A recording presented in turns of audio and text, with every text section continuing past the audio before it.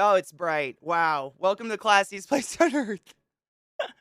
Good morning, everybody. I hope you're doing fucking fantastic. Welcome. I I don't know what happened on my face this morning.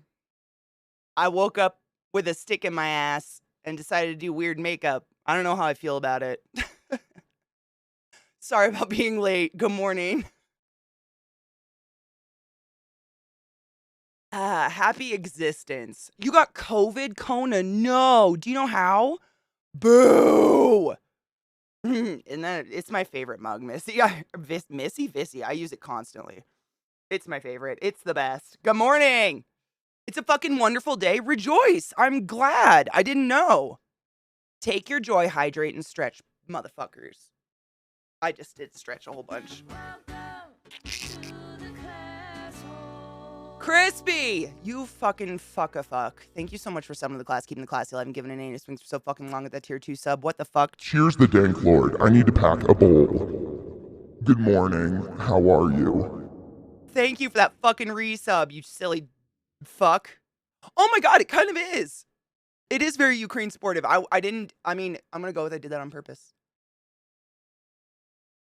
I don't know. I saw a cool picture on Pinterest and I was like, I'm gonna try that makeup today. And it took way too long for what it is. But, you know, what do you do? It always blows me away how long makeup takes. I guess I just haven't done makeup in a really long time. Like, you know, crazy makeup. I just haven't really been into it. And so I sit down and I'm like, I've got an hour and a half. I can do this. Hour and a half goes by and I've got one eye done. And I'm like, what is time? Where did it go? Someone stole it from me. My desk is still covered in makeup. This wholly sucks. Dude, I'm so fucking sorry you got COVID. That's the worst thing in the whole fucking world. No. Boo. Vibrant neon flower? That's not creepy. You can call me flower if you want to. Still on that job search grind. Any luck? Are you putting have you gotten any feelers out there or anything you like? Ooh, that sounds good. COVID bad. I know. I'm so sorry. It's just like, it pisses me off because everybody's like, oh, it's over. No, it's not. Shut up. If my community is still getting fucking COVID, my community who I know is responsible and I know takes care of themselves, it's not fucking over. Suck a dick. That's what I think. The fuck out. Sorry, I was moving screens. I didn't have things in the right place. Somehow I've gone the entire pandemic and not gotten COVID once. Me too. Zach and I are both COVID virgins. And Loznay, same. And I don't know what it is. Like, we're safe. We're not like, I don't know though. I know there's people who have been way more precautious than I ever was though. And they've gotten COVID. Like, we never washed our groceries. I didn't wipe shit. Because I mean, it could have been complete, you know, pompous ignorance on my part, but I was like, viruses can't live on an inanimate surface unless it's wet. Why the fuck would I wipe this down and make it wet? But I don't know. Yeah, we're just lucky. I just consider it being very lucky. It's usually what happens when I check the time while getting ready. I could have 20 minutes to put on lip gloss and suddenly I'm an hour late. What the fuck is that? And this isn't that complicated. Yeah, that's exactly what it was. I know, same though. I've got a few feelers out, but I'm set up financially well enough. Good. Be picky. I'm glad.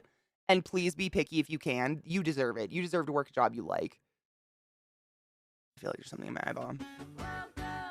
Duck farts. We've gotten all of our boosters. Whoa, my tits are out. Jesus Christ. We've gotten all of our boosters and everything. Like, we're vaccinated. But I mean, there are people who have been more cautious than me who have definitely got it. What the fuck is in my eyeball? Probably makeup. Good morning, Kel. How are you? Exactly, Kinger. And if you watch anything that involves like rich people or politicians in huge spaces together, they're all still wearing masks. So I'll wear it. Cinema is same though, right? And that's the thing. Like, I mean, I'm gonna wear a mask at all the cons I go to this year simply because I don't want to get con crud. Like, I always get the fucking, you know, the crud. What do they call it? The Pax Pox. I'm the one who always gets it because I'm like hugging people and hanging out and shit. And yeah, it's not the way to go. You don't want Pax Pox either. What the fuck is in my eye? Are you kidding? Are you joking me right now, eyeball? Not today. Mandel, thank you so much for summoning the class, keeping the class alive, and giving a fucking anus swings for so goddamn long. Jesus fuck. That's almost 2 years, holy dick on a fuck. Do I really? Okay, for real, when I got done with this makeup, I straight up felt very ugly and I almost didn't stream. So thank you for that. I looked at it and I was like, nope, this is terrible. Thank you. You're a kind person. I could bring back the washing the groceries or at least clean the milk jug if I only could convince my husband to do that because my fridge stayed so clean when we did that. Oh my God, though. I feel that. I feel that. Tits up for COVID. Why our time? I don't know. Same Ressa. Yeah, we're just careful. I'm not, but I've done, I mean, I'm careful, but I've definitely taken risks I've done international travel. I've been on airplanes and stuff like, but I feel like I stay smart about it. Don't breathe other people's breath if I can. So the dog sledding trip on Sunday was fucking awesome. Oh my, wait, it was ruined by one of my customers? How? Oh no, how? Wait, like ruined? Like the whole trip was ruined by one person. You could whip, well, everybody has tits. It's just some of us have fatty ones and some don't. Fuck yes, ghetto. You get to hang out with smart people. On the drive home, I got accused of sleep driving by an asshole. Are you kidding me? One of the biggest problem customers I have are the colonels. They all think that everyone should obey their every command. I wonder if that's really hard for them, like getting out of the military and realizing that the world does not bend to your fucking will. Chronicle, thank you so much for summoning the class, keeping the class alive, and giving a fucking anus swings for so Katie, that's our second child. We shall feast. I appreciate you. Thank you. Thank you. Harley Quinn vibes? Fuck yeah. Thank you. I didn't think it looked that good, but I appreciate you. Some of us grew our own tits out of a bottle. Some people get to grow, I mean, I technically grew my own I grew my own tits. I grew this shit. Technically, I didn't put much effort in, but I grew them. Oh, Shireen, how are you doing? I feel horrible. My gender clinic. No, my gender clinic appointments went horrible. My therapist gave wrong info. What? How? How did they give wrong info? And I couldn't be cleared for bottom surgery. Apparently, I'm many months away from the actual yes. I was hyped for months for no reason. But no, you were hyped for months for an actual accurate reason. It sounds like your therapist fucked up. It sounds like your therapist fucked up, honey. That's not on you. My office is across from a huge scientific library. Oh my God, that's so fucking nice, though. Hail the dank lord, bitches. He spent the whole trip demanding we do exactly what he wanted. Go to the store, not that one. When we were stopping, and then on the way back, fuck off. It's time to learn the world doesn't revolve around your ass. At least it's not your beard. When you trim it wrong, oh, I can't even fathom. Guess I just cut it shorter after all. Now I fucked it up even more. Guess I'll shave it. You know, my little brother, or not my little, well, my little brother. I'm sorry. There's something in my eyeball. I gotta get it out. It's right there. I don't know what it is, but it's driving me fucking crazy. When we were kids, my brother Corey was I mean, he's probably still, we're not close, but to this day, he's probably a very vain person. What the fuck is in my eyeball? Did I get it? Was it an eyelash? Ugh, I hate this so much. I'm sorry. There's something definitely just touching my eyeball. He was really vain. And this was back when everybody had like the bowl cut, like the bleach blonde bowl cut that Eminem had. Hold on. Where is it? What's going on in my eyeball?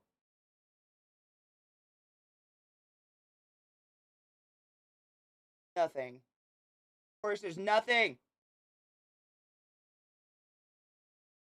How come I feel something every time I fucking blink then?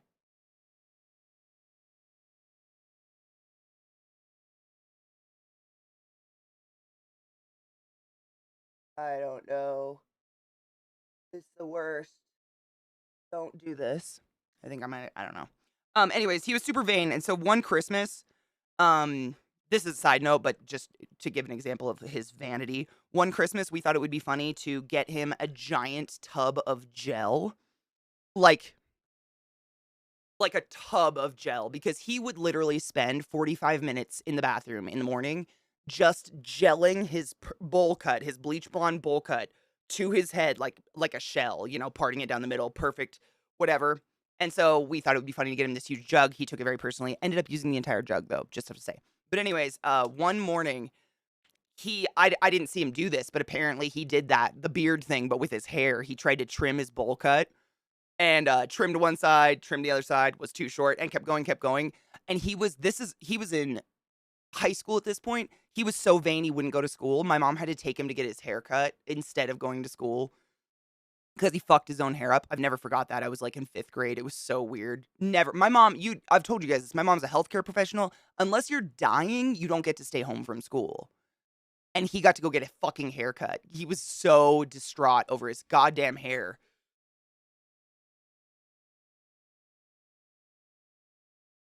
I made that mistake. Oh god, yeah. Psycho. I'm gonna get it. Just takes a while. Like I'll get it. I'll get it someday. I was thinking Furusha Balk with color rather than Harley Quinn. I get Furusha Balk whenever I put lipstick on. I have a big mouth. I think it's my mouth. I don't think it has anything to do with my eyes because she has really like stunningly like pale eyes. You know, Furusha Balk's got that dark hair, pale eye thing going on, but I've got like dark eyes. I think it's my mouth. Every time I don't have lipstick on today, actually. This is stained from yesterday. But whenever I have color on my lips, I get Furusha Balk, which I'm fine with because she was a fucking banger back in the day. Instead of going up on tubing, the second activity, I took a nap because we were driving out of Breckenridge and I was expecting the pass to be snowed over. It was, whoa. The 2.5 hour drive turned into 4 fucking hours. Every 10 minutes on the way back, he was like, "Are you okay to drive? I want to drive." What the fuck? Get out. Get out. I would have been like, "Do you want to get out of the car?" My son tried to shave his little mustache today. Oh. Oh. Bless his little soul. He started telling everyone in the van I was falling asleep. Let's be clear. I can describe things on the drive in specific detail. How fast I was driving, how many speed traps and podunk towns we went through. So I had to go into work yesterday to make sure my bosses heard it from me first. Absolutely, I would have too. That guy just sounds like an asshole. I know, Coven, it's terrible. I have too many eyelashes. I don't think there's a name for it, but I literally have too many eyelashes. Like, my eyelashes cluster and get stuck. Like, I don't know how to explain it. Have you ever seen those really fluffy eyelash, like, false eyelashes? That's basically what my eyelashes are. So I very often actually pluck eyelashes out of my eyes just to be able to see. They're too thick. There's too many of them. They get twisted up in each other, and I pluck eyelashes a lot. So it's disgusting. It hurts really bad. But if I can't, I literally will have eyelashes grow down into my eyes. They grow, like, my camera's not that good, but they grow in my, like, water line.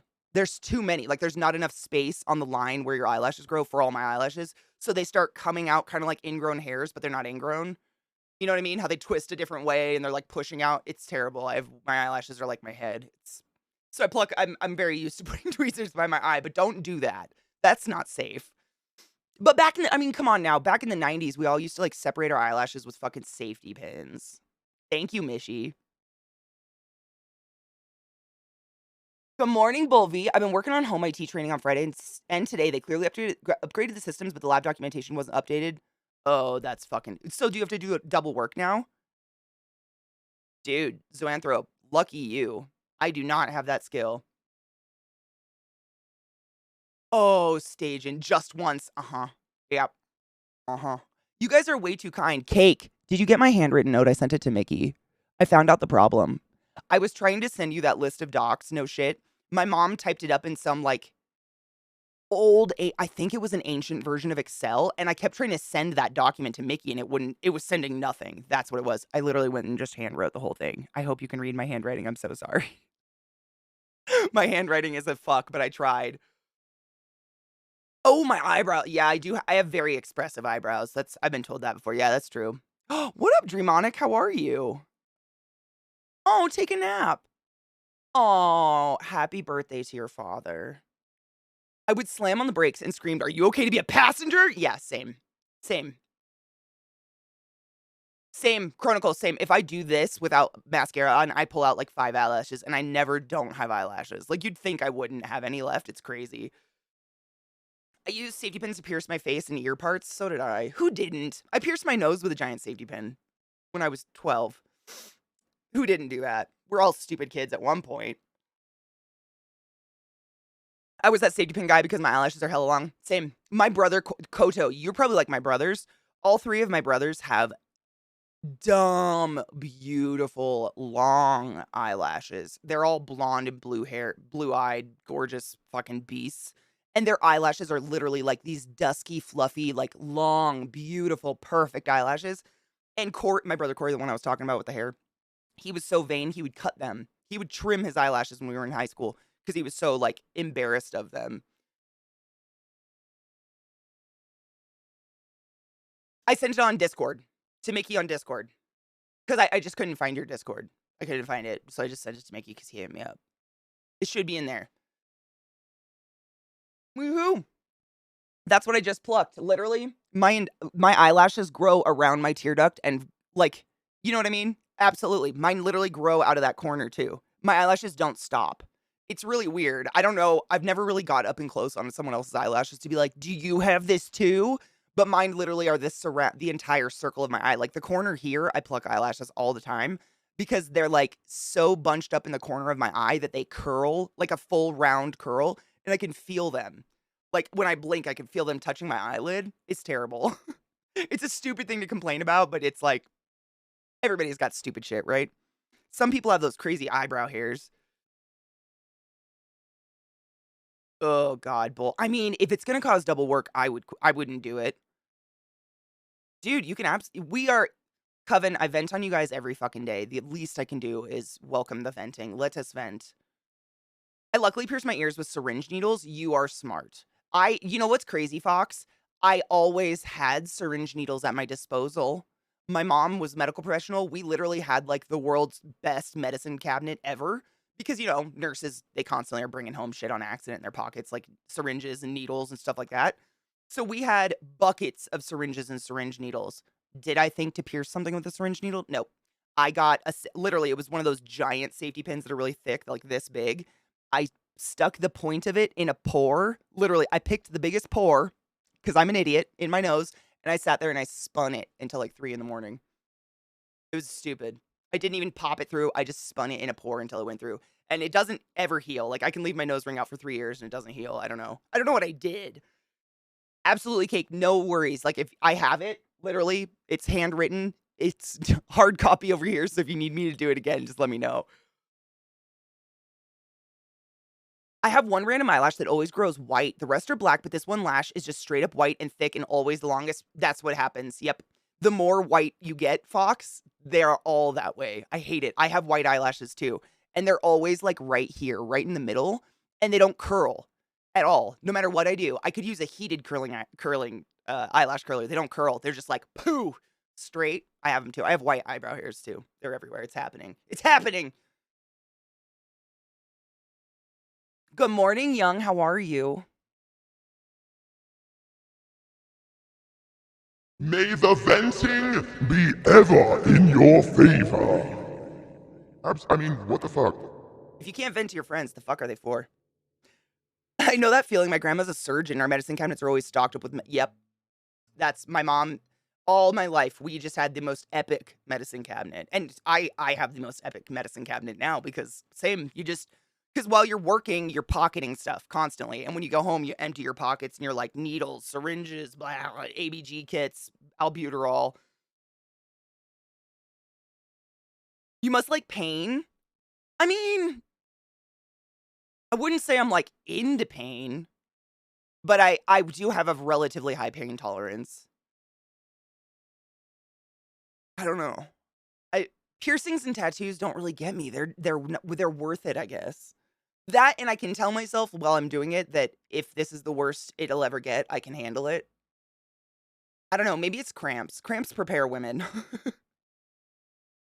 No shit, it does curl. That's so interesting because mine are the complete opposite. My white hairs in my head are the same. My hair's dyed, obviously, so you can't see them. But when my hair grows out, all the silvers in the middle, they are just like these fucking bone straight, or they're crimpy and you can't straighten them. You can't do anything to them. They're independent now. Ooh, what kind of makeup do you want to do, Viata? Like, what kind of permanent makeup? My partner and I proposed to decided that A, she's not okay with me being trans. Wait. B, she's polyamorous, and C, to be toxic and dump me a few times a week.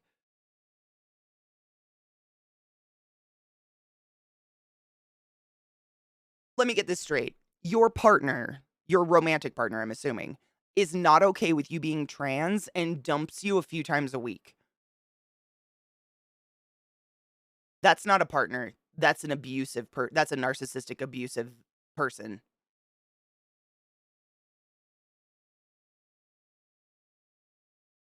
You know what I'm saying? I like, just straight up honesty. That's a narcissistic, abusive predator using you for their own fucking sick, fucked up shit. That's fucked up. Your partner should be the one person in the world that can build you up when everyone else tears you down. Fuck off. Same, Squeaky. I get those too, but they're just these little hairs that grow straight down. They're like on the bottom layer of my eyelashes, but they're not white, but I get the same ones. Good morning, Gimp. How are you? Oh, medicine, moral dilemma. Should I turn in the morphine my dad left after he died or keep it? So, no matter what you do with it, do not flush it. That's all I can say. Back in the day they would say flush it. You just want to turn it into a pharmacy because they know how to dispose of it appropriately without it going into the water system.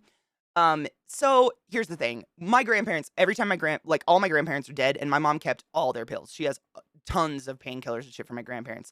But here's the thing. Morphine and other narcotics like that have a really, really short half-life.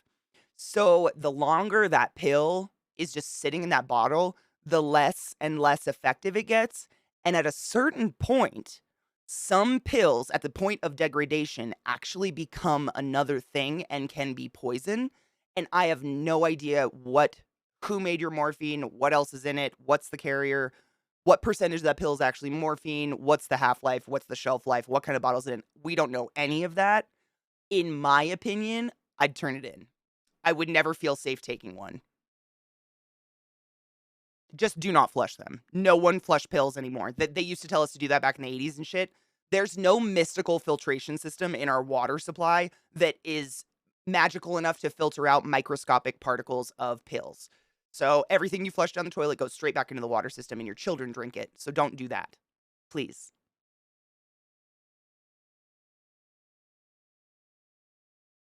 Yeah, stop. I 100% agree with Sarah again. Like, you don't deserve, I mean, you deserve so much better than to be someone's fucking emotional punching bag. Coven, for real. I love you. That's fucked up shit, though.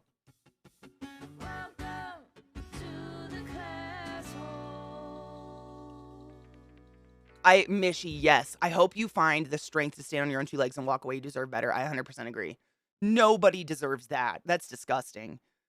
It's not too old. Everything's stand for 2025 at least. I'd never do that. Oh, I know. I'm just saying for the general population. Because it was, I mean, Stajan, I don't know about your guys' country or other countries like in Europe and shit. But in America, at least, it was, it was like, if you had extra painkillers, pills, antibiotics, anything, flush them. That was what they just told you to do. Flush them. Instead of keeping them around because also, if drug addicts know you have morphine in your house, there's a likelihood people can break in and try to kill you for drugs because people are addicted.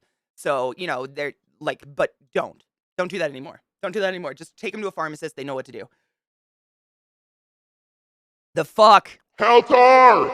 Thank you, bitch. Thank you so much for some of the class, keeping the class alive and giving it names for almost 3 fucking years. Holy shit. That's a long goddamn time and I fucking appreciate you. Thank you, love. First sub, best sub. I love you. There is technology that exists, but no municipalities use it. Do you know why, Arcane? Because my dad builds water treatment plants for a living, and he doesn't know why. This is why I know this information. My dad has informed me that there is no mystical filtration system to take drugs out of the water system. But he doesn't know why they don't imply that technology, other than maybe the cost. Turning into pure spring water. Thank you, Arcane. I did it different today. So are you saying don't dump the vials of LSD down the toilet? What a waste of LSD. Good morning, Alchemy. I love you. Shall we cheers? I need to pack a bowl, actually. I have weed ground up. We good. Hold up. I got to catch up on chat. On a better note, since we're supposedly not together, I met someone over the weekend. She's a cis lesbian. She accepts me for me and parts and all. And as it fucking should be. I mean, seriously, Coven, if I put myself in your shoes, that is like Zach coming up to me and saying, I'm not okay with you being a woman. What the fuck? You get to be whoever you want to be, and if people around you have a problem with it, they can fuck themselves! dry. Period. You're a beautiful soul and you deserve to be treated such. I'm sorry I'm so angry about it, but that is fucked up. Really? Oh, that's awesome, Stajan. We have a pretty good system. Stajan says we have a pretty good system. You can turn in any kind of drugs for ease of destruction to the pharmacies. That's ours too. Too expensive. That's what I figured. Yeah, it's stupid. Najiel, thank you so much for summoning the class, keeping the class alive, and giving it swings for 8 fucking months, dude. How are you? I like when Katie scares me. Boo. Damn, you can talk so damn fast. I'm sorry. I know. I've multiple times in my streaming career, people have said, I like to watch your channel, Katie, because it's like watching YouTube, but I don't have to put it on 1.5 speed because you're already on 1.5 speed. It's called ADHD. But yeah, I'm sorry if it's hard. I know I speak really quick and it's hard to understand me. I also slur my words and sometimes just say the wrong thing. It's great. I also have like 10 fucked up accents mixed up inside me. I'm a mess. Oh, dude, don't forget to turn those pills in, Koto. You don't want that shit sitting around. How are you, Bobalicious? How are you, my love? I'm out! Fuck that, I'm out. But have you checked your butthole? This is basically a Keef bowl, my dudes. My god. Heltar, you fucking generous hoe. Thank you so much for gifting a sub to Koto. Heltar just gifted a sub to Koto. Koto, use a belt was the highest order. Go forth and be consensual in all the ways because nothing in this world is pure, sexier than pure, sober, consensual. Everything. Where's my weed? Oh, found it. Just kidding. I do have to grind up a little bit. Thank you, love. What's Atomic Heart? Which one is that? I need a vacation. Don't we all? Which one's Atomic Heart? Maybe. It sounds really familiar. Is that by the same people that did... oh god. I just blanked on the game name. There was a game where you were like on a motorcycle and it kind of looked like Sailor Moon characters and there was really good music. Is it by the same people? Fuck. I can't remember the name. Wild Hearts? Something like that. The reason why the gray-white hair is difficult to style with heat tools is because the absence of melanin results in water molecules unable to stick to the cuticles of your hair, which results in super dry hair. In some sort of the way, the melanin molecules help retention, which helps with heat styling. I had no idea. That's fascinating. That makes sense, though, because the gray hairs are assholes. I can tell what hairs are gray on my head, even though they're dyed, because they stick straight up, and they're really coarse. They're right here. I can feel them. One person's mess is another person's multitude. Dude. Facts, though. Except I try not to socialize, so most of the crazy stays in my room. I mean, what we socialize here. This is the most socializing I do. Is this not socializing? Best part about Katie, she's always a delight. Oh, bless your soul, Station. Dealing with some heavy depression right now. Oh, honey bean, that's not okay. We're gonna laugh. We're gonna make boyfriends. I'm afraid. I feel like we're getting really close to beating Boyfriend Dungeon, but I don't know. Sonora Wild Hearts. Was it the same? Atomic Heart's more. Oh, wait. Isn't there like some fucking drama about this game or some bullshit? Hold on. I'm pulling up Steam because I'm pretty positive. Now that you said that, it feels very, very familiar. Steam's not loading. God damn it. Hello, Acid Dot. How are you, love? Good morning, Genova, my love. How are you? Thank you for helping my brain with the Atomic Hearts, by the way. No shit, your beard has gray hairs, but you have none on your head. I have them everywhere. Like eyebrows, eyelashes, and my head. I don't have pubes, because what person my age does, but I'm assuming there'd probably be one or two. I don't fucking know. I've got them everywhere, though. I'm starting to find gray hairs in my beard, and usually beard's usually the first thing to go gray. Honestly, I'm shocked. This is why you need the 2080 Ti. Oh, it's $60? Jesus. I picked her at 7 p.m. last night, and we were just together in our developing feelings until 4 a.m. She fell asleep in my arms. Oh. The night before, we were out until 5:30. We needed to stop staying out so late, but we both feel safe and whole. Oh. You should slow and steady wins the race. I'm telling you. Zach and I have talked about that a couple times, Coven. Like, in terms of like, we think that our relationship is as strong and successful as it's been because we lived literally on other sides of the country when we were talking, when we like met. You know, we were just working together online and stuff, and we had to, you know, establish a relationship based on conversation. Strictly, like literally, like our flirtation, you know, The entirety up until we fucked was just talking online. There was zero physical at all. And I'm the type of person that I don't know if I could hold, like, I like to fuck. That's just facts. And I don't know if I could hold back. Like, I would have been like, date one, let's fucking go. You want a pork? You know? But I think because we were forced to, like, establish that ground game and we literally could not be physical, I think it's stronger because of that. I don't know, though. I don't know. Everybody's different, right? Oh, yeah, this is what I heard. I do not know if this is facts. Please correct me if I'm wrong. But Kona, thank you. Atomic Heart was made by a Russian studio that was rumored to help fund Russia's war. Yeah, that was it. Kel, I'd grow hair wherever you can. Fuck that. It is very morning. Oh my god, it's very morning. Did you sleep? Haltar, be safe. Give them loves for us. How is time? What is time? Because I sat down to do my makeup this morning, I gave myself an hour and a half, and I was still a half hour late to stream. I was like, where did time go? What happened? This wasn't that complicated. It's not that cool to take that long.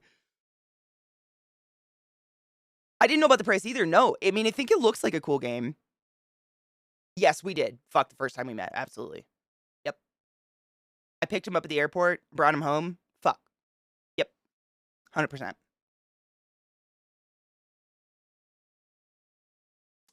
You have GOT to hear the line that this. Okay, hit me with the line. Hit me with the line. I'm ready for it.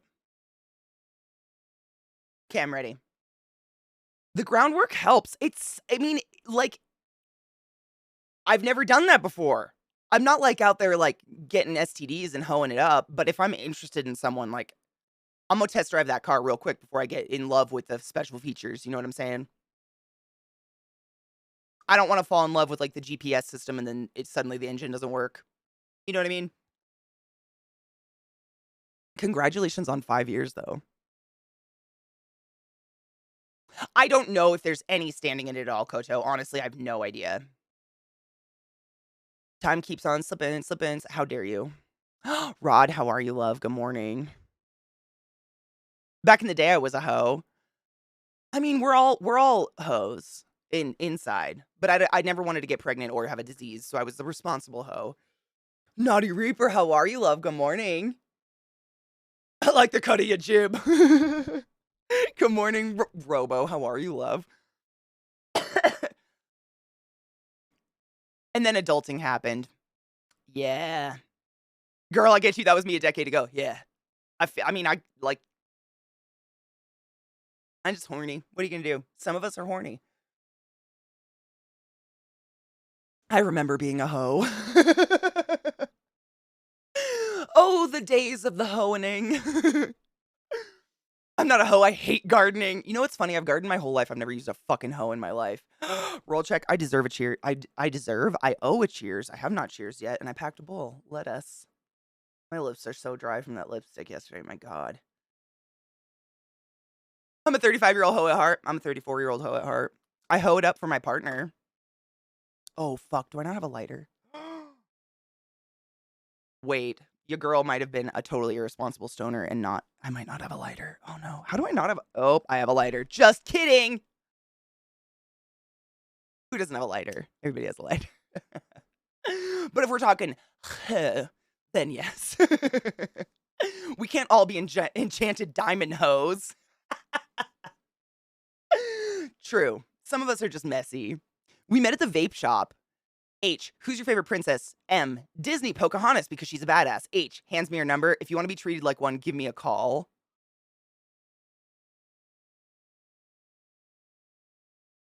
Did your panties just fly off of you? Like into the next fucking universe? Because that's cute. I hate pickup lines normally. I think they're cheesy as fuck. That's pretty cute. I probably would have been sold on that one. That one's pretty adorable. Cheers, y'all.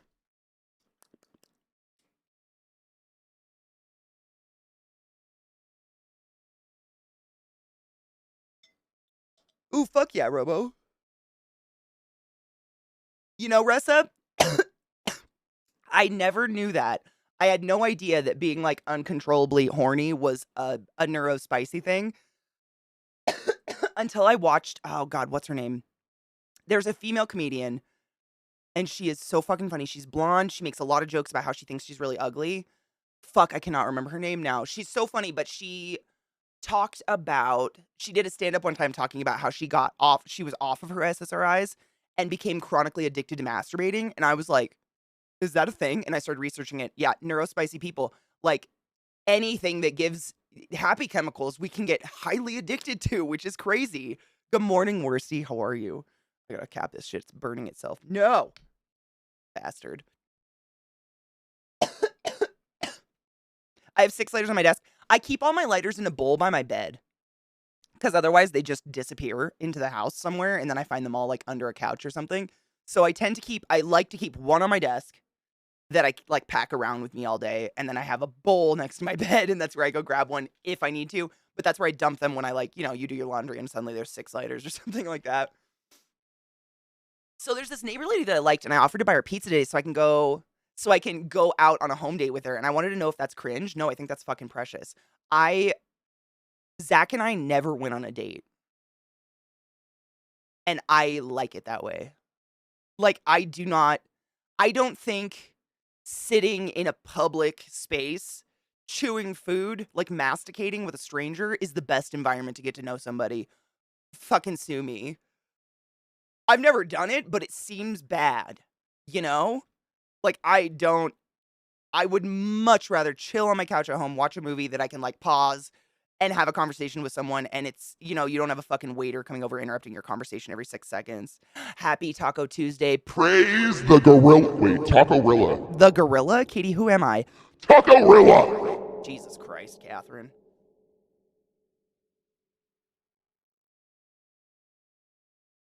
I haven't had any of that in 4 years. Tacos? Sex? I don't know which conversation we're on anymore. That pickup line is real clean. Any answer works. Damn impressive. I agree. And it's not creepy. That is a beautiful line. Of course it was a woman that gave you that line. God damn it. They just recently legalized in my state. Oh, fuck yeah. So my 70-year-old aunt is quitting her job of 30 years to go work at a dispensary selling pot. She's my new hero. What is her name? Praise her. You don't have to tell me her name. I know. I'm sorry I excited you. I had to applaud. I know. My dogs are excited now. It was all my fault. That's fucking awesome. I can has dopamine, please? Seriously. I'm addicted to chaos as long as it doesn't involve me. Ugh, I feel like I attract chaos, and I don't like that. Nikki Glaser. It was Nikki Glaser. Thank you. Literally, I love Liza Scherzinger. Those are my 2 favorite female comedians. How did you know? That is, like, those are literally the 2 that I watch the most, and you just whipped those out of your asshole, Arcane. I am hella impressed. Yes. It was Nikki Glaser did it. Yep. It's great. It's so fucking funny. She's hilarious. She's foul. Like, she's more foul than I am, my dudes, which says a lot. What up, Emma? Good morning, love. Good morning, Mayo. How are you? It's Taco Tuesday. Get yourself some fucking tacos. Hail fuckarilla. I'm not a fan of traditional type dates. I've never been on one. Seriously, sheep. Never been on one. I, honest to God, every, like, significant other I've had usually is a friend of mine who I suddenly start to have sex with, and now we're a couple. Like, I just have never been on one, and it seems... Why? Shut up! You're very annoying. No, I'm not rewarding your weird behavior. I can't pet them when they act dumb. I'm sorry. I will when they're quiet. This is terrible. Sex? Oh, that sucks. It's not all it's cracked up to be, honestly. You can come way faster on your own. My husband and I made out on a nerdy and New Year's Eve party, and he messaged me the next day asking if I saw it going anywhere. Oh, and I said, no, shut up. And now you're married? Shut the fuck up. Wait. Oh, we'd been friends for like 3 years. Okay, I was gonna say, how the fuck did you stay in contact to get married? No, that makes sense. Ooh, club sandwich is the best. Club sandwich, avocado, and sliced hard-boiled egg. Fucking yes. Fucking yes. Does it have bacon on it?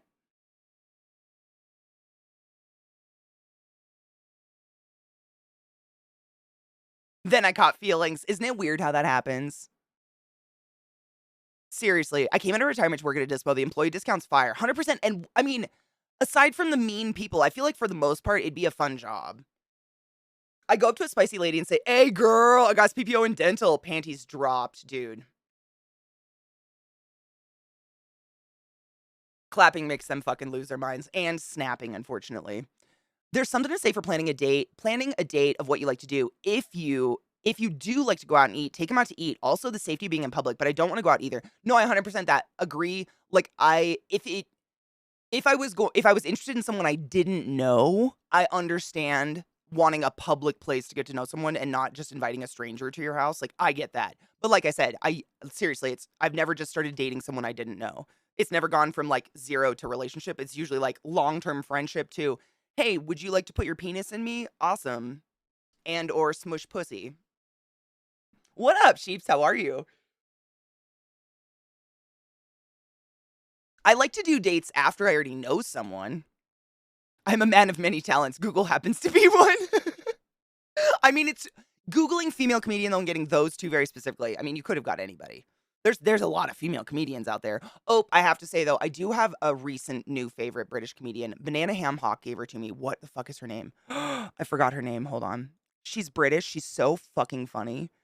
I've already binged like everything she's ever done. She hasn't done anything recent, which kind of breaks my heart. I can't find anything like within the past like 5 years done by this woman. But fuck, what was her name? Oh, I'm gonna have to think of it. It'll come to me. It'll come to me probably tonight while I'm in bed. And I'll tweet like, "Oh guys, that was the name." Because that's how my brain works. Oh no, it was because I clapped. I clapped and excited them. That was my bad. I got her permission to copy paste this text for you. Oh, yes. Thank you for the permission, love. I'm gonna burp. The weird thing is, I fought Brandy to not have to go yesterday. Nuh-uh.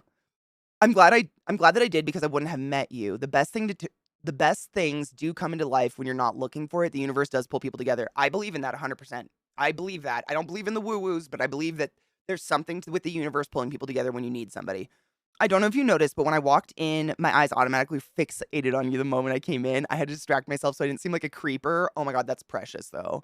Everybody's been in that moment where they're like, "I really want to look at that super pretty person, but also I am creepy right now." Good morning, Sammy, my love. How is your heart? I love you and I think of you all the time. CBD foot cream at a local store. What, like a normal, like store, or was it a dispensary? It's the best job I've ever had. Fuck yes. I get paid to play with pot. The free shit is a huge perk too. 100%, yeah. I mean, that's the way to retire if you're gonna retire and work. The neighbor lady, knows each other because we gossip about the manager being racist. Oh my God, what a shithole. And her son always randomly hands me toys. Oh. Well, and she's also your neighbor. Like, that's different than some rando person, you know? Smush pussies is a great term. Smush puss. TM. I have deeper I just splashed coffee on my tit. That was nice. I have deeper thoughts on modern dating, etc., but it needs nuanced convo, not text ramblings. No, I totally get that. I've never been on one. All I have is opinions looking from the outside in. But like, my understanding is that people go on dates by like going to a movie or going to dinner. And a movie just seems like the dumbest thing in the world. Like, you literally are going to somewhere where you're going to be locked in a room in silence in the dark, not be able to talk at all, and just like watching a movie, like in a movie theater. I fucking love going to the movies. But to be as that, like, how are you? I don't know what's going on there. I don't know. I just don't understand it. I think I'm just a dating alien. I've never done it, so I have no idea.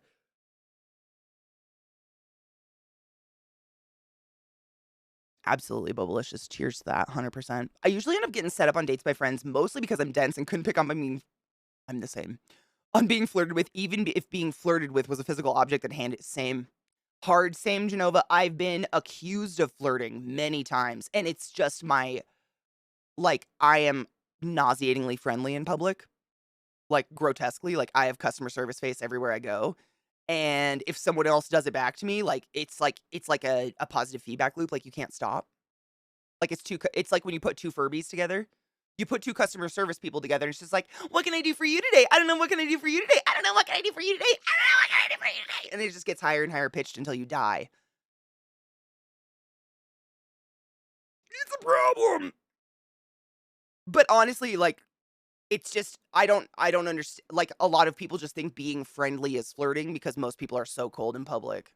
I grew up in a small town where people still held doors open for each other and waved at each other on the street, so I don't know. Chucky! How are you, love? Good morning. Don't you and Zeke go on dates? I mean, yeah, but we did not, like, he never asked me on a date. Like, basically what I say what I mean is I've never gone from not knowing someone to relationship via dating or anything like that. Usually, seriously, I start a relationship with someone that I've already had an established friendship with. And it's just like we both happen to be in a point in our lives where we're like, hey, we've been friends for a while, but like, would you like to copulate? You know what I'm saying?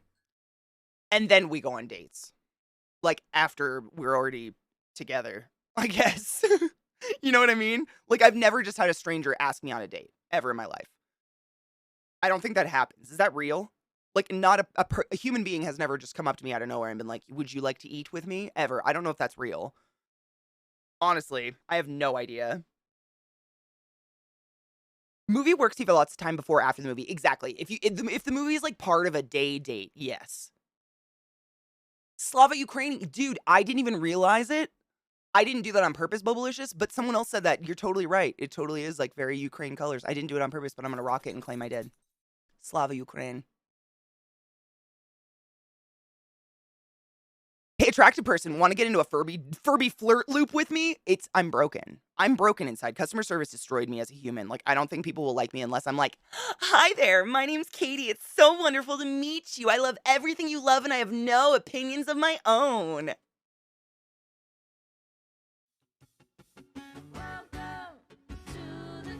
You know what I'm saying? I'm broken. It's a broken thing.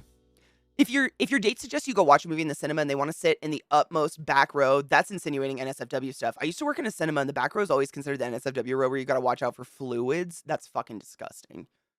Ew. Too many years of customer service. It's just burned into me. Yeah, that's just who I am. Then there's me who never thinks anyone's flirting. That's me too, Alchemy. I just think everyone's being friendly. I never know. I've never been aware that someone's flirting with me unless I'm in like Baltimore and someone's just screaming ass at me. Like that's the only way I know. You know? Mickey, thank you so much for subbing the class, keeping the class alive, and giving any swings to that Prime sub. Do not forget to use your motherfucking Prime subs. Bezos is a billionaire. You make a dime. Stop fucking that shit company time. I don't know what to say. Stop it. Stop forgetting your fucking shits. Same, Alk. I'm the same. To me, it's just being friendly. I have no idea. I have no gauge. For every 5 women who tell me one thing, 5 tell me the opposite and it'll ruin your chances if you mess up. Wait. For every 5 women who tell me one thing, 5 tell me the opposite. Oh. I mean, every single person's different. Every human being is different, right?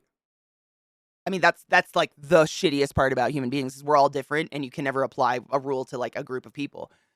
Dating is just you evaluating the person to see if you want to share your downstairs mix-up with. If you're already friends, then you've already done that. Exactly. Yeah, it's already done. Yeah. I've been watching Severance finally, and the corporate customers, oh my god, Severance is so good. When's the next season come out? They're coming out with another season, right? Yes, retail damage. Oh, Deca Bear, that's such a good way to put it. We are retail damage. Mm-hmm. Hi! I get mistaken as an employee everywhere I go. Every fucking store that you don't wear, like, a uniform, I get mistaken as an employee.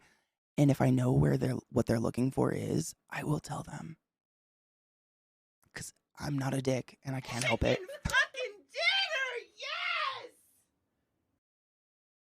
Thank you, Mayo. Fix me! It's lightning in a bottle when it does work. Figuring out how it works would destroy the wonder. Oh my god, though. Ugh, the magic. My son did that once. We were eating at McDonald's and he randomly asked a stranger lady, do you want to eat with us? Oh my god, that's so precious. I wanted to stop him, but I couldn't because I mean, was he a little kid? If he's a little kid, like, that's kind of precious, though. Ass and titties.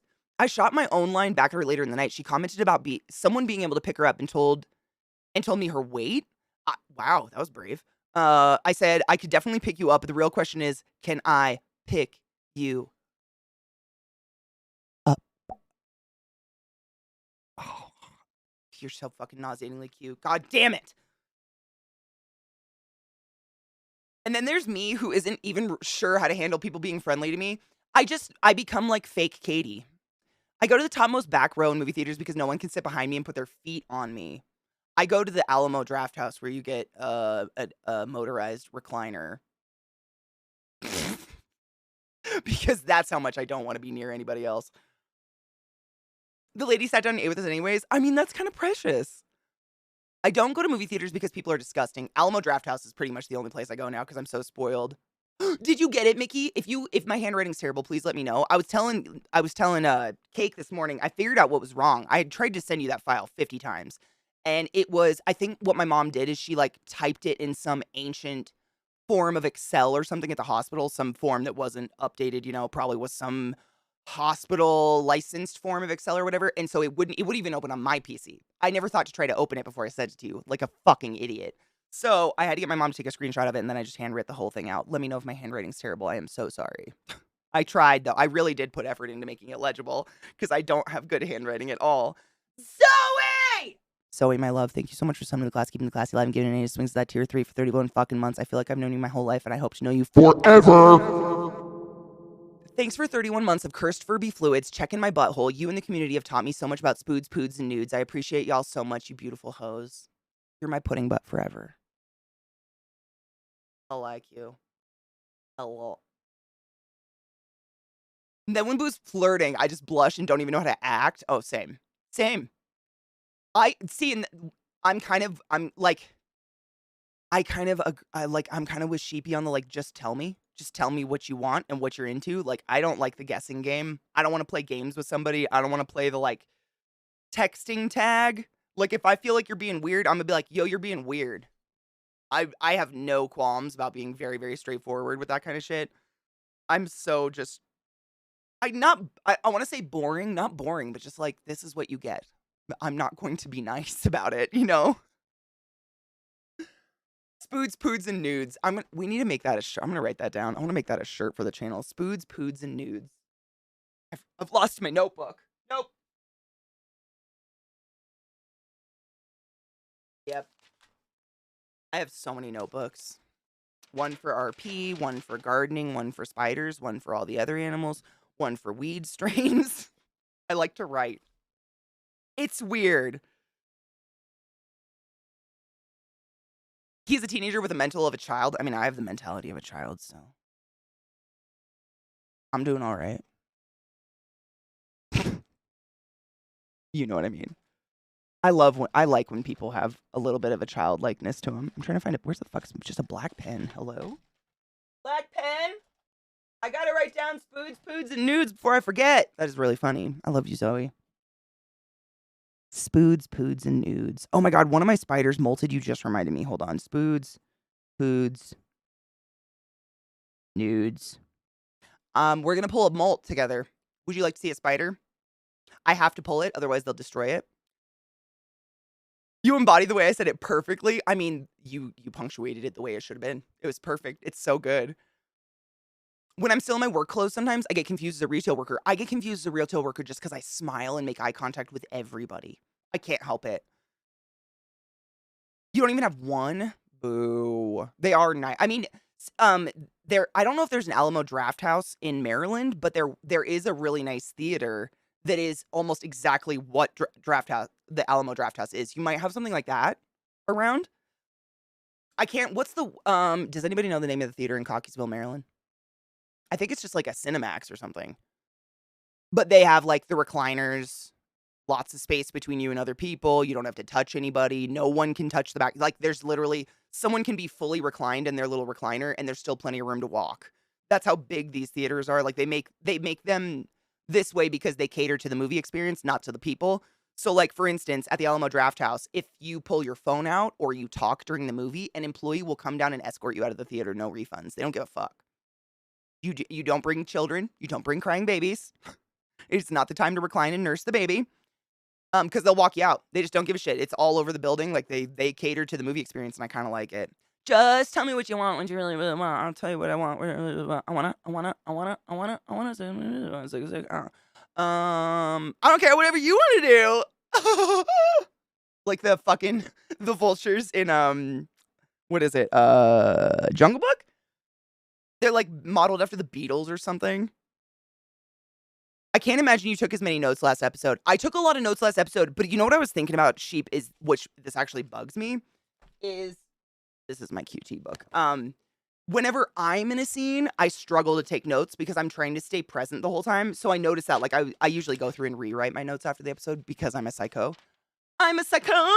And I notice, like, there'll be these huge breaks where all of a sudden I'm like, wait, we went from lunch lady to Tori's group? Lunch lady to Tori's group? What the fuck? Oh, that's because lunch lady tried to kill me and eat me. Oh, yeah. I was in that scene. Like, those are where my notes get busted. But, dude, I take, like, the last one, yesterday's, I had a lot of, like, most of my notes, I'm basically summarizing the episode, what happens, and then after the summaries, I write questions for myself. Just, like, that's what I'm writing the whole time. Because I don't want to interrupt the episode, and I don't want to interrupt anyone's flow, but I have so many fucking questions all the time. Constantly. And that's how I, like, not interrupt someone, but still remember my questions, because otherwise I'll fucking forget them. Do people still text for dating? I don't know. I have no idea. I hate talking on the phone, too. If I'm going to talk to someone, I want to see their face. Video games are the only fucking games we should be playing, and board games, 100%. They should have Texas. They have Texas Roadhouse. That's the closest you're going to get to that. Oh, isn't that a steakhouse? We have the Warren, like the Draft House, but you need an ID to go because they serve liquor. I think Draft House is that way, too. I think Draft House, because they serve liquor openly in there, like, I think they're similar. They do not fuck around. Alamo don't fuck around. I love that. Our one recliner theater went bye-bye because of the pandemic. Oh, that's heartbroken. No! That's heartbroken. That breaks my heart. That's really sad. Whatever happened to Table Story? Nothing. They're still going strong. Nothing that I'm aware of. What do you want to do? Oh, I thought you'd never ask. How are you driving under pressure? Do you know where the bank is?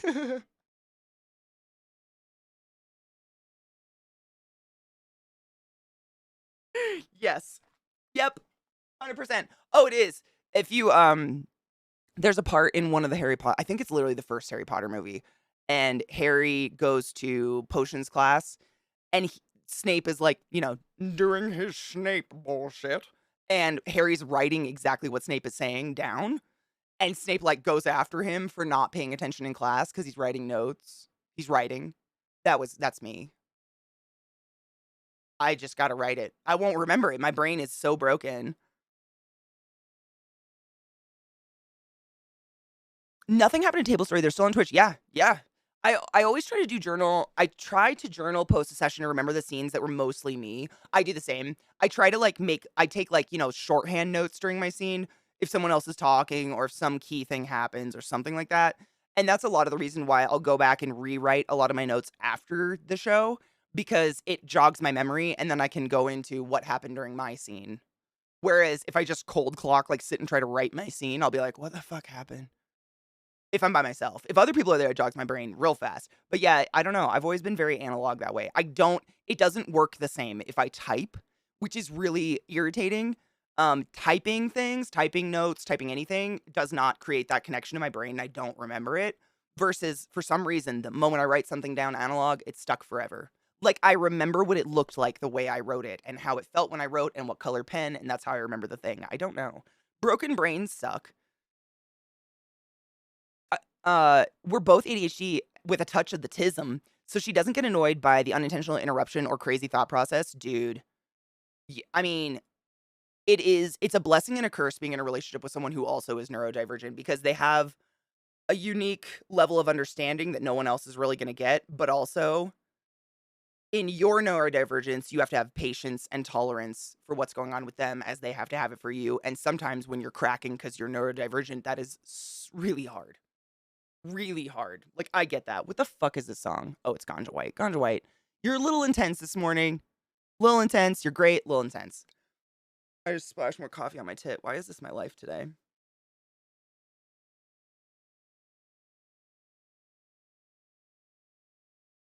Why doesn't typing do the same thing? What is it? Why? I don't know. I'm a lefty, so I fucking write like an idiot. This does something, like, I don't know why, but I can type really fast. I'm pretty good at like I'm a decent typer, type up a paper pretty decently, but I can't remember what I typed. It's kind of like if you've ever been reading a book and you end up reading the same paragraph 5 times in a row and you don't realize you're doing it because you're just not absorbing it. That's me when I type. Like I have to go back and reread my previous typed thing 50 times to remember where I'm going with the typing versus if I write it.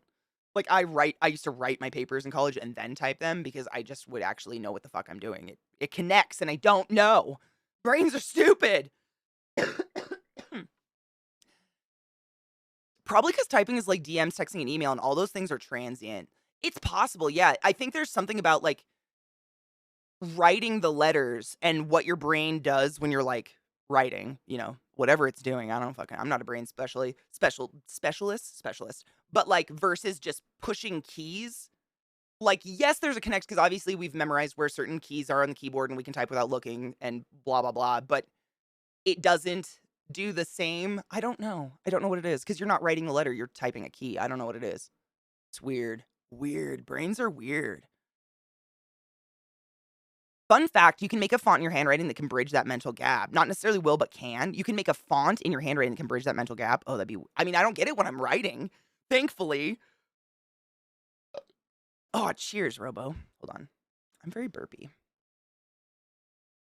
Writing is usually reserved for schoolwork, so we will be trained to concentrate differently when writing. Very much so. And I think about that now. Like, do kids nowadays that grow up typing, do their brains work different? Do they actually, remember what... That sounds stupid. Do they remember what they're typing? Obviously, I remember what they're typing, but you know what I mean? I didn't have a computer class till I was in high school. Yeah. My first computer class was in high school. So, and we didn't have one at home, so I was very new to typing. Like, typing was weird. They don't remember it as well. Really? She can? Mickey, you better give her a big sloppy one for me for that because that makes me feel nice. I've always been ripped apart for my handwriting. It's lefty handwriting and it's like half cursive, half not, and I try so hard to make it legible, but I think working in a hospital really, really ruined my handwriting. I mean, when you can, you just owe her a big sloppy one for me is all I'm saying. When you can. But they don't remember better with typing at all, really. Do they remember better if you make them write it? Like handwrite it? I'm just curious. I don't know. You know what's funny is, Aquarian, I was talking to my therapist this Sunday, and I was telling her, we talked about this before, but I've told you guys, I had this, I still kind of have it, I guess. I definitely do, because it definitely happens when I'm like ridiculously anxious for some reason. It hasn't happened in a while. But when I was a kid, I definitely very strongly had this thing. I can't remember what it's called. It has a name. But essentially, everything I said out loud, I would repeat under my breath to myself immediately afterwards. Everything. And I had no idea I was doing this for years until I was like in 5th grade or something like that. And a girl bullied me for it. And I was like, what? What? Oh my God. Oh my God. Stop it. Stop it. Like I couldn't. It's crazy. And I didn't go to therapy or anything. I think I was literally bullied out of me. It turned into some other tick probably. And now every once in a while, if I get real fucking anxious, I catch myself do it. It's real weird. But I was talking about to my therapist about this. I don't know why she brought it up, but I guess it's a heavy symptom of autism. This, whatever this is, I can't remember. I'm going to look it up because it does have a name, this like repeating shit under your breath.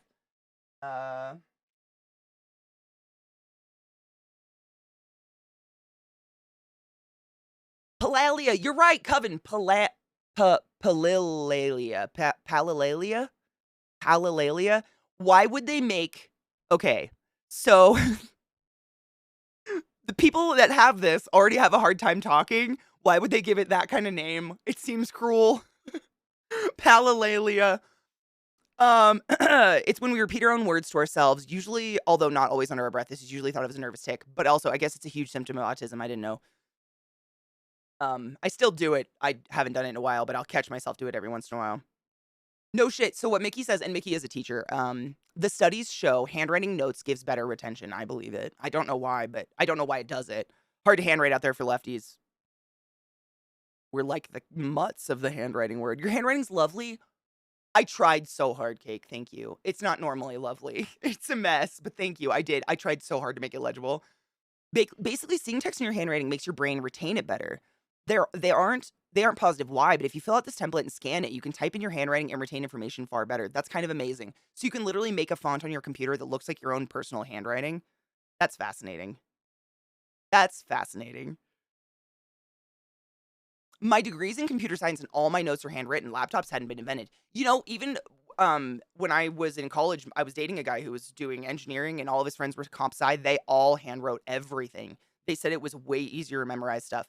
That and they code so much that it's honestly like my friend Trevor would tell me all the time, it's kind of a nice break from typing to just write something because he was a coder by trade. He would sit there and I've told you guys this before, and I've asked you guys this. Anybody who's like a coder by trade or codes, every coder I know has a musical artist that they can put on in the background, and it somehow helps them get into this flow where they can just start coding and they don't realize time's going by. And my friend Trevor, he was a big metalhead. Like we went to many metal shows together. His flow music, Lady Gaga. Amazing. Mine's Fiona Apple. I have that music too, even though I don't code. I definitely have a flow music, and it's Fiona Apple. I like Fiona Apple. There's nothing. She's wonderful, but for some reason, there's something about her music. I can put it on, and it can be in the background. Like I don't have to pay attention to it. My brain doesn't have to like sit there and poke at it for some reason. It's weird. Your nephew does that. I did it all growing up, all my childhood. No one said a fucking thing until one girl was like, "Why do you always repeat yourself under your breath?" And I was like, "No, I don't. No, I don't." Oh my god. Oh my god. And again, I just got stuck in a loop and was like, and then I just became really recluse and shut in because I was terrified. I thought I was broken. I was like, why can't I stop repeating myself? It was so weird. And I had 8 siblings and parents who were around. No one said anything to me ever.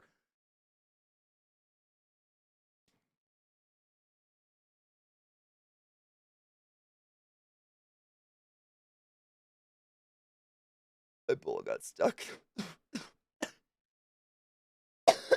Get out! Oh no. Got it.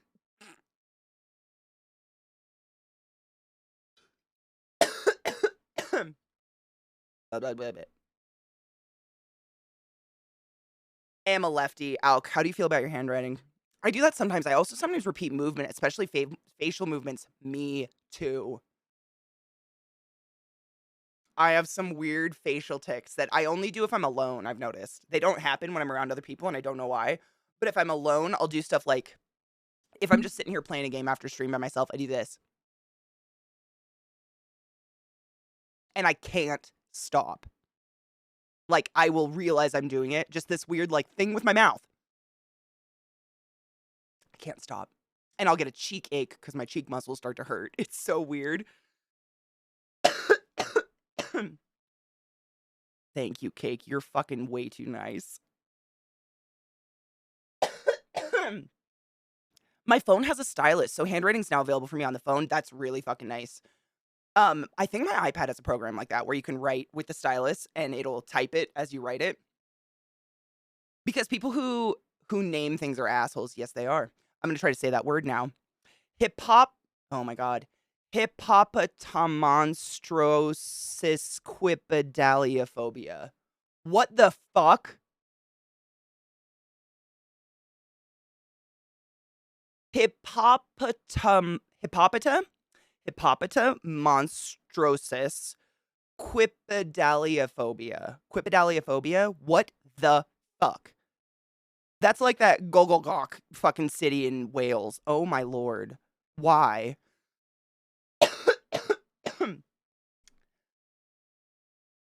A post rock, especially if there's no lyrics. No lyrics is always best. 100% yes. I use the writing option on my tablet. Yes! I use that on my iPad. That's fucking fantastic. Cheers, everybody. I owed a cheers. I just talked too much. They're probably like, there's that Katie doing her thing again. Probably, honestly. Well, that, and I've told you guys, like, I was a middle youngest child, and basically by the time I was born, my parents were just glad we were all alive at the end of the day. That was their biggest concern. Is real pretty, like, genuinely? Fuck you. Mine is not. Mine is a hybrid of nonsense. My flow music is Jean-Michael Jarre and Jarre. Did I say that right? Jean-Michael Jarre. Mike Oldfield. Yep, I can flow to anything I know well that doesn't have lyrics. Yep, I think that's Fiona Apple. I know it so well, even if it has lyrics, I don't pay attention to it. I've just listened to Fiona Apple so much. Same with Nine Inch Nails. I could put that in the background too. Same thing. I keep rubbing my nose until it's red and look like I've snorted crack. I'll do that too. Like, if I get an itch on my nose, I will destroy my nose trying to figure out why my nose itched in that moment because I can't stand it. And I'll sit there and rub my nose raw. It's weird streaming noises for me. I used to hum all the time, even during meals. My family beat that out of me. Oh my God, I whistle. Still to this day, I whistle kind of an annoying amount. I whistle all the time. It's fucking weird. Like, I'd go so far as to say there's few songs in this world I can't whistle at this point. I whistle all the time. When I was a kid, it drove my mom what's your problem? What? It drove my mom insane, and she would stick her hand in my mouth. Have fun, win big, Mickey. Hip hop anonymous. Oh, you give him all the easy ones. I have actual doctors look at my handwriting and go, the fuck does that say? And getting that coffee off my boob, bud. Thank you. The first hospital I ever worked at when I lived in Seattle, we actually had to do double charting. I don't know why. We didn't have to. They just made us. It was stupid. So essentially, every time you go into a patient's room, you chart on the computer what you did, all their vitals, blah, blah, blah. So what the fuck is your problem right now? You need to go potty. You go outside. Okay. So yeah, we need to go potty. So basically, every time I went to a patient's room, I would have to take a clipboard that had an exact printout sheet of what charting looked like in the computer. I'd have to write it all down on that and then go back and type it into the computer, and I do that Q2. So my handwriting got fucked. Do you realize, Crayon? I wonder if that's a spicy thing. Because I can't stop it sometimes, and it does drive some people crazy. When I worked in the hospital, I got a few complaints, like not, someone coming up and being like, stop that, but like customers, patients would write a complaint card and be like, it sounded like a little girl was haunting the halls whistling. Because I worked night shift. That was my bad. But hospitals have great acoustics at nighttime is all I'm saying. I just give you a fucking idea. What is it? I have had actual doctors look at my handwriting and go, I kind of love that though. Same, whistling or singing in the kitchen, 100% same. Chick feeling froggy, I know. Do you need to take a shit, bud? Yeah, Bob, I need to take a shit. My son listens to like static music. I'm not sure what to call it. Like brown noise or white noise. That's really common. And it's just a way of getting your brain to calm down because so we need to take a break really quick, but I'll leave you with this. This is the last thing. So people who are neurospicy, neurodivergent, ADHD, however you want to put it, a lot of the different neurospicies out there have a lot to do with just lacking serotonin. And so we will tend to do whatever we can to get serotonin. And the problem is, like, the defining characteristic of ADHD is being chronically understimulated, meaning what someone who doesn't have ADHD can do and get a nice shot of serotonin, I have to do times 3 to get the same shot of serotonin. Does that make sense? I have to work 3 times harder to get the same happy chemicals anyone else does doing the same thing. Thank Satan for multiple orgasms is all I'm going to say. But because of that, if you force someone who is a little neurospicy to sit in a silent room and focus on one thing that is not stimulating, that is chronically understimulating, their brain can't help but constantly reach for more stimulation to give it, it just wants to feel normal. That's all it's trying to do. It's trying to feel normal, but it needs more than someone who doesn't have these lackings to feel said normal. So someone who's trying to focus on something and can sometimes put music on, brown noise, rain sounds, ocean sounds, whatever, and that gives their brain something to reach and tickle so that their conscious brain can focus on the task at hand. Because otherwise you can't. It's almost like having 2 different people in your head. Like a super needy, annoying person, and then someone's like, can we just fucking do the work? And the other person's like, I'm not touching you, I'm not touching you, I'm not touching you, I'm not touching you, butter. I'm not touching you, I'm not touching you. I just want to do my work, but that person never stops. And sometimes some music gets that person to shut the fuck up. That's how I think of it in my own head. It's weird, but it's true. Okay, quick break. My dog got shit, obviously. This is Trick. My pood. My pood. You want to go outside? Oh. I love you, foos. I'll be right back in a few minutes. Back. The wind cuts through my flesh. Brr, brr, brr. Holy dick farts. Brr. Brr. Holy tit.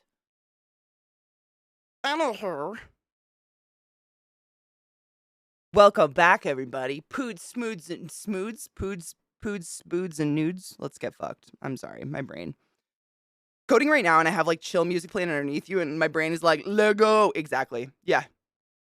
I feel that. I feel like the flow that people get in when they code and stuff is the same I get in when I do my nails.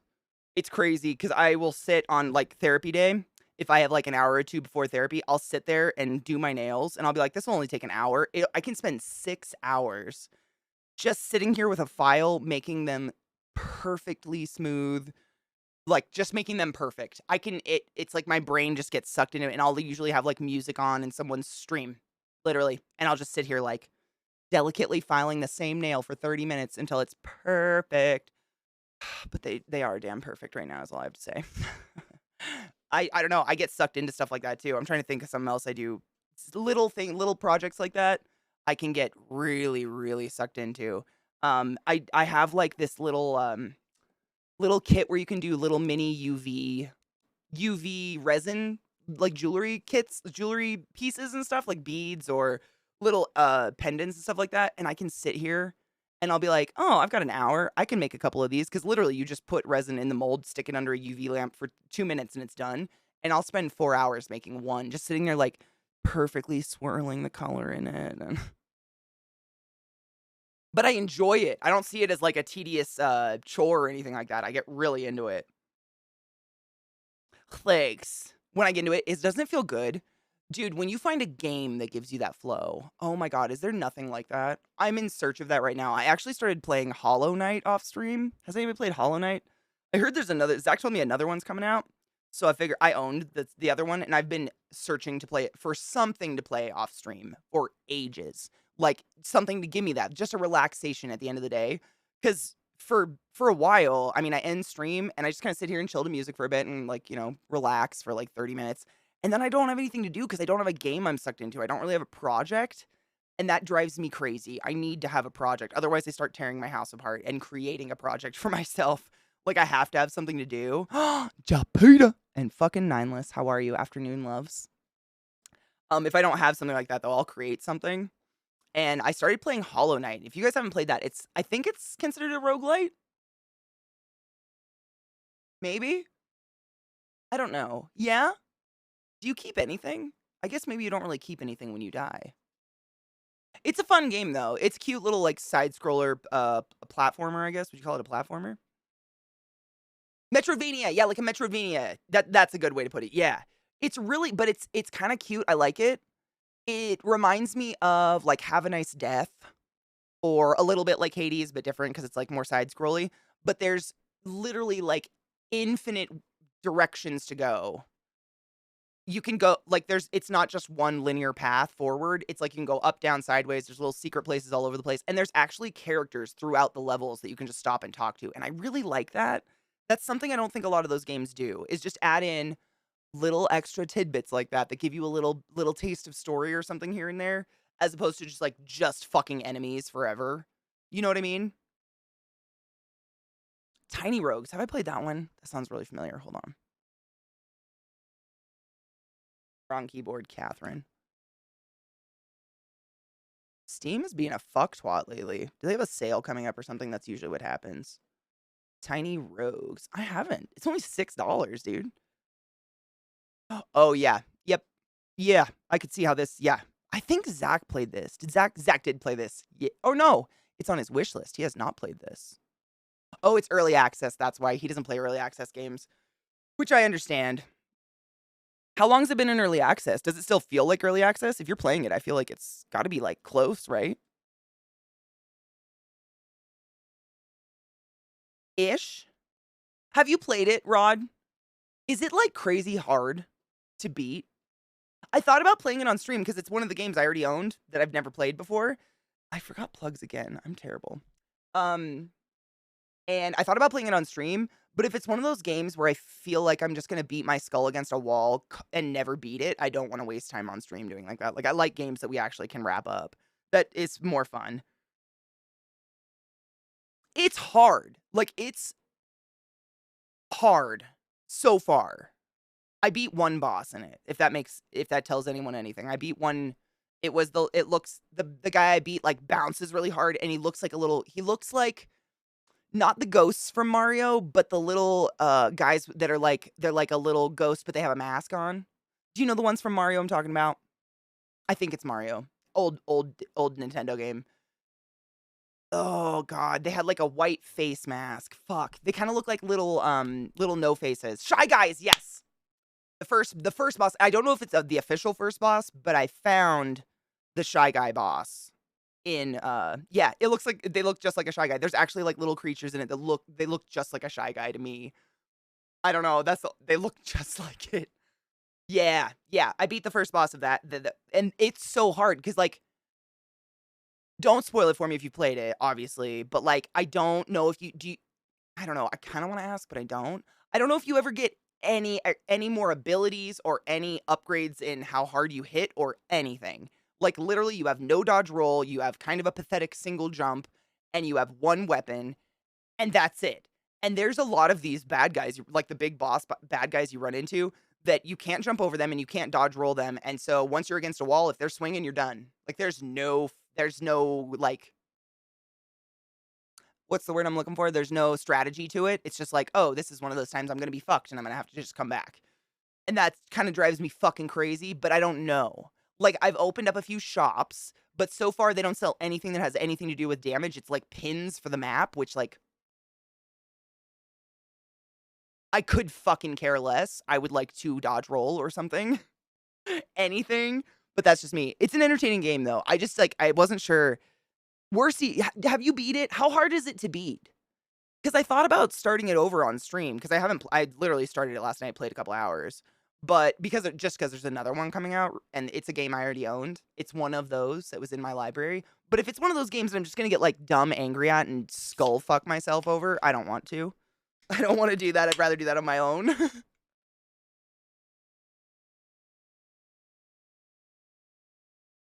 Matt, I know. I did some weird makeup. It was my bad. I feel like I look a little clowny today, but oh well. DP's been playing Hollow Knight for a long time. No shit. It has a good amount of variety, maybe 20 characters to unlock. It's very much roguelite. And this is Tiny Rogues, right? This is Tiny Rogues we're talking about. Nineless. Just to be clear.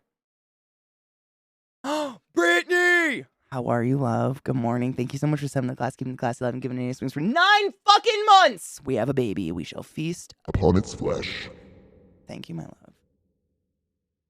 Okay, so it's 10 or 11. Okay, so it's 10 to 11 characters to unlock. It's very much a roguelite. If you choose your path based on the reward of the next room.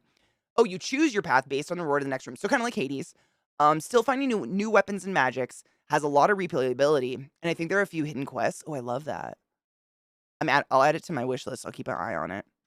I don't really like playing new early access games either, just because I like kind of just have like a little bit of a hipster qualm against them. I miss the days when we used to just, get games done. But I realize that's not really the world we live in anymore. So sure. What's today? My internet's fucking up. Is Zach downloading games?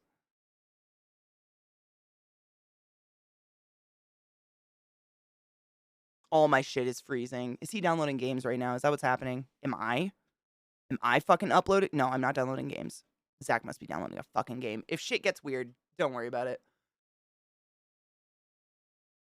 Oh, I'm gonna keep playing it. I was trying to figure out whether or not I wanted to play it on stream or just keep it as like my game to play offline.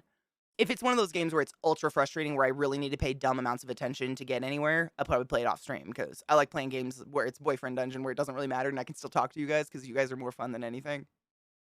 I can do a game any fucking time. Thank you. Like, with the hair, it's always a toss-up. You never know if you're just gonna look a little clowny. Just a little. It's a little much, but I like it. It's fun.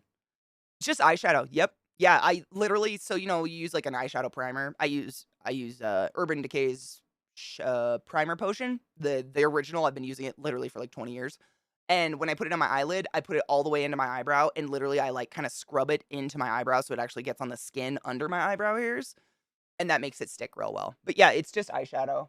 You can see the real hairs in there, the black hairs, because I don't have eyebrows. I plucked them off when I was a child. Yep, just eyeshadow. I don't have enough eyebrows to dye, otherwise I would. Seriously, I destroyed my eyebrows as a child, so they're pretty much non-existent. Yeah, right, Mad. I mean, if there's a chance your eyebrows just fall out if you bleach them. It's a lot of color, right? That's why I was afraid I did not do, I don't ever think about this. Literally, I just, like, get warm. I'm very colorful today, yeah. It's a bright one. We're bright today. I'm sorry if it's a little much. I'll buy a game in EA and just not play it till the day comes out. Same, like, I've owned, Baldur's Gate 3 since it came out because Millie narrates the entire thing. But I haven't played it yet because it's not fully released, and they're still gonna wipe your fucking characters eventually, and I'm just not gonna invest a bunch of time in a game where they're gonna wipe me. Tiny Rogues to me is a good chill game. It does take some skills, but it's easy and easy out. That's kinda how I feel about, Hollow Knight. Same. I know, I don't have enough eyebrows to dye. Like, they're really not in there. Yes, I plucked the fuck out of them. Seriously, Brittany, it's kind of a really sad story. Sad to me because I don't have eyebrows anymore. But, you know, when you're in, like, high school and middle school, at least where I grew up, you're in we were always put in alphabetical order. At least I was, because I was a talker, so I never got to pick where I sat in class. And the kid who sat directly behind me in every class because of fucking alphabetical order, this fucker's name was Aaron. He would literally tap on my shoulder. I would turn around. You have a unibrow. Next day, tap on my shoulder, turn around. You have a mustache. Next day, tap on my shoulder, turn around.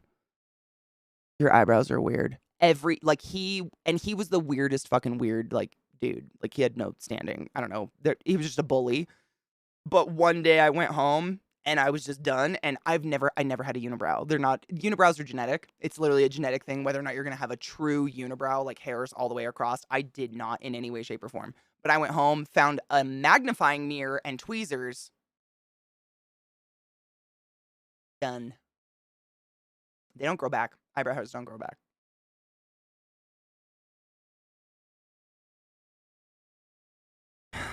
Moment of silence for Katie's eyebrows.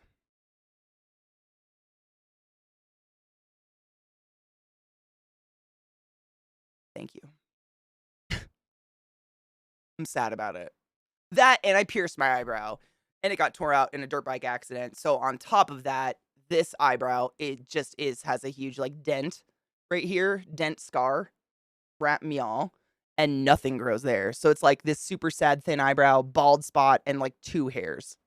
It's great. I really fucked my face up as a kid. But I'm okay with it, because I think there's more to life than your face.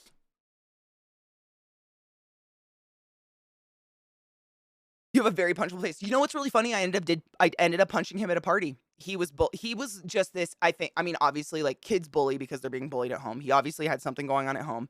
But we were all out at a bonfire party in the woods in the middle of fucking nowhere, and he just started going after some girl in our graduating class. I don't know why. Just started like, nobody likes you. He was drunk and he just started doing that to her, and I was also kind of drunk, and I just fucking clocked him in the nose. It was great. Felt good. I've punched a few people in my life. It takes a lot for me to get there, and it's usually you going after a friend of mine. You go after me all day, but you go after a friend of mine, we're gonna have a talk. Talk. You know what I'm saying?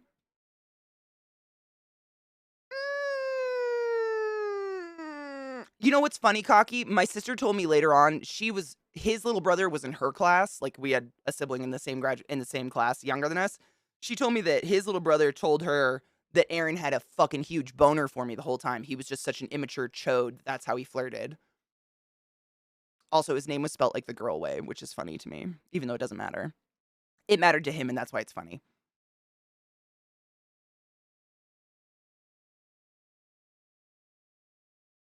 Yep, it's terrible. It was horrible. It was the worst day. I mean, Deca Bear, honestly, like, I'm confident in my personality to the point where I don't give a fuck about the scar on my face or my eyebrows. Honestly, when you do really graphic eye makeup, it just, to me, looks weird if you don't fill in your eyebrows. That's it. It's like unfinished. It's almost like the border of the canvas. I don't know what it is. Like if I don't do graphic makeup like this, I don't usually fill in my eyebrows. Like I usually just say fuck it and leave them because I don't care. But when you do graphic makeup like this, it just kind of looks like, I don't know, unfinished to me personally. So that's the only reason. I did go through a portion of my life literally where I could not leave the house without filling in my eyebrows. Najeel, do you have a theme? You did. Oh my God. Do I have two stories? Hold on. Do you guys have themes? I don't have a story off the top of my head, but if you have story themes, I can try. Hold on.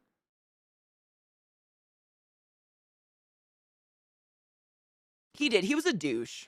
He was a douche. He was a douche and he was mean forever. He was always an asshole. He was that guy. 100%. Yes. Doesn't it hurt if it burns? Wait, if what burns? Wait, what burns? Which part? What's burning?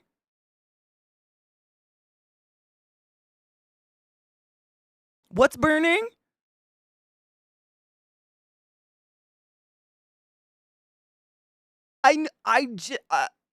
What? Help. What's burning? Oh my God, dyeing your pubes? I've never done it, but I don't have any pubes. Literally, I grew up in the era of the bald pussy porn, and so I was like, oh, pussy shouldn't have hair, and I've just never had pubes. Since the day, I literally don't have a memory of having a pube. It's just, I think there's a large portion of my generation where we got fucked up that way. And if you, like, shave your nanas forever and try to let that shit grow in, it's like a fire ant nest on your crotch. It's a bad feeling. But no, a girl on my basketball team dyed her pubes, but she didn't leave the bleach on long enough because she was scared because I guess it burned. So she bleached them like kind of a dark orange color and then tried to turn them purple with purple dye, and then they ended up kind of a puke gray color. That was a bad time. Orange and purple do not together go. Like mix it. It just brown. It's brown. Yeah, it was not a cute. It looked like, yeah, it wasn't a cute. And she had black brown hair like I did. It was weird. She was more adventurous than I was. Much more. 100% Brittany, it's so weird. Oh my God, dude, for real. On that note, I watched the funniest comedian. It was like not the funniest comedian, but it was a very random stand-up I found. And on this note, no shit, it was one of the funniest things I've ever heard. I laughed so hard. So the comedian was talking about his daughter. She's like 13 or something like that. She's like preteen year, probably maybe getting her period, whatever. And him and his wife are split. So he had her for the weekend and she was in her bedroom and they were talking to each other through the wall. He was like just standing in the hall, as we all do. Like it wasn't creepy or anything. Like you just walk past and you're like, hey, what's up? But you don't break into someone's room if the door is half shut. But she moved past the crack in the door and he just happened to see her full body naked as she was changing. But it's his child thing. I mean, don't be gross about it. He wasn't being gross about it. But he was like, it was weird because my daughter's growing up and, girls get private at a certain point. Like when we're little girls, we have no idea. We don't know what's going on. We're just like naked, run free. But when you get to a certain point where you start getting puberty and stuff, you start being more private towards your family members and stuff. And he was like, it was weird seeing my daughter, like, more mature, turning into a woman. But the most fucked up part is full bush, just like the fucking Amazonian forest to her knees.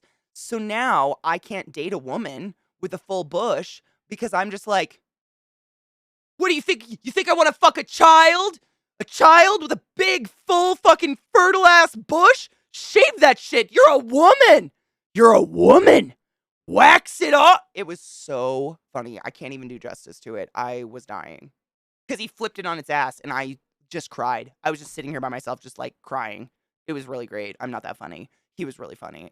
Yeah, it was so funny. You can see where it was going. I can't remember his name. I like to watch just like the like This Isn't Happening, or there's just like random stand-ups all over YouTube where it's just like these little 8-minute clips of them telling stories like that, and it was so fucking funny. So fucking funny. I died. It was great. Orange and purple make mud. Exactly. Oh, theme. The best karmic retribution. Okay, hold on. Karmic retribution. Oh, dude.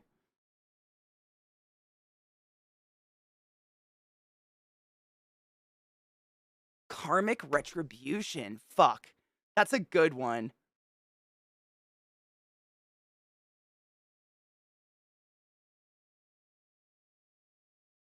Man.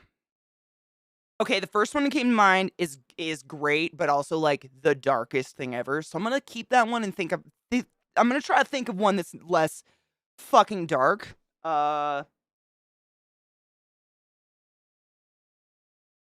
But that because that one's not much of a story. It's really literally one line. Um, Karmic retribution, dude. I mean, we've all been driving on the highway, right? When someone passes you going 80 miles an hour over the speed limit, and then 2 miles down the road, you see them pulled over by a cop. Those are the best times ever. But that happens all the time. That's not a good story. Um, Karmic retribution. Fuck.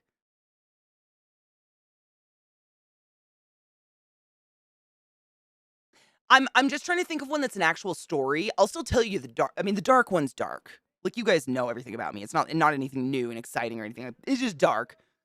No shit. Oh, Vissy, I've seen it multiple times and it feels so good. I literally say that now. Like if I'm driving and someone goes busting past me twice the speed limit, you know, acting like a fucking crazy ass. I literally say out loud in my car, "Thank you for taking that ticket for me." Because I'm usually always going 5 over at least. And they can bust you for 5 over if they're filling up their docket, you know? So that person will get a bigger ticket. "Thank you for taking my ticket for me." And I've seen it multiple I mean, but that being said, I grew like, where I was mainly living in traffic was in Seattle, and there are cops everywhere in Seattle on the freeways. Every fucking mile is a cop trap. They just sit all over. I've never, ever in my life seen more cops than I have in the greater Seattle area. They're fucking everywhere. And all they're doing is pulling people over. They do nothing good for the city. They just pull people over. It's fucking crazy. Gov, how are you, love? Good morning. I'm trying to think of a karmic retribution, like a story that's not fucking fucked up. I do believe in karma, though. I know I have one. I just got to think of one. Karmic retribution. When have I got to witness excellent karmic retribution? Because so where I'm gotta go with my head, I'm really bad at just pulling shit out of my ass. I've got to think of when someone did me wrong and then they got done bad, got done dirty, right? That's basically karmic retribution. Like someone did a dirty and they got the bad karmas, and then you get to see the bad karmas take out on that person. Yeah, I think. Just so we're on the same fucking mind level. What's that word? Wavelength. American cops scare me. I've never met one in my life. They're assholes. I've never met a kind cop in my life. You can't generalize personal experience, but I have never met a cop in my life that I wanted to hug. Ever. Have you really, Vissy? You're the one. You might be one of the few. I got my co-teacher believing in karma because the kids do it to themselves all the time. I mean, I get karma on myself all the time. There's karmic retribution on me all the fucking time. Does have to be you, but yeah, they did something bad to someone and you witnessed the fallout where they got what was coming to them. Yep, okay. Man, I don't know why it's so hard for me to pull a story out my ass like that because I've definitely experienced karmic retribution. But damn.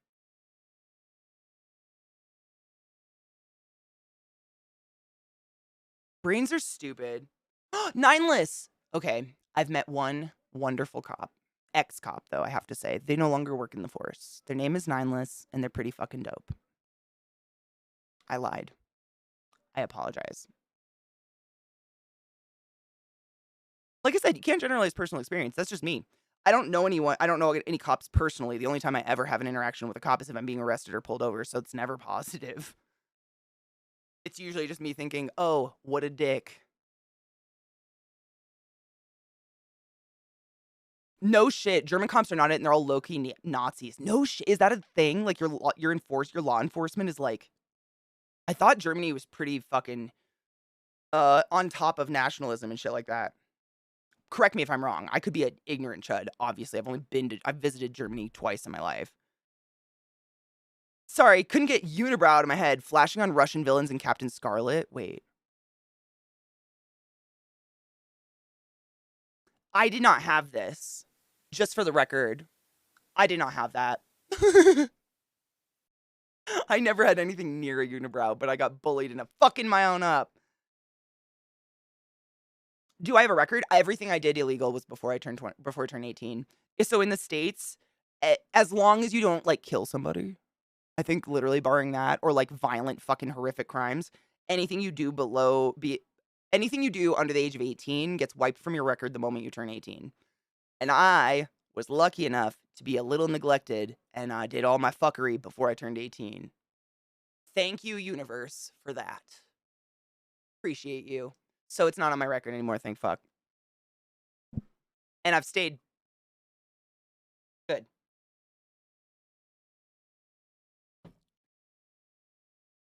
People whom've who've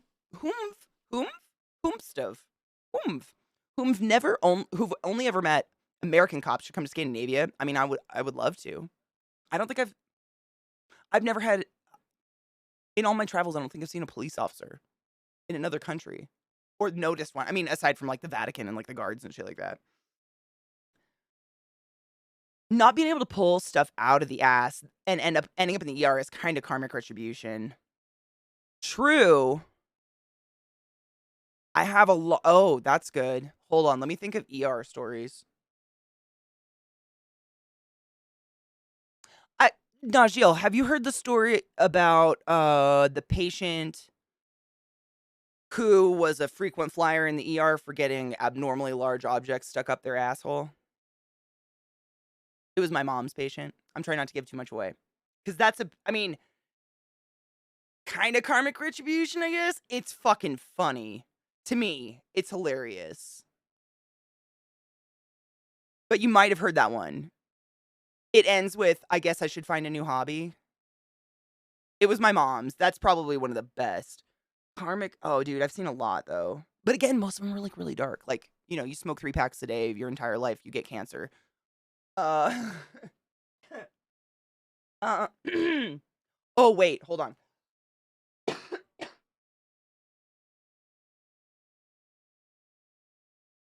I think I thought of one I haven't told you guys before.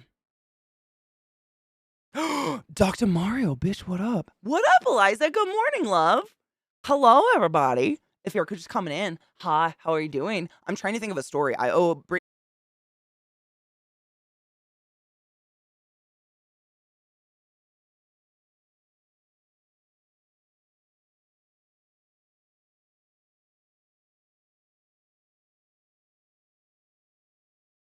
you only work on the base kind of thing. I love how awful Twitter's getting. I just reported a couple people calling someone the R word, but it's not part of the violation of our safety policy. I saw on The Tonight Show that the use of the N word has gone up 500% since Elon bought Twitter. So.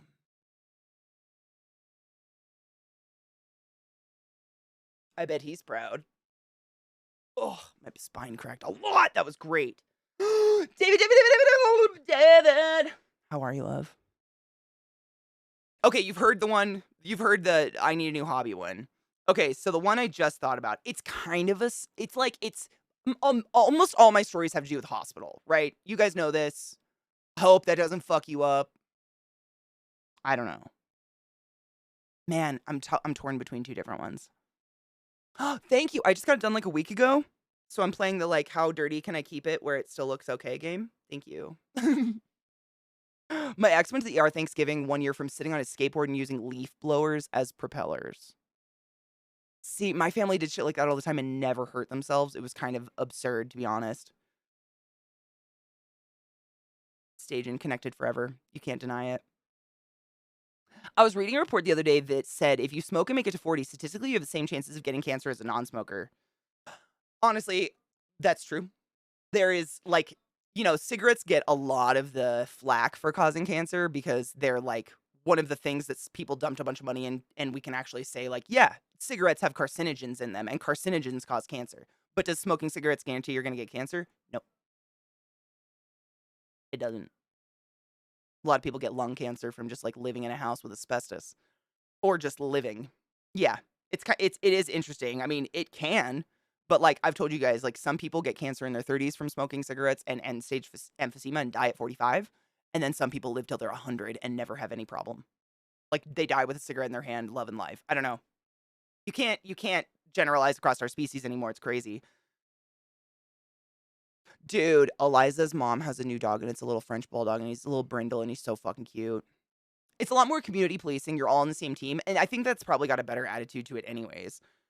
I can say horrible shit to Nazis now. Every coin has both sides. I mean, I think Nazis are, like, one of the groups we all agree, like, if we're gonna take out, any rage verbally, like, it's cool to take it out on a Nazi, right?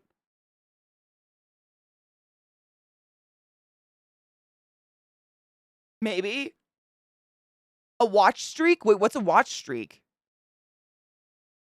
I don't streak because it's too cold. I heard the passive smoking thing was a scan from the anti-smoking lobby. Passive, like, secondhand smoking?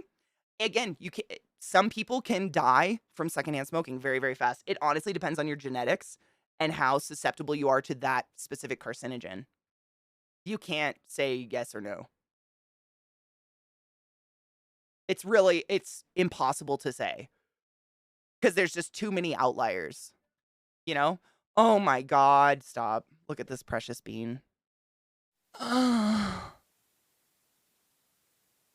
Look at that perfect little bippy. Someone put this baby in a shelter. Are you fucking kidding me? What the fuck is wrong with people? That poor puppy. That puppy's gonna have the best life ever, though. Let's be real. Yeah, it's like, seriously, it just depends on how susceptible you are. It all has to do with genetics and everything like that. Because what a carcinogen is something that can express the genes that you already have in your body to cause cancer. That's it. Everybody has the genetic makeup for any disease they could possibly develop in their lifetime in their genome. It's just some things will activate it and some things won't, which is why some people can smoke till they're 100 and be fine, and some people get cancer in their 30s. It's really odd and very, I don't know. I don't know. I can't say it with a conscious brain, like say any definitive yes or no. It's impossible. It's not a mature thing to do, because it's just like, and the problem is there are so many other fucking factors involved. Like, yes, I can have a patient come in and say they smoked 1 pack a day their entire life, and now they have end stage emphysema at 35. But are they lying to me? How much do they actually smoke? Have they smoked anything else in their entire life? What's the environment they live in? Do they live in a musty, moldy house? Do they live in a house that has asbestos ceilings? So on and so forth. It's so hard to quantify an entire human's lifetime and blame their disease on just one action that they've been partaking in for the past couple years. Does that make sense? Especially when it comes to cancer and stuff like that. You know what I mean? It could be, but you've had X amount of years to fuck yourself up, and you can't remember it all. I'm not gonna be able to get it all out of you. There's no way for us to completely put it together and then just be like, "It was cigarettes." Like, we know cigarettes are a carcinogen, but I don't know what else the fuck you gargled in your lifetime. You know? Does that make sense? Here's a scary thing. Cigarettes are bad because the carcinogens in the smoke. Few of those are specific to cigarette smoke. We also know processed meats increase cancer risk. So are smoked meats like bacon carcinogenic? Yes, they are. Yes. Any processed meat has a carcinogen in it. It's a carcinogenic. I don't know the details of it, but I did read a study on it way back in school, and yes. But I don't know if it has to do with the smoking process. There's something to do with the preservation process and the curing process, the modern preservation and modern curing processes that we do now to meats that are like deli meats, pâtés, stuff like that that cause gout and shit like that. Those tend to have carcinogens in them, and it's the modern day preservatives we use. Because back in the day, we just used salt for everything, right? And salt, I mean, salt, obviously, everything in moderation, but it's not a carcinogen in its fucking self, right? What? I've read stories of people returning cats to shelters because they were too cuddly. Fuck off. You don't deserve an animal. Godwin's Law? It sounds familiar. Remind me.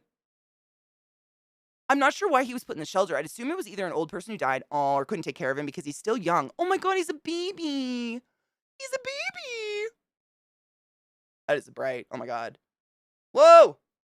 Help!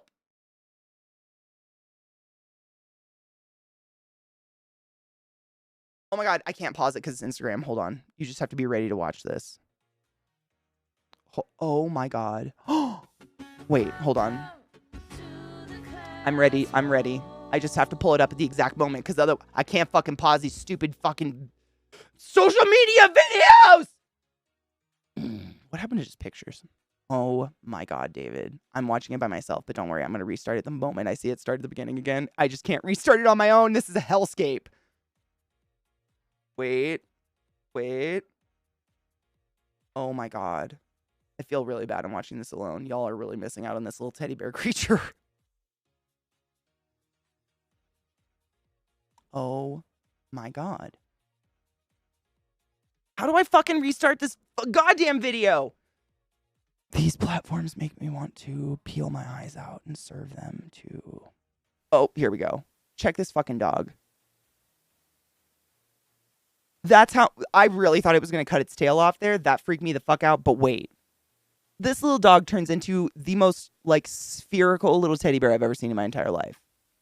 This must be, like, a career choice, right? That guy is slick as fuck with those scissors, too. And they're curved. That's genius. Look at that little shit. Tell me that's not a real-life teddy bear. Tell me that's not a real-life teddy bear.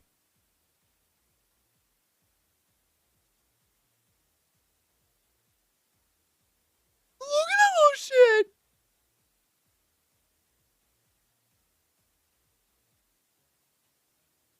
Yes, an Ewok. I was thinking the same thing. Yep. It's like the look at that little fuck. Look, I can't. That face, though. This is where I finally decided to refresh the page, not like an idiot. Yeah. Fuck. That is beyond beautiful. What a perfect little pup. I wish they'd let me pause the video and restart it, though. That is so fucking annoying. Mercutio! Fuck cancer. Amen to that. Cancer's the worst thing ever. Fuck cancer. If you've ever experienced or had personal experience with cancer, I am so fucking sorry and sympathize in the best and worst fucking ways. Thank you so much for using your Prime sub on my channel, though. If you have a Prime sub, make sure to use it. Don't forget it. I appreciate you. Thank you. I've been vaping for like 7 years now. My doctor says my lungs are perfect. Well, you don't really like vape. I mean, how high? Don't you vape like the lowest nicotine percentage in existence? Zach does the same. Zach vapes constantly, but it's literally like the lowest nicotine you can possibly get in vape liquid. He doesn't mix his own. It's the best. It's the lowest you can buy. But he doesn't do flavors. He hates flavored shit, which I appreciate because would not enjoy him smelling like cotton candy all the time. Godwin's law is did that just get really loud? Is a law in an internet adage. Adage? Is that how you say that? Adage, right? Asserting that as an online discussion grows longer, regardless of topic or scope, the probability of a comparison to Nazis or Adolf Hitler approaches. Creepy. Oh, like ours? Wait, who did we compare to a Nazi? Oh, Brittany said her cops are like that. Interesting. Well, we used to call everyone grammar Nazis. I try not to say that anymore because it makes light of a terrible, terrible genocidal situation. This is how social media works for you. No choices. I know. It happens to me all the time, David, on Instagram, because that's pretty much the only, like, social media site I, like, just browse casually because I like to look at fun pictures of art and stuff.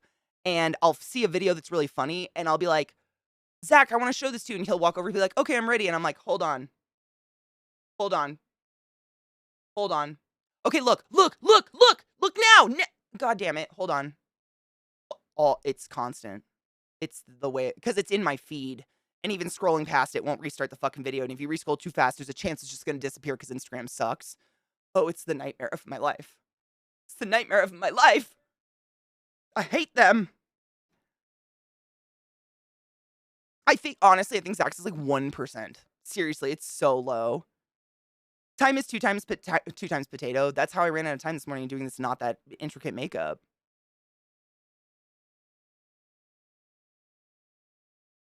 Brittany, what? You're welcome? What did I do? I don't remember.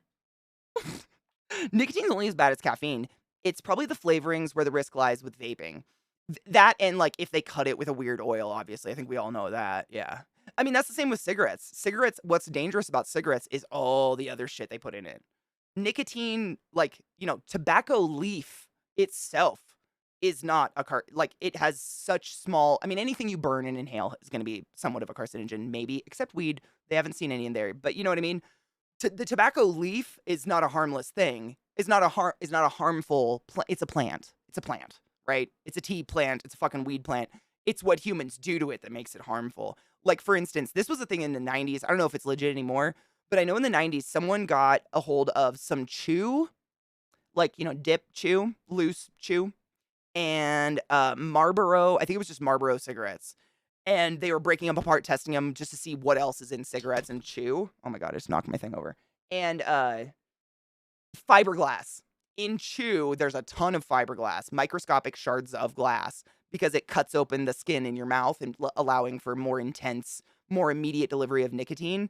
And the filters of Marlboro cigarettes, at least back in the 90s, I don't know if this is legit anymore, had fiberglass in them.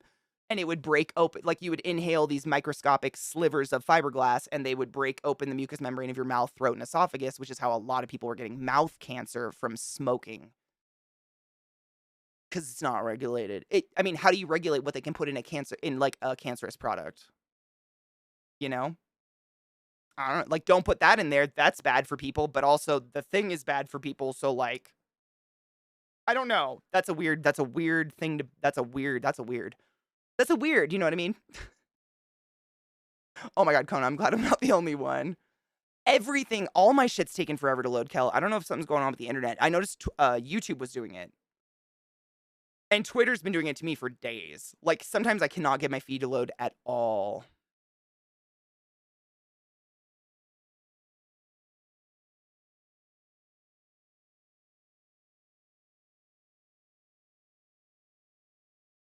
Clarifying the grammar Nazi thing. Oh, yeah, absolutely. I mean, it's just like, we were dumb kids, and now it's just like, we shouldn't make light of genocide. That's not a good idea. 2%'s huge. Oh, I probably mean point two. I probably definitely do. I do not vape. If that's not if that's not obvious, I don't vape, so I don't know the percentages. You're probably absolutely right. Yes. I know it's stupid low. Like, he has a problem finding vape fluid because he wants it as low as possible because he vapes like I smoke pot. Like, he vapes as like a ADHD nervous tick, and he doesn't want to consume that much nicotine. He would die. He would get cancer in a fucking day. So he tries to get the lowest he possibly can so he can just suck off that thing all day and not feel bad because it's more of a nervous ticky thing. He just fired 200 more people? The fuck? I've been using your internet to download porn? Dude, we have it set up so it goes ultra fast for porn. That doesn't even make sense. Cloudflare having a handful of issues, what most things on the internet use. Oh, is it? I've heard about this. This has happened before. It's like when everything goes down, it's Cloudflare. It's usually the problem. So, Brittany, it depends on the state. Every state gets to dictate their taxes on things like that and how they regulate it. So, for instance, in Washington State, not Washington, D.C., Washington State on the West Coast, they can sell hard liquor in grocery stores. You don't have to go to a liquor store. You don't have to go to, like, a state-owned liquor store to buy vodka. You can go to the grocery store, and there's a liquor section, and they only sell till 2 a.m., and then you can't buy liquor anymore, but you can buy hard liquor anywhere. But what they did, because essentially this was a voting thing. We voted on it when I was in college. So most states, or I think this is the way it was established across the country, and then states have kind of just molded it to be to their whatever they need or whatever they want. But essentially we had liquor stores, and these were shops that were licensed by the government, and they were specially legalized only to sell hard legal spirits. So, like, you can go to the gas station and get beer. And I think in some place, I think wine and beer are considered like the same thing because you can get wine coolers, like, those fruity fucking like lady drinks. I don't know what the fuck wine coolers, what we call them. I don't know. LaCroix, not LaCroix, White Claw, that kind of shit. You can get that at a grocery store or a gas station, but you can't get vodka at those places. And then some states went through and they were like, all right, do we want to allow businesses to sell hard alcohol, or do you want hard alcohol to remain in the hands of only state-owned liquor stores? And what Washington State said, they were like, okay, we want to let private people be able to sell liquor because we want to be able to buy liquor any day of the week, any time of the day, because fuck you and your stupid fucking Sundays off bullshit. But what they did as a compromise was Washington State imposed a sin tax. Literally S-I-N, like bad, Katie, you're sinning, like a sin tax. So everything in Washington State, everything that is considered a luxury item that kind of has probably a negative affect, i.e. cigarettes, liquor, candy, I can't think of anything else because I'm really boring. They all have a special higher tax on them than anything else. And that's how Washington takes in the money that they lost from being able to own the state liquor stores. You know what I mean? Because basically, the liquor stores, because they were state run, state owned, the state took all the funds in from the liquor stores. So what we did is we gave it to the private businesses, and the state was like, "Fuck you." So like, I think the retail tax in Washington is like between 6 and 8%, depending on what side of the state you're in. But the tax on marijuana as well, cigarettes, alcohol, and candy is like 12 to 15%. And that's the state being like, fuck you, we're still gonna get our cut. It's pretty fucked. So like booze is dumb expensive in Washington state. Stupid expensive. And the trick is to get on a reservation because Indian reservations are not subject to the state regulations in any way, shape, or form. So they can buy liquor and sell it however the fuck they want. They literally have cigarette drive-throughs.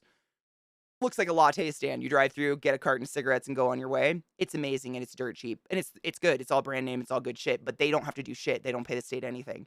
And I grew up on a reservation, so fuck the state tax. But that's just me. They fucking love them sin taxes. Ugh, can't get beer and wine from anywhere but liquor stores either. Is that how Jersey is too? Is that how Jersey is? You can't get beer and wine? No shit. See, I'm pretty sure in Washington State we had beer in the grocery store before you could get like, I mean, beer was there. We have a beer aisle. I remember that for years before there was liquor in the grocery stores.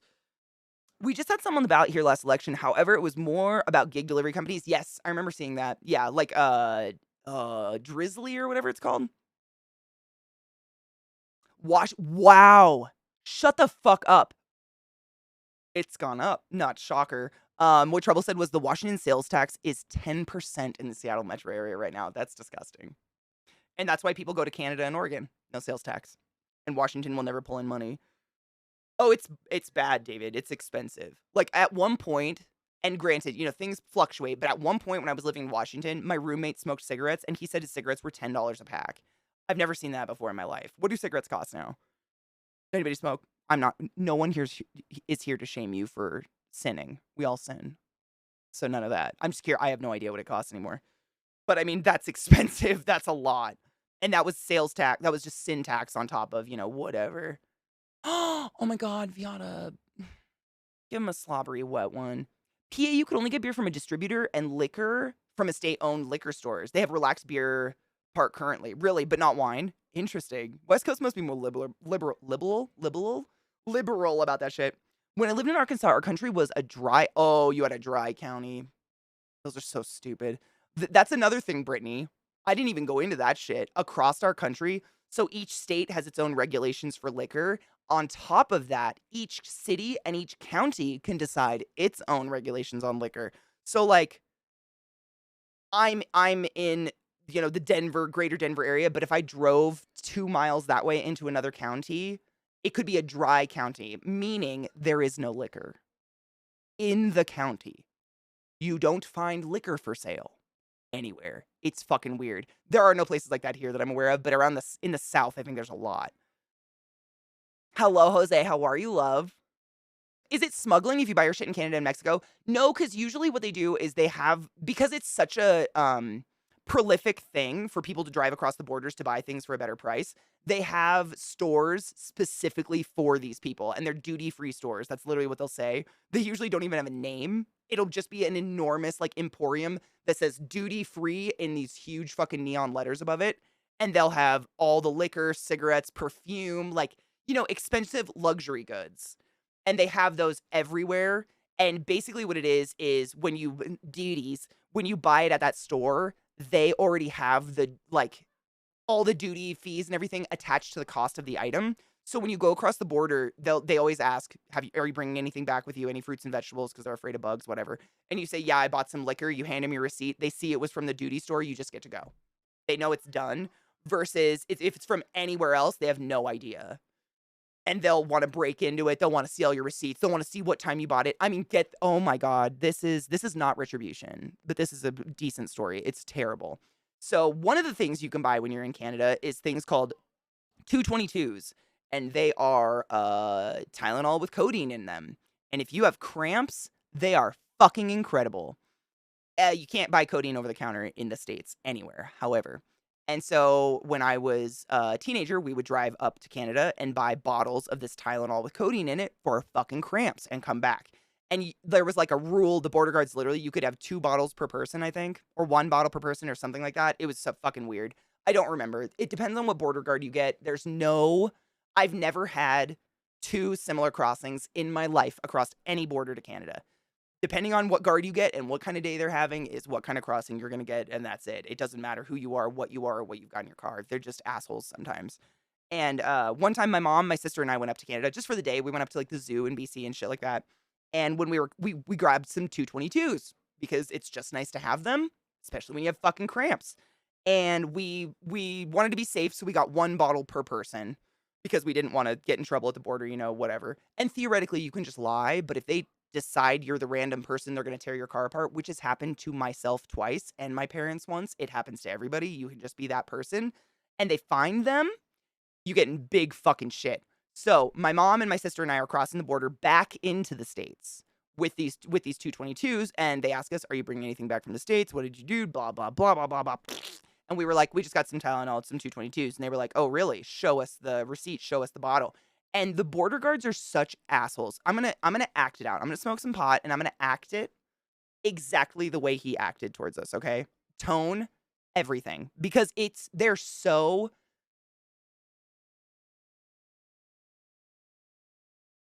Have you ever had to talk to a doctor who clearly thinks you're full of shit? That's who it's like talking to. That's what it feels like. They don't look at you. They don't acknowledge you. They stare down at paperwork the entire time. Have a monitor. I mean, it's just, hold on. I gotta repack my bowl a little bit. It's got a hole in it. Where the fuck's me? Hold up, and then I'm cheersing. It was so anxiety inducing because they have. I mean, I've told you guys this. The first time that they ever decided to tear my car apart, it was me and 4 other women driving up to Vancouver to go clubbing for the night. Literally, I was in college. We were all dressed in like show my vagina lips mini skirts, high heels, the works, looking to get fucked. Duh. Like, driving up in this little like Honda Civic, and we were the car. They decided to rip our car apart. So they made us all go stand in this fucking like glass cube that was starkly white. I mean, literally, it was like a movie where it's, futuristic and everything's really stark white. That's literally what it felt like. Overhead lighting, it was terrible. And we're all sitting there like, we looked like hookers. We literally looked like 4 hookers getting busted at the border, and they ripped our car apart. No shit, they ripped the seats out of the car and left it. They leave it ripped up. They then escort you out to the parking lot where your torn apart vehicle is, and they say you're free to go. That's what you get if they decide to stop you. So don't fuck with them. But hold on. Cheers.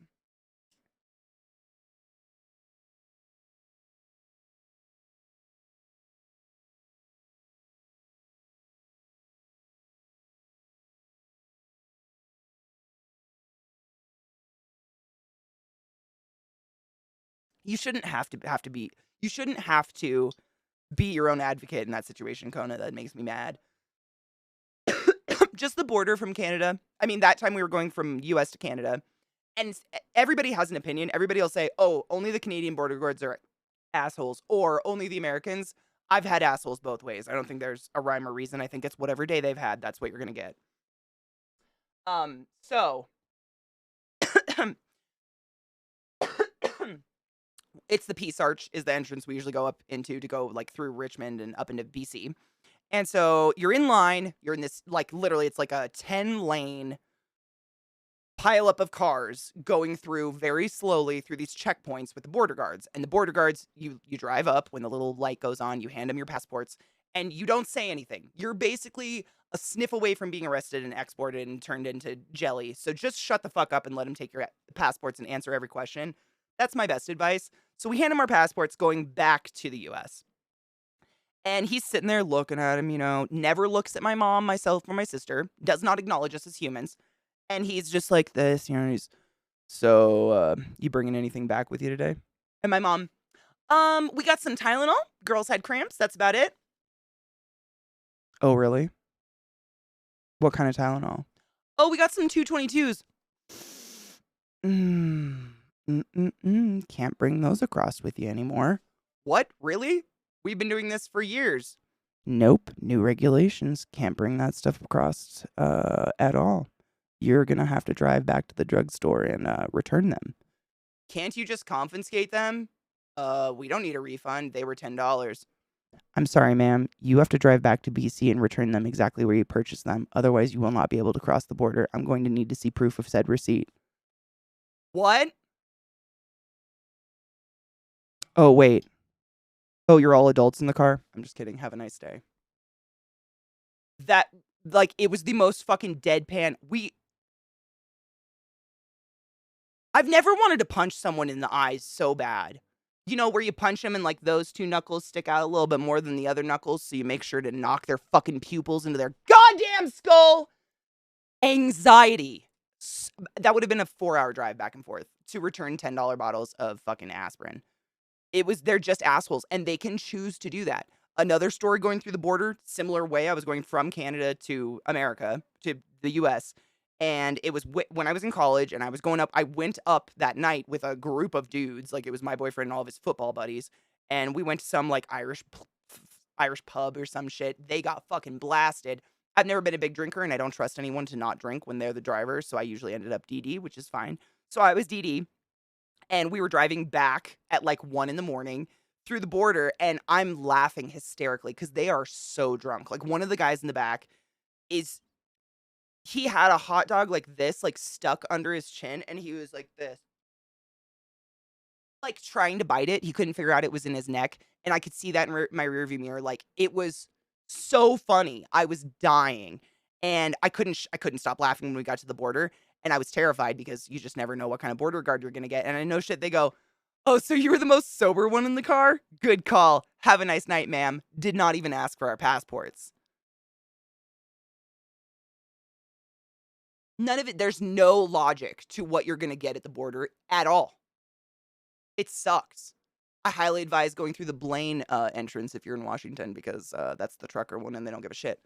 The Peace Arch is like the tourist one and they give a shit, I guess. They're just assholes. They're just assholes. Like, I've heard from multiple people they've had their cars destroyed, like torn apart and left in pieces outside and just told, there you go. They're assholes.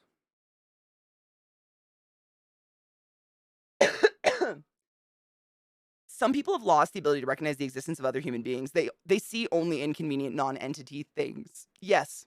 Yeah.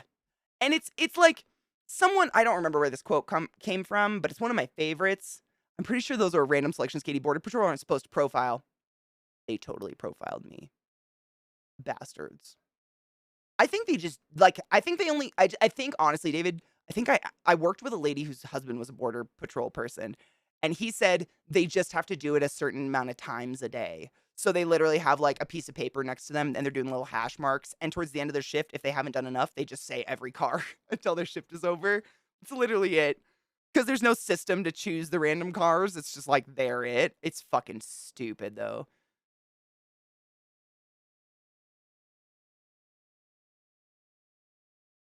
At 1 a.m. or just don't go through that one, because that's the huge one. There's 2 border crossings. There's actually more than 2 border crossings, but there's 2 main border crossings in Western Washington. One is the big one that follows the freeway, and then one goes through this tiny little town called Blaine, and it's like the truck route one for truckers, because there's a lot of, product being transported across the country constantly, across the country's border. So there's a truck route, and it's just like, it's a country. It's not the Peace Arch.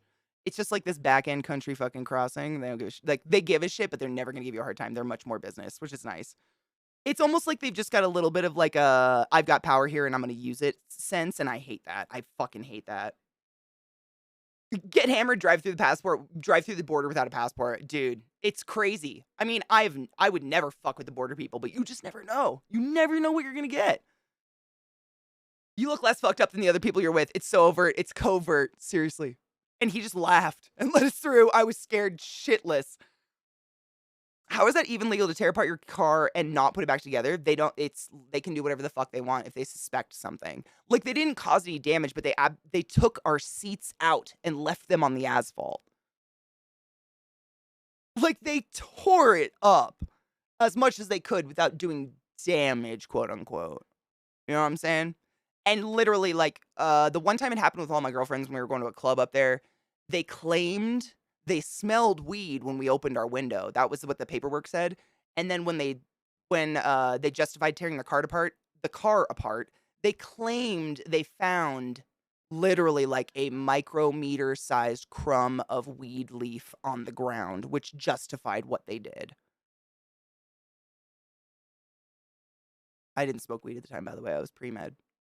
Or I was not smoking weed. You know, life breaks. It wasn't weed. I don't know what the fuck was on my ground, but they put a lot of work into nothing. It was stupid. Mike, not necessarily. It has to be a felony, as far as I understand. You cannot go, like, they will not let you cross the Canadian border if you have a felony or or up. If you have a felony or up on your record, you can't go across the border. I'm pretty sure that's it. But no, if you have old ass, like Zach has an old ass DUI on his record, and we went to Canada. He gave him his passport and everything. He's fine. It's as long as it's nothing like, that like recent, and I think it's felony and up. But there are weird rules about it now. Absolutely. Recourse is the word. Thank you, friend. I was like, resource? And you have no resource. No, that's true though. Do cannabis users still face challenges in the US? Yeah, there's states where it's absolutely you can get a felony for having a modicum of weed on you. Yeah. I don't go there, obviously. I don't want to be there. If you think tearing a card apart and not putting it back together is nothing, wait till you learn about asset forfeiture. Ooh, I don't even want to know. That's terrifying. Is that when like they can just take something, like the cops can say, you have to give us your car because it was involved in a crime or something? That's a really extreme example, but is that basically what that is? You cannot bring cannabis across the Canadian border. Nope. And you absolutely still cannot bring it across state borders, even legal to legal. That is true. David is absolutely correct. I can't take Colorado weed to California legally. Legally. You know what I'm saying? I hypothetically may or may not have driven across the entire country with 2 ounces of weed in my car.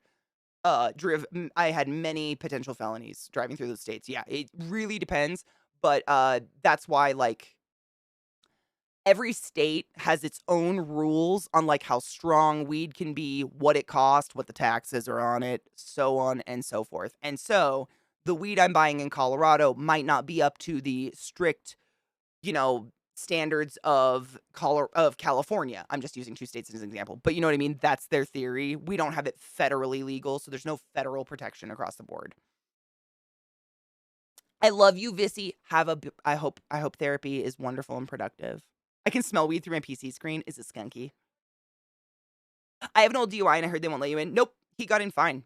I don't. Does anybody know anything about that, like DUIs and getting across the border? I know Zach has one, and he was fine. We went across the border multiple times. He was fine. I think it has to be like, current brand new offense, and it has to be a felony or higher. And I think DUIs can be a felony, but like, isn't it after 7 years or something? There's a certain amount of time after a DUI where it's not as high of a charge on your record anymore, right? Correct me if I'm wrong. I don't have any DUIs, thank fuck. I got an MIP before I was 18. Hell! Fuck up while you're a kid. If you're a kid, do not say you're here. Shut up. They accuse you of a crime, they take your money, car, house, etc., and you can't get it back. Oh, no shit, that's what it is. Gross. That is nauseating. Even if you're found not guilty, they can keep it all? What the fuck is that? Cannabis is not legal in the US. It is just less criminalized. It's still federally illegal Schedule 1 drug. Yep. I hope everyone has a good day. I'll be going on a walk in my Saber, I hope it's lovely weather for you. The sun's out here, but it is windy, chilly. Holy shit. Every state is different in their DUI laws. Is it? So then would it be different across the border of Canada, whether or not you could get into Canada having an old DUI? Is that up to Canada or is that up to US? You know what I'm saying? I don't know. I love this song. I have an uncle who has a DUI too, and he goes up to Canada regularly for business. Like an old ass DUI, but my dad has an old DUI and he went up to Canada with us just now. Like Zach, me, my sister, and my dad all went up to Canada like a month ago. and cross the border with passports that are legal and everything. So I don't know the exact specifics on it, like on a brand new DUI or if anything else was involved in it. But like, no shit, this is an overshare. But my uncle quite literally got a DUI for crashing his car drunk and killing his best friend in high school. He got like a fucking like what is it, a manslaughter charge and shit. Terrible. He has a terrible record, and he can get into Canada now, and he's like in his 50s. So like, I don't know. I don't know exactly, but I know a lot of people with DUIs that can get back and forth to Canada just fine. Some states have a felony if you are over a certain back. Oh no shit, if you're over a certain breath alcohol content, is that what it is? The BAC?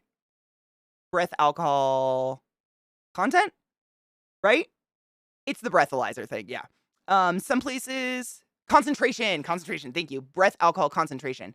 Some states have a felony if you're over a certain breath alcohol concentration or back. Some places become a felony after a certain number of times, like 3 arrests for DUI, etc. Interesting. Okay. Some felony. Okay, so it depends on what kind of DUI you have then, I bet. Zach was a Montana's and my uncle's was Washington, if that helps anybody. I don't know about other states, but yeah, it depends. It sounds like it depends on what kind of state you got your DUI in and if it counted as a felony or not. Because I think it's the felony is the big part. Taco, thank you so much for gifting us up to Rest of the Mage, you silly, generous fuck.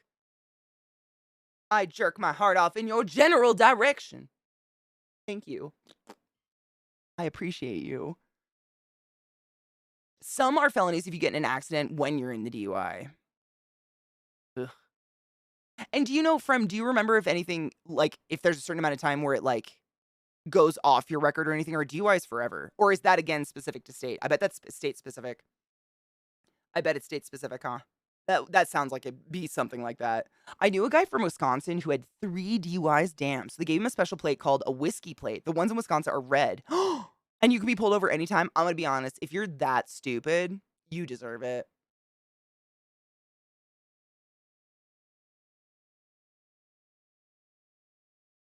I got 2 siblings dead due to alcohol-related driving accidents, and I'm just not into that.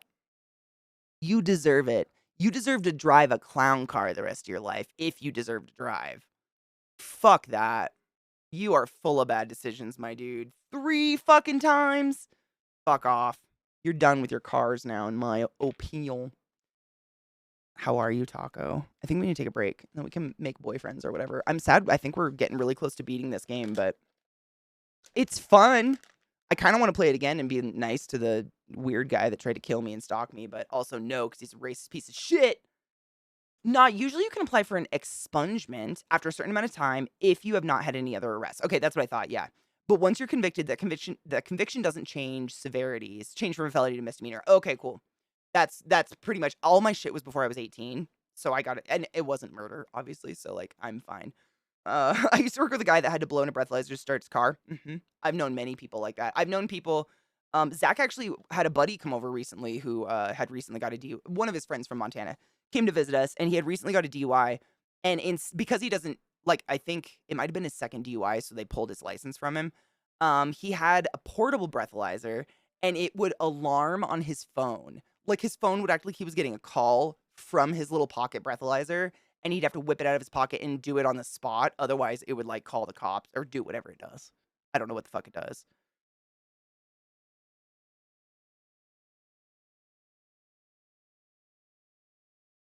Bye-bye. Bye-bye. I do billing for behavioral health, and we do offer DUI classes in MA after you get arrested. It's now costing over $1,000 out of pocket. Whoa. Honestly, I think you kind of. I hate to say it. I just don't think there's any excuse for drunk driving. I mean, you put so many other people in danger. Despite the fact that I work in a hospital, my undergrad's criminal justice, dude. I get that. Yeah. It's weird. I mean, look at what my graduate shit is in, what I do for a living. I mean, I don't even know what to call this. I'm a medical professional. What up? I don't know. Life is weird that way, though. I don't think it's ever plans out the way you think it's going to. Agreed. Oh, it's fine. They asked a stupid, pointless question that had no, it doesn't even deserve to be paid attention to. That's how stupid and pointless it was. If you catch my drift. What up, Sin? How are you, love? Especially now with Uber and everything. Exactly. Especially with fucking Uber, Lyft. Are there any others? I'm sure there's more companies like that across the country. Like, there's, if it's kind of like, you know, if you can't afford the vet, you can't afford the pet. If you can't afford the Uber, you don't get to fucking go get fucked up. You can't afford to drink if you can't afford the Uber. You know? I would say that to anyone who tried to pull that shit with me. I'd be like, nah, you're being irresponsible with your money. Get the fuck out. I ain't got time for children. Good morning, Sally. And Burby baby, how are you? Been an interesting few weeks, but I'm hanging in there. Oh man. I hope interesting in a good way, or at least you're finally finding relaxation. I'm all right. I'm all right. I have cramps, and that sucks. But other than that, what are you gonna do? That's life. Should it purge chat on bans and timeout? Twitch is borked. Yes. Did it not purge them? It should, yeah. If I ban someone, it should delete their messages. Did it not? Interesting. It should delete their messages, but I don't know. I don't know if it's fucking up or not. To me, it looks like it's gone. Really? Oh, Glut says, I think BTTV is retaining. What the fuck? BTTV, get the fuck out. None of that. Better Twitch TV settings. Blah, blah. Let's see.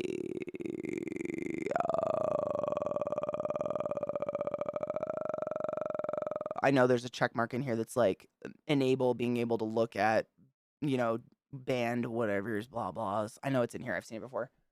Oh,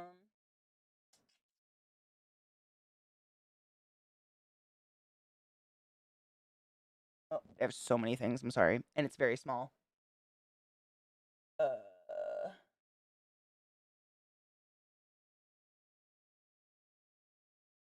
So, nope. Where is it? Player extensions. Scroll. Blah blah. Nope. Whoa. Nope. Didn't mean to do that. Fuck off.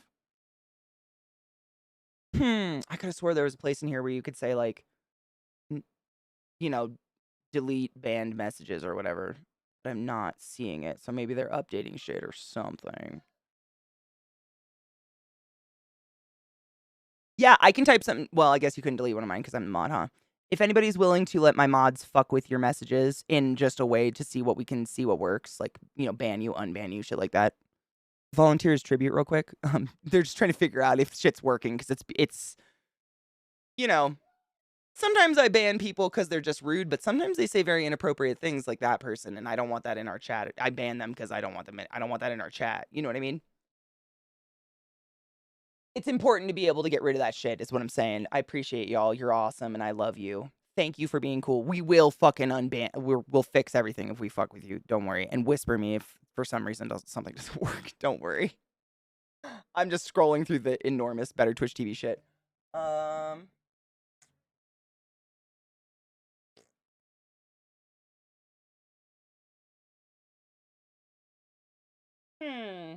It's almost like they got rid of it because it looks different. The Better Twitch TV the settings look different today. So I wonder if they fucked with shit. Should I disconnect BTTV?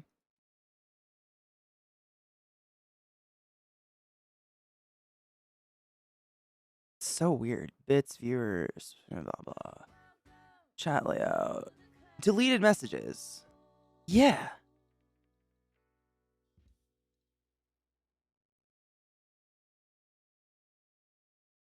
All right. I'm resetting the settings and re-clicking what I already had clicked. Let's see if it works. It should get rid of them now. Yeah. We're just testing to see if people still see purged messages. Or, you know, if you ban, you know how you ban someone, their messages should delete. They weren't for some people. Hello, Saf, my love. How are you? So we're just trying to see why. Cloudflare is being weird. I mean, all the internet shit's being weird. Thankfully, the game I want to play is not online. Sales! What's going on? Chaos. As always. How are you, my love? Thank you so much for subbing to the class. Keep the class alive. Giving name swings for so fucking long. 33 is a great number. It's a great one, Mr. Grinch. It shows deleted for both my messages on my side, and I don't have BTTV. Interesting. I mean, I'm glad that it's not showing for some people, but it's showing for others, which is weird. Oh, it's personal? But I mean, that gives us, like, no control over the channel, technically. Right? I took mine off default, David, and I put it on hide them. Just because, honestly, even I trust the streamer. Like, if a streamer bans someone for language or otherwise, I trust that I probably don't want to read what they said either. Like, I'm not one of those curious cats that's like, what offensive language did they fly around? Like, I don't want to fucking see it. I've seen plenty for the rest of my life. 33 is a great number.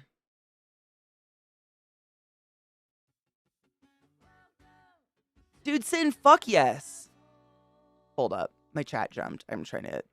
So 50% of the job I work at got let go, me included. So, God, it's like layoff season. I know so many people who have been like let go or lay off. It's fucked up, dude. I'm so sorry.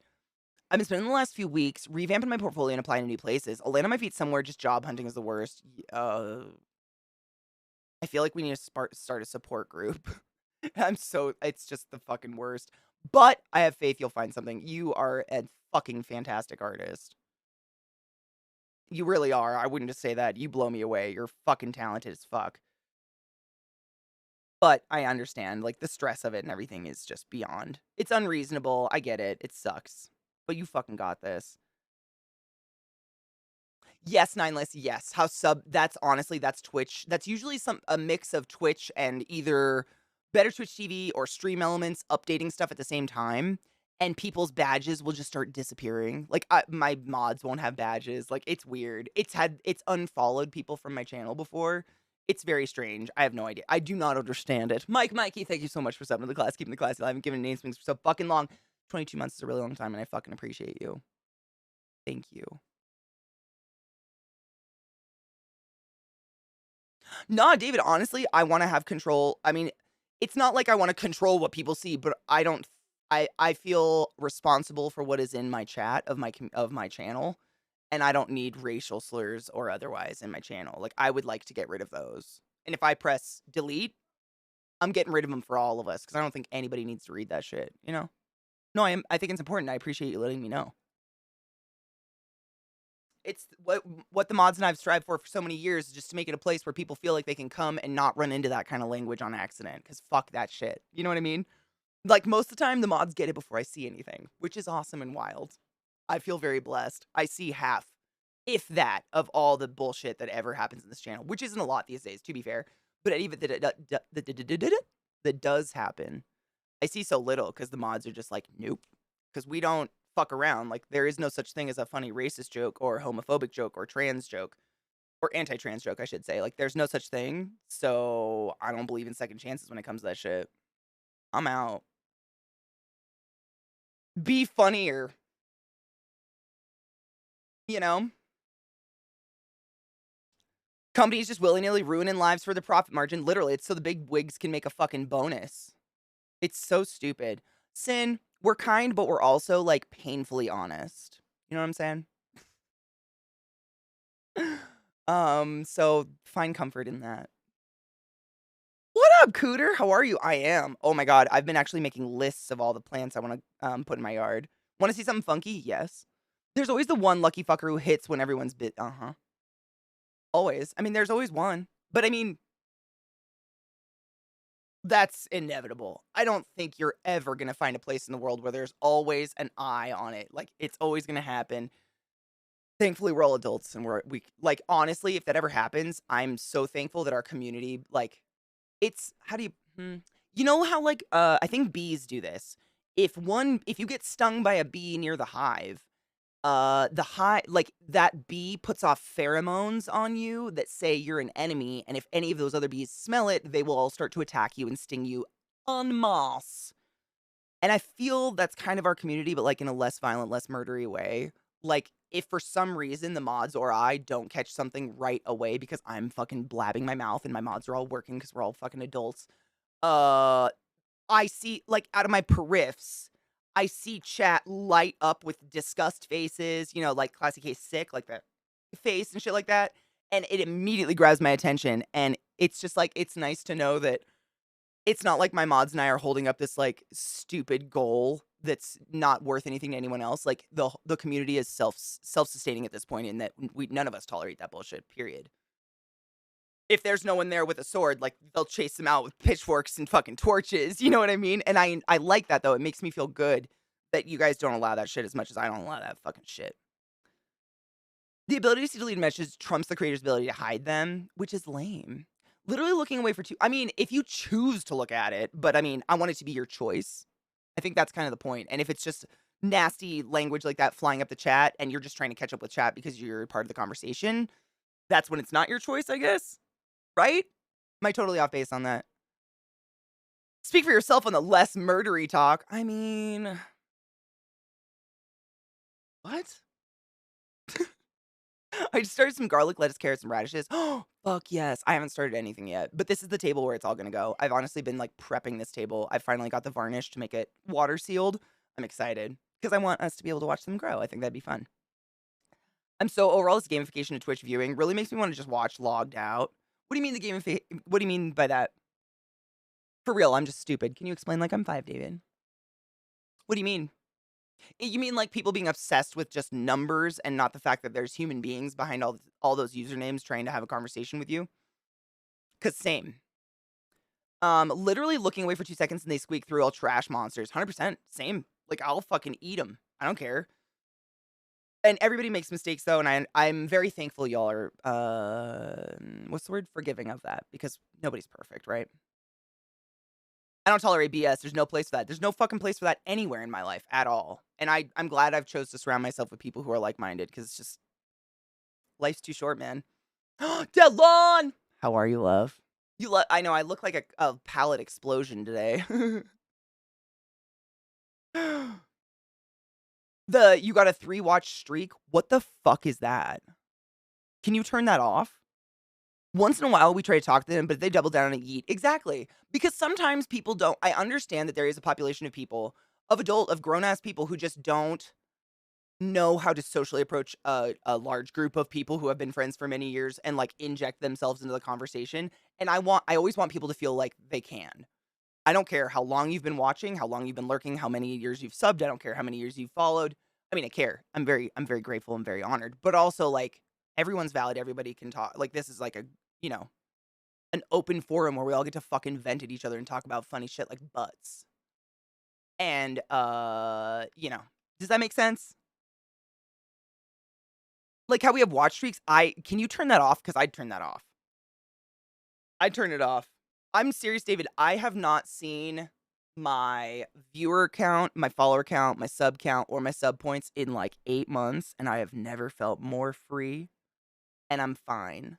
Because, and this is just me personally, I feel like those numbers, knowing them, whether or not they're good or bad, don't make me better at what I do. They don't make me more interesting. They don't make me smarter. They don't make me more compassionate. They don't make me more empathetic. They don't do anything for me but cause anxiety and pointless moments of like, why does everyone hate me today? Which is it's unrealistic and it's not. It's not real. It's a false that we've just developed. None of it means anything. The people who come and hang out every day are human beings I value. Period. It's great. It's very fucking freeing to just not. I agree with you. This gamification of just like numbers. I don't know. I don't like it either, but I do my best to just get the fuck rid of it and not have it in my life because I don't want it. I just want to hang out with, right? I just want to watch and not think about like even sub streak stuff. Like there's the amount of people that come into the channel and will apologize because their streak was broke. I'm like, I almost want to cry. I'm like, bitch. You think because you didn't throw a fiver at my feet in October, we ain't fucking tight buds anymore? Like, bitch. The shit we talk about in this channel, we're bonded for life. You guys are never going to get rid of me. Streaks, like, they're cool. Life happens. Fuck. Who the fuck am I to try to make anyone feel bad about that? Or feel anything. Like, I'm never gonna try to impose a feeling on you guys about anything like that. I'm grateful you're here, you wanna hang out, and you're funny. You make me laugh. That's it. And I'm very, very lucky and grateful, and I hope to never take that for granted.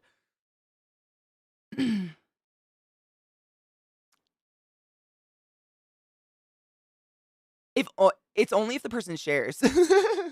To get people to watch more and feel bad if they fuck the streak up, I think that's stupid. Don't ever feel bad not maintaining some fucking streak involved with my channel. I'm saying this for everybody ever that is listening right now.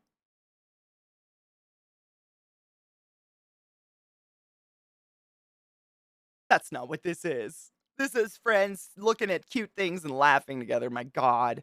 Absolutely not. You join with asking questions to clarify instead of joining with statements sounding like you know it all. That's actually good advice. I'm trying to be better about it because just shutting people down, they never learn. But at the same time, being here is a privilege, not a right. I agree.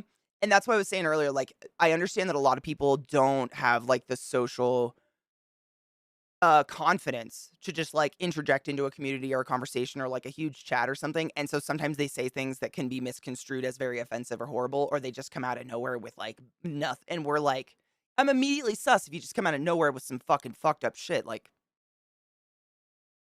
I don't know, like, what's happening here. Like, for instance, this is not the only example, but for instance, if someone I have never seen before in chat ever, and y'all know I'm fairly good about getting through chat and reading and seeing everyone and like trying to get to know you guys, I think. Um, and they come in and it's like, my dad beat me to death this morning and my eye's on my cheek, but my butt hurts and I don't know what to do about Nana. How are y'all? I'm like, you know what? Like, that's an exaggeration, but I am so fucking immediately sus. I just think this is gonna go to a dark place immediately. This is a setup for a dark place. Like, what is happening here? Nobody does that in real life. Get your purse off the ground. Don't be dumping that shit on my table, bitch. What? Goddamn. I say goddamn. I just want to hang out and do class shit with my classful friends. Same. That's all I want to do. Laugh at stupid shit. Make boyfriends. Kill them. I don't know. I don't fucking know. Laugh at stupid shit with my friends. Exactly. And I don't know if this happens to you guys, if anybody's ever streamed or like maintained any like sort of social media thing, but when something like that happens, like someone comes into the chat and says the N word or just starts spouting off really obviously they're trying to stir shit. Like, I guess they're the modern day trolls. I really don't want to give them the name of a troll. I don't know what else to call them because trolls don't do that. Trolls were funny. I modded them. I don't know what to call them anymore, but just these fucks that want to stir the pot in an offensive way. I get anxious and I immediately, like, the rest of the stream, I feel guilty and I feel gross. I feel bad because I'm like, why did I attract that? What about me attracted that to my channel? What is my community going to think I stand for that kind of thing? Is someone going to stop in on one of my VODs on YouTube and that's the one moment of the stream they see and they think I'm a white supremacist or a fucking hateful hoe of any kind? Like, I immediately go to that place and I get spiraled into that and I can't stop thinking it for hours. I get stuck in it because it's like, why? What did I do? I don't know. Like, I don't think you do anything. I think it's random. I think it's just people looking to be shit disturbers, but I still take responsibility for it. And I think, like, how can I prevent that? Because I don't want anyone to come to my channel and have to worry that some fucking transphobe, for instance, is going to come through and start spouting shit. Because regardless of how we react to it or how quickly we deal with it, it's still been said, it's been seen, it's been in the chat, and nobody can get past that very quickly because it's usually terrible and hateful. And I just feel bad. I don't know. Maybe that's just me. I probably internalize too much.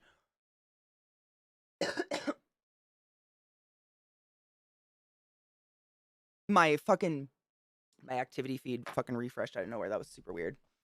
Anyone who tries to take another's excitement or joy with no human suffering makes you the worst kind of person. How dare you shit on someone's happiness? 100%. How dare you yuck on someone's yum? And why? It's easier to find something you like to do than just make everyone else feel shitty for liking things. I promise. I stopped playing Animal Crossing because I felt like I was obligated to log in every day. And I was like, I don't want another job. That's how I felt about ESO. My streak isn't broke, my wallet is. And we've all fucking been there. And I'm gonna be honest, at the end of the day, this is entertainment. I hope I'm the first thing to be cut when you need to pay bills. If I'm not, Bitch, adjust your shit. Like, I'm flattered, but nah. You need water. Pay your shit. Like, you know what I mean? Oh, Coven. You made me smile as well, so it's a twofer, right? I'm not a licensed therapist. There is no positive outcome of someone dumping their trauma unwelcomed. I mean, it's one thing, like, talking about something with your group of friends who you've known for a while and, but it's so different. There's a difference. There's a big difference between that and someone coming in just wanting to say horrible things out of nowhere? What attracted them to the channel is girl is attractive. That's it. Oh. That's how those shitbag incels idiot work. I do this a lot. Maybe I should just stay this way. Will that make it go away? I could do that forever. Some people just search by tags and act like assholes. It's fucking sad to me. I mean, pathetic sad. You know what I mean? Like, I pity the fool. Like, get a fucking hobby. Dark joke. What's the difference between American and a computer?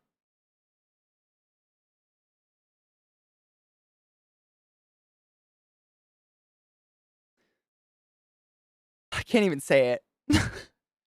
The American has no The American has no troubleshooting.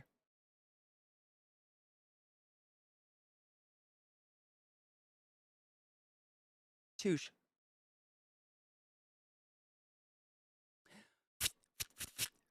Is all I have to say to that.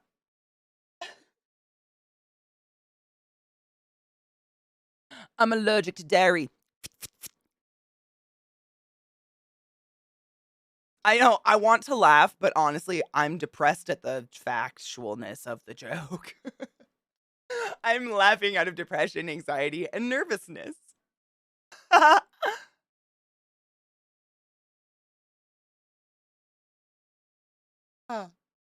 We're in danger. Cheers.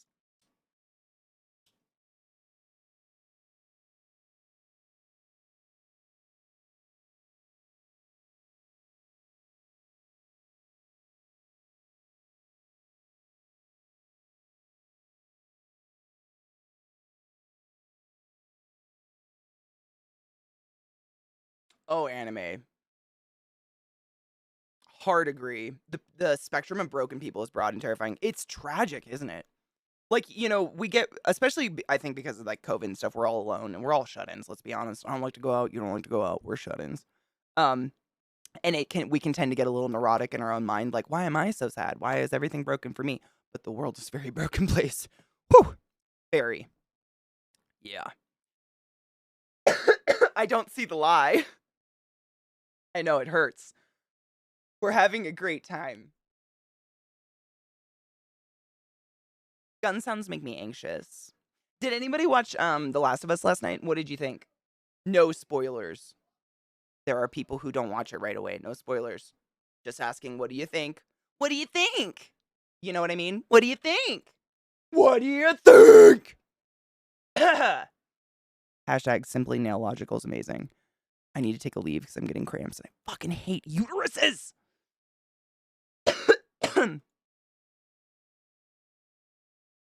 You haven't watched any of them, BDO? Do you plan to? Just out of curiosity, no shame. I've never played the games. I've watched people play them a million times so that I get the gist of it, but I've never played them. But the show has been phenomenal. Easily one of the best I've ever seen in my life. Like, holy shit. It's like, it gives me the feelings that I wanted from Game of Thrones. Does that make sense? Have you really? Oh, Zach has as well. And he says please interject if he's totally off base, but he says it's pretty well done to the games in terms of like the major players, the major concepts, other than like the way that the disease spreads, which totally makes sense to me. I know a lot of people were up in arms in that they changed the way that and this isn't a spoiler. I mean, this is just a cool fact, because it's fucking point one. And if you played the games, you'll understand what I mean. They changed the mode of spreading of the disease because there was no way to explain in a real life scenario how the fuck spores just stayed in a sparkly corner of a room, Like, Everyone move around that spore bubble because real spores of a mushroom fucking explode into the air, are invisible, and they are weightless, and they're everywhere. We have fucking fungus spores all over our skin all the time just from our environment. So if that was literally how it spread IRL, everyone would have got it immediately and everyone would be dead. Like the world would have ended in a day. You know what I mean? There would have been nowhere safe. Spores are everywhere. Is it HBO? I think it's HBO. Cause literally, Viata, did you watch Game of Thrones? And anybody else? Did anybody else watch Game of Thrones? And are you also watching Last of Us? This is no spoilers, but I swear to fuck that the opening credit sequence for The Last of Us is a reskinned Game of Thrones credit. Like, you know, in Game of Thrones, it was like the gears would twist and then a little castle would like dildo itself out of the ground. Instead of that, it's like the fungus spreads across the ground. But I swear to God, this song is like, close your eyes and listen to the song. I can't be the only one here. Every time it starts, I'm like, oh, Game of Thrones with fungus. It's the same thing. And it like travels across a little world and the fungus spreads and grows in buildings and shit. It like exactly. I don't know. It's just reskinned, right? I'm not totally off base on this. I'm not that picky. It's still cool, but it's just a reskinned fucking Game of Thrones opening scene. Come on. What sound does a jar of acid make, though? What sound does a jar of acid make? I don't know. I mean, Viata, you just like, you find it other ways. You know how. You didn't? Okay. Don't. It doesn't exist. For those of us that suffered, though. Russa, right? It's like, if you play them back to back, I don't know, man. They're probably not identical, but there's something about it that is just so uncannily like the other one that I can't help think of every time. I don't know. There's something. The Game of Thrones one was cool, but Game of Thrones was a terrible series. How fucking dare you?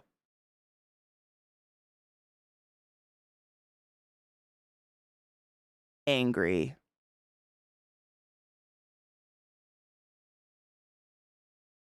The funguses are really cool. But the way, I mean, it's like zombies. You just have to be bit to transfer the shit now instead of it being like free flying spores. You know what I'm saying? But the zombies are dope. The clickers look incredible. If you just like look up on Instagram or on Pinterest or something, look up the clicker SFX makeup. It is phenomenal. The talent that goes into the sculpting of those pieces is so fucking cool. I heard the books were really good. I think Zach read all of them. I couldn't get into them. It wasn't like the content was good. It wasn't his type of writing.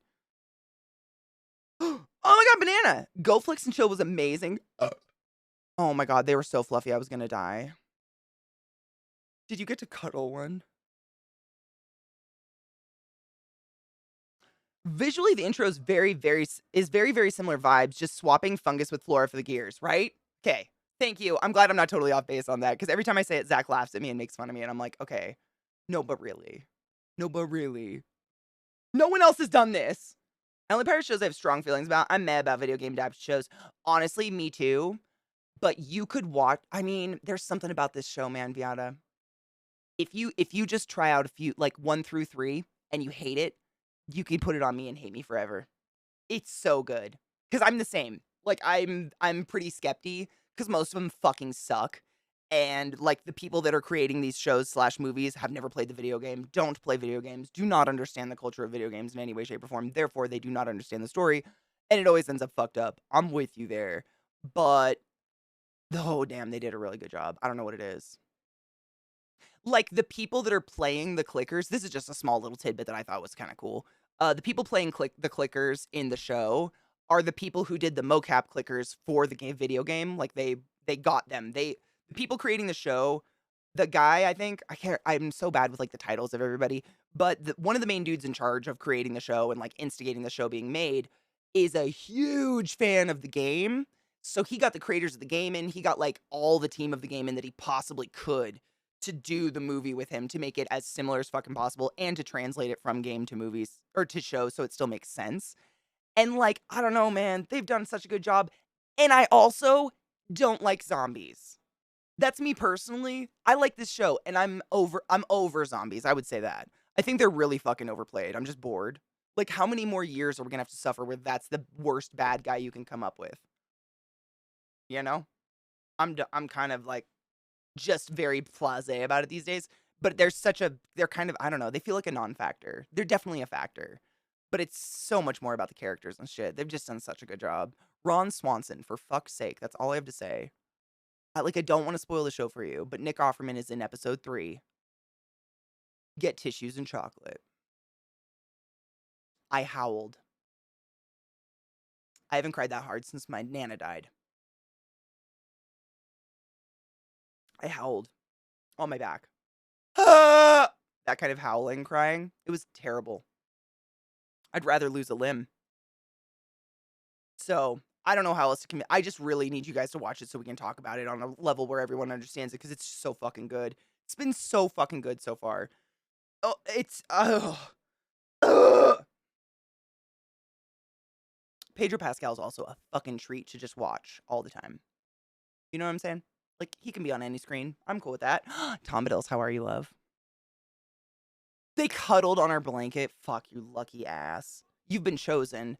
I found the books kind of boring. I just read the chapters on Arya. Yep, I get that. I kind of couldn't get in the books either. I tried. But I don't fault myself for not being able to read some fantastic series the world's obsessed with. There's a million books out there I can read. I don't need to read the one everyone else is reading. There's someone said a quote about that. Like, read books other people are not reading. Otherwise, you're never bringing new conversation to the table. I like that. I like that. Again, it's just a circle jerk.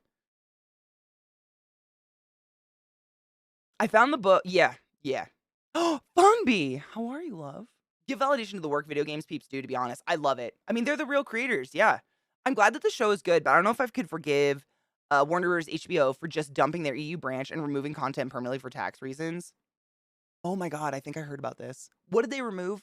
That was like the big obvious one. Everyone was like, what the fuck? I heard about this. I mean, I have a VPN. That's all I'm going to say. I have a VPNist. Because I'm not wealthy and I want to watch these shows. And there are way too many streaming services. Every single time a show does a season on X and then season 2 is on Y, Katie opens up her VPN and suddenly does not give a fuck anymore. Because fuck you. It's becoming cable. It's becoming cable in the 2000s. Our cable bills our internet bills, our online streaming service bills are going to be $250. And we're like, what the fuck did we watch that was worth $250? Oh, it's because we have to have Amazon Prime with the HBO add-on and the Stars add-on and the Paramount add-on and the fucking suck your dad off add-on. Fuck you! Fuck off. I've been pirating since I was 12. Are you kidding me? Eat my ass. I have cramps. I'm gonna go find some Aleve real quick. Be right. Fuck a dick. Yes, Westworld got dumped. Yep, that was it. To be honest, after the first 2 seasons, it got really boring. In my opinion. Like, once they left Westworld, I was like, oh, this is dull. Why'd they go back to Westworld? I don't want to see robots free. The fuck? We already have creepy AI. I don't want more of that. But yeah, that was the big one. And everybody was like, the fuck? And it was for tax purposes. Yeah, I read about that. I mean, HBO, though. None of them are good. Anyone that's going to make me like, oh God, what did I start watching the other day? I started it. I didn't watch very much of it. Fuck. Ouch. I'm in pain. I'm sorry if I overtalk, but I just have to like not think about it. What was the show called? Party Time? It was about like a bunch of burnout wannabe actors that run like a little catering thing. What was it called? Party Down. I guess like from 2009. I'd never fucking seen it. I don't know. I'd never even heard of it.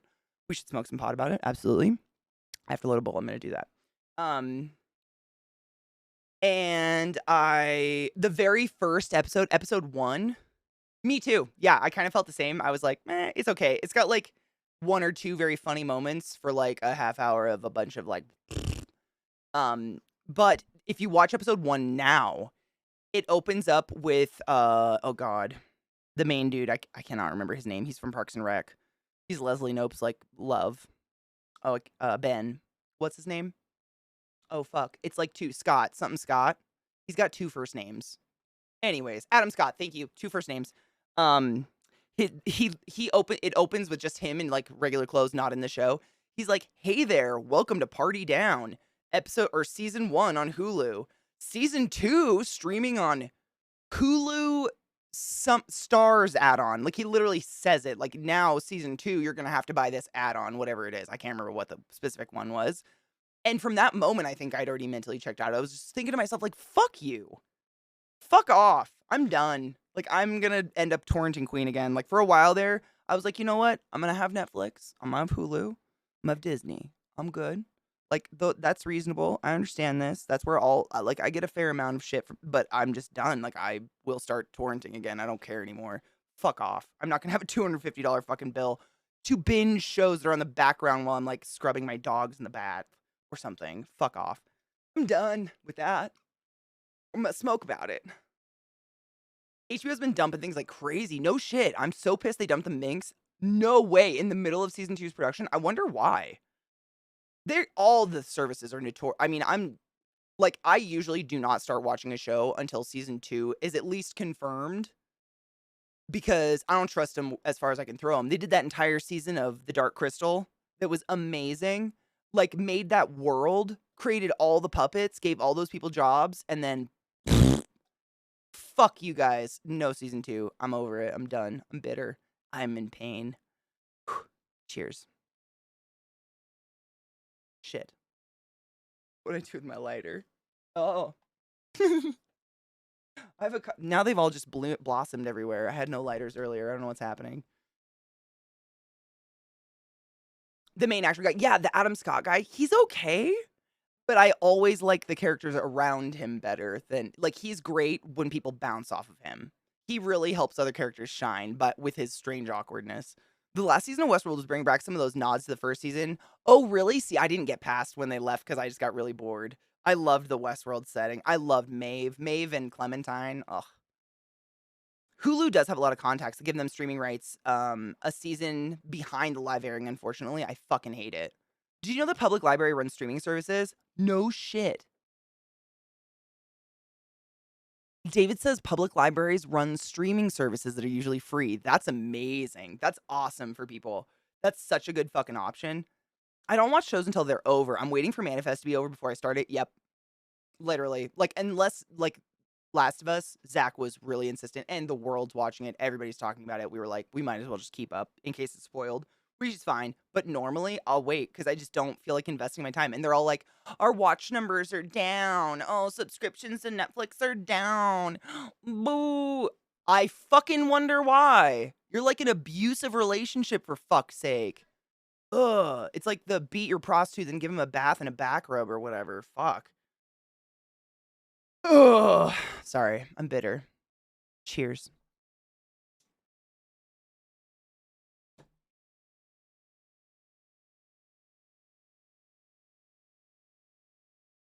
Same sales. There's so much just crap out there. And, like, the majority of shows out there, especially on Netflix, that are the top shows everyone's watching, I don't like. Like, any of them. And I don't know if I just have terrible, I have a terrible taste in my entertainment or whatever. I have no idea. But I don't like any of them. I think they're all very corny and lame, and I'm like, why is this popular in any way, shape, or form? And then I ask you guys and my friends if anyone's seen it, and no one's seen it. And I'm like, okay, why is this number 1 on everything? It's terrible. I don't know. Is it just me? It's like a phenomena. Like Emily in Paris, horrible. Ginny in Georgia, fucking terrible. All of them. I just don't understand. How are they? Is it me? Is it because we're old now? Is that it? I mean, we're not that old. Like, what's the main audience of the streaming services? I really am curious. Like, who watches the most? Because I feel like I binge a lot, but I put it on the background while I'm doing other stuff a lot. If I'm just not feeling my music, or I'm like feeling like I'm repeating music a lot. I know I'm kind of old. People like people like crap. I finally watched Squid Game. I thought it was really garbage too. I don't get it. Same. I don't get it. I'm so glad you said that, Frem. Frem said, I finally watched Squid Game. What a fucking garbage show pretending to be smart and insightful. I felt the same. I was like, is this just pretentious fuckery? I felt the same. But oftentimes, I just put it up to me being an uncultured swine. I'm like, you know what? It's fine. I grew up in the hills. I watched Blue Collar Comedy Tour at least like 4 times a week growing up. Like, I'm not the most cultured, I guess. I don't know, for lack of a better word. I don't have much breeding, I guess. I don't know. I think in the US and Canada, you have Canopy, which I think just requires you have a library card. Canopy. Is that like the online service? See, I haven't been to a library in so fucking long. Honestly, just because I've moved so much, that I don't even know, like, I know, like, the last time I went to a library, they were introducing being able to rent audiobooks. Not even kidding you. That's how long it's been. But I just haven't had a need because I've found my ways around it via the onlines. But that's an awesome option, to be honest. If you have a nice library, like, that's fucking absolutely worth checking out. Definitely, yeah. So much out there is fucking tween drama. Exactly. So much of it is tween drama. And I hate that they're bringing shows back that I loved, but they're making them cater to tween drama now. I'm just like, okay, sure. We won't name the remakes, but you know what I'm talking about. I want supernatural shows that aren't angsty bullshit, dude. I feel that's. I mean, that's why I'm almost done with the second book of oh God, Kills suggested it to me. What is it? The Dresden Files. Because I said the same. I was looking for a book series. I was like, I really like high magic book series and series. I really like werewolves. I love vampire stuff. But I would like to read it where it's not this shy, meek girl that is mystically like so attractive to the hottest ancient vampire in school who is a fucking chimo, and a werewolf who's also another hot boy in school, and no one can. I'm done. Like, I just want a fucking adult story that has to do with those. I think it's really cool when those themes are involved that doesn't have to do with tween drama. I don't know how else to put it. That's a perfect way to put it. And so far, I've really liked Dresden Files. It's great. And I'm also, the other book I'm reading is oh God, it's Zach's favorite book. Callahan's Saloon. Yeah, I just started it. I usually have like 4 or 5 books going. I'm kind of a crazy person. I'm also reading a book on my iPad that's about like murder. I'm sick.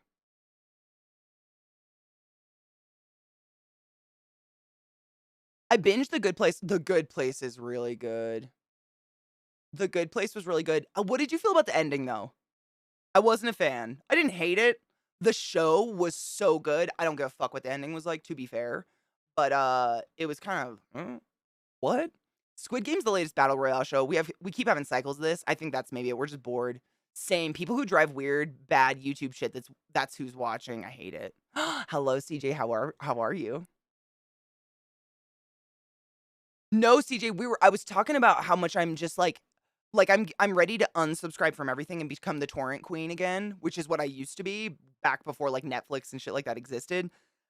Simply because of all of these services like Hulu and Netflix and Prime and so on and so forth, having it so like I have a Prime subscription and I'll watch the first season of a show on Prime, and then the second season comes out, but it's on Prime Stars. And then the third season comes out and it's on Prime Stars Premium. And then the fourth, and they're just like, do you remember when like cable, like Dish TV and all those, like Dish, I guess in general, first came out and we could get like millions of channels, but it was like you had to buy the HBO package and then you had to buy the Showtime package. And then if you wanted, say you just wanted USA, you couldn't just get USA as a channel. You had to buy the package that had USA in it. And eventually you were paying like $200 to $300 a month for TV because you just wanted one. Like if you want, the Discovery Channel, you have to pay for the fucking Discovery package, which is all the channels Discovery owns. And that's how it was for a while. And we all stopped doing it and started doing Netflix and then that, became the new thing. And now it's just coming back. And I refuse. I'm not going to get sucked into that again. Go fuck yourself. There's no show worth it for me to subscribe to a new service. I'm sorry. I know how to find them elsewhere. I'm not an idiot. And I'm not fucking rich. And there's so many amazing Plex servers. I forgot to even mention the fact that Plex exists out there. Like, all y'all probably know someone with a Plex. Even if you don't know, just like mention Plex in a public forum, you'll find a Plex that has everything you ever want on it. Exactly. And normally I would never push, what is technically illegal shit. Like, do not go torrenting shit if you don't have a VPN. You will get a letter in the mail from Comcast that says, we're going to cancel your service if you ever do that again. We saw your shit spike. Don't do that. Don't be stupid. You know what I'm saying? Like, I ain't here to take responsibility for your idiocy, but I'm also in no part going to flush out an eighth of my monthly income on fucking, movies that I put on in the background. Fuck off. I'd rather go back to the days of like renting movies on a Friday from Blockbuster in person.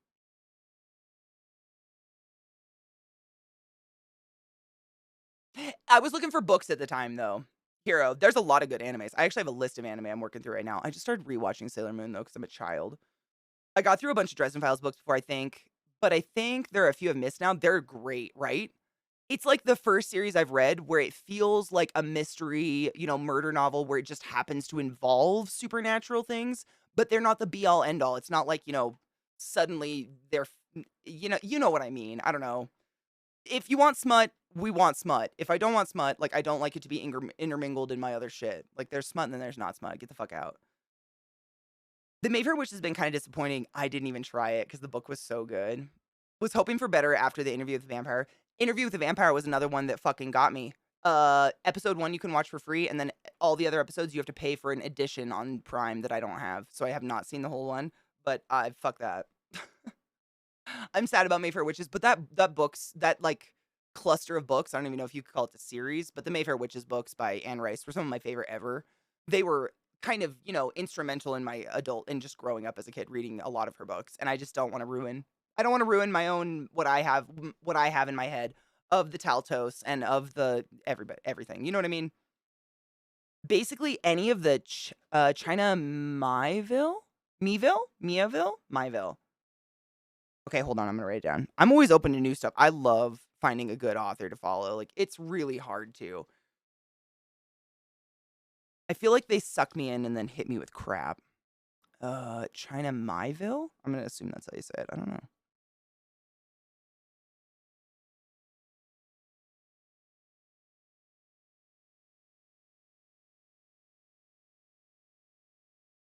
I love Weird as Fuck to Scratch the Itch. I read Chuck Palahniuk shit, and that shit's hard to get through sometimes. Some of his newer short story stuff is dark as fuck. Genova warned me, I must be fair.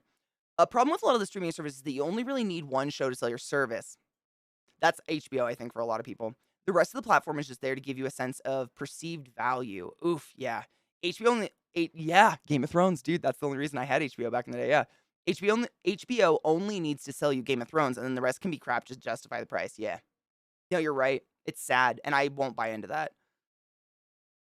Hulu Plus, Hulu Stars Plus, Hulu Stars Plus, PPV. Exactly. It's garbage. It's garbage. I'm not getting sucked into it. And I encourage none of you to. There's no show worth it. Yeah, I've been offered many Plexes by just like friends of friends because they don't care. It's Plex is somehow a loophole thing. Plex is amazing. We used to go back to it too much. Might be time to go back. It's great though. The Good Place. It's so good. What's her name? The main girl, Kristen. For some reason, my mind said Chenoweth. That is not Chenoweth. Chenoweth is like little Dolly Parton. Help. I love her. She's a great actress. Fuck. Belle. Kristen Bell. Yes. She's great. She sang in Frozen, one of my favorite Disney movies ever. I know. I'm sick. I don't have kids to ruin it, though. Spectrum sends a warning email, but they do not share the info with people who actually go after you. Oh, no shit. I got a warning mail one time when I lived in Baltimore. I think. I have to admit the number of different paid services springing up, recycling shows, being between each other is pushing me to unsubscribe and get a hokey fire stick. That's what I'm going to do. Seriously.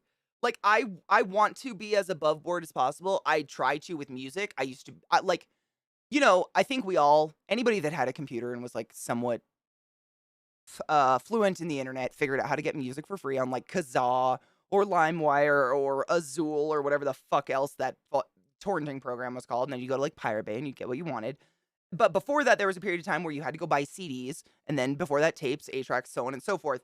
And then we had this burst of, like, Rapster, which got in trouble, but Rapster led to a whole slew of other torrent shit. And I think there was a period of time, literally 10 years, I did not pay for one track of music I owned at all. I would find discographies and just download everything from everyone ever because it was so fucking easy compared to what I was used to doing, like driving 2 hours to Spokane, going to the AMC, or not, was it not AMC?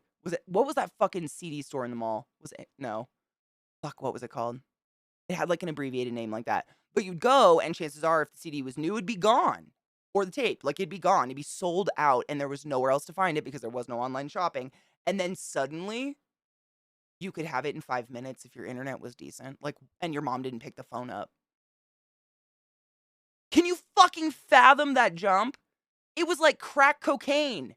I couldn't stop. And then, like Spotify and those kind of services started blossoming, and I was like, you know what? I can afford $8 a month to feel like I'm at least supporting the musical artists that I love, because I do value music on a ridiculous level, and I wanted to feel better about it once I had like an adult job and could actually afford things. And I felt the same thing about like media, like when Netflix first popped up where you could actually like subscribe to the service online, not the mail thing, because I'm never going to mail anything back. Never happened. I'm pretty sure I still have a Netflix disc somewhere in my house. When that stuff popped up, I was like, okay, I can feel legit about this. They have enough content that I don't feel like I'm missing out. But fuck this. Was it FYE? Yes! FYE! Yes! That was it. Yep. FYE was the one we had, at least. In the Spokane Mall, the Northtown Mall, it was FYE. Yes. Thank you. Yep. That was it. That was the only place you could go. There wasn't anything else. Unless maybe maybe Walmart. Walmart. Maybe. Since my alarm's going off at 4:30, oh my God, sales. Go to sleep. I love you. Don't forget to brush your teeth and drink some water. Be good. Be safe. 9,000 Hellbent. I love garbage stuff. I'm in the mood. Like, that's usually why I have multiple books going at a time, because it just depends on what I'm in the mood for. Like, right now, I have Dresden Files going, which is kind of like, it's like funny, like, how would you put Dresden Files? It's like funny macabre, you know? Like, you get a lot of his inner dialogue, and he's like, he sees this macabre, like, murder sites and shit often. And so he, as most medical workers do, has kind of a dark sense of humor about a lot of it, but he doesn't say it out loud to be an asshole most of the time. It's inner dialogue, a lot of it, and I can really identify with that, and I laugh a lot. So that's like one of the series I have going, but it's a little heavy sometimes. And then I have Calhoun Saloon, or whatever that fuck, Zach's favorite book. I think it's Calhoun Salon. Literally, the version he gave me to read, the front cover's ripped off, so I can't even picture what it looks like. But I have that one going, and then the one on my iPad I have going is like murder. Like, I told you guys about the first one in the series. I'm reading the second one. The first one was about the butterfly garden. The guy like kidnapped young girls and tattooed big, beautiful, elegant butterfly wings up and down their body, and then kept them as like little sex slaves until they were 21, and then he'd embalm them while they're alive and put them in a cube of resin on display for all the other girls to see forever until it's there. Like, it was so fucked up. I'm reading the second in the series of that one. It's equally fucked up, but I love the way the author's done it. Like, it has nothing, it's a whole new story, but she's made a way, like, the author's done a really good job of intertwining and kind of wrapping up the first case while you're getting into the case of the It's really well written. I don't know, man. I'm into it. And they're all free on Kindle. What is it? Kindle Unlimited, which is basically Kindle Prime. If you have Amazon Prime, you have Kindle Unlimited, right? It's like the books you rent and then put back. And they're all free on there. So I've just been binging those. And they're like real quick reads, but damn, they are dark. I really like, you guys know though, horror and true crime, I've always been into that shit. I don't know. It's sick. It's a sick part of me probably. But it's like, I can't look away. I'm into it. I don't know. It's gross. It's sick. It's almost like I push the limits of my own brain because I've seen so much in terms of like just watching horror my whole life, liking dark shit, and then working in a hospital. I've seen so much that at this point I'm like, how much worse could it get? Let's push that. It can get so much worse. Just an FYI, I will never tell you half of what I've listened to in some of the true crime podcasts I listen to. Oh my fucking God. Sam Goody. I remember those coming in. Tower Records shut down. Actually, I remember that shutting down, but I never went. The whole Napster debacle. Oh, Tidal. Is Tidal kind of like Spotify? But they pay the artist more. Interesting. Is it really? Because I would look into something like that. Any service, like I remember when what was it? Like Spotify had Rogan on it and Rogan was touting bullshit. So everyone was like, we're leaving Spotify because they're not getting rid of Rogan. And I was like, I don't know where else to go, and I'm too addicted to music, guys. Like, I don't know what to do. If that's an option that pays them more, I'm all about that. Because I think literally on Spotify, the artists get paid like a penny per song or per play. I know. They're such whiny bitches, Hero, right? I know. Honestly, they never made good music after that, so that's fine. Now I just buy vinyls of the music I really love and subscribe to a streaming service for the rest. That's what I do too. I have a lot of vinyls. I don't even have a record player right now. It's at my mom's house still. Speaking of supporting artists, did you see the Snoop Dogg interview where he explained how much the record companies get off the artists? Yes. Oh my God. I actually, literally, I was led to that because I had just previously listened to a podcast that was all about like the dark side of boy bands. Like, I'm sure a lot of you are familiar with like the Backstreet Boys and NSYNC and a lot of those boy bands from the early 2000s, late 90s made $16 in the entirety of their career because their managers fucked them over in terms of language of contracts and shit like that because they could. I mean, it's horrific. It's unreal. Like what I said seems unreal. It really isn't that unreal. It is fucking unreal what happened to these people. It's crazy. And it led me onto that one as well. Callahan's Cross Time Saloon, that one. Yep. Thank you. Yes, I just started that one. Yep. Thank you. My brain is so broken. I still feel bad for bands that lost money from torrent sites, but so many mega bands were whiny as shit. Honestly, I don't same, but I don't feel responsible for them losing money because at the end of the day, it's their recording companies that are fucking them in the ass. You know what I mean? If it wasn't for the consumer, they wouldn't exist. And I'm going to consume it the way I feasibly can. You know what I mean? And if you make a 10-song album $20, I'm not doing that. Sorry.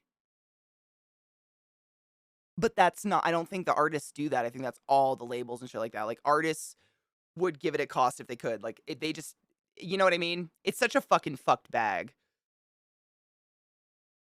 Tim Heidecker, why do I know that name? Hold up. Why do I know that name? I'm really bad with names. I have to Google this person.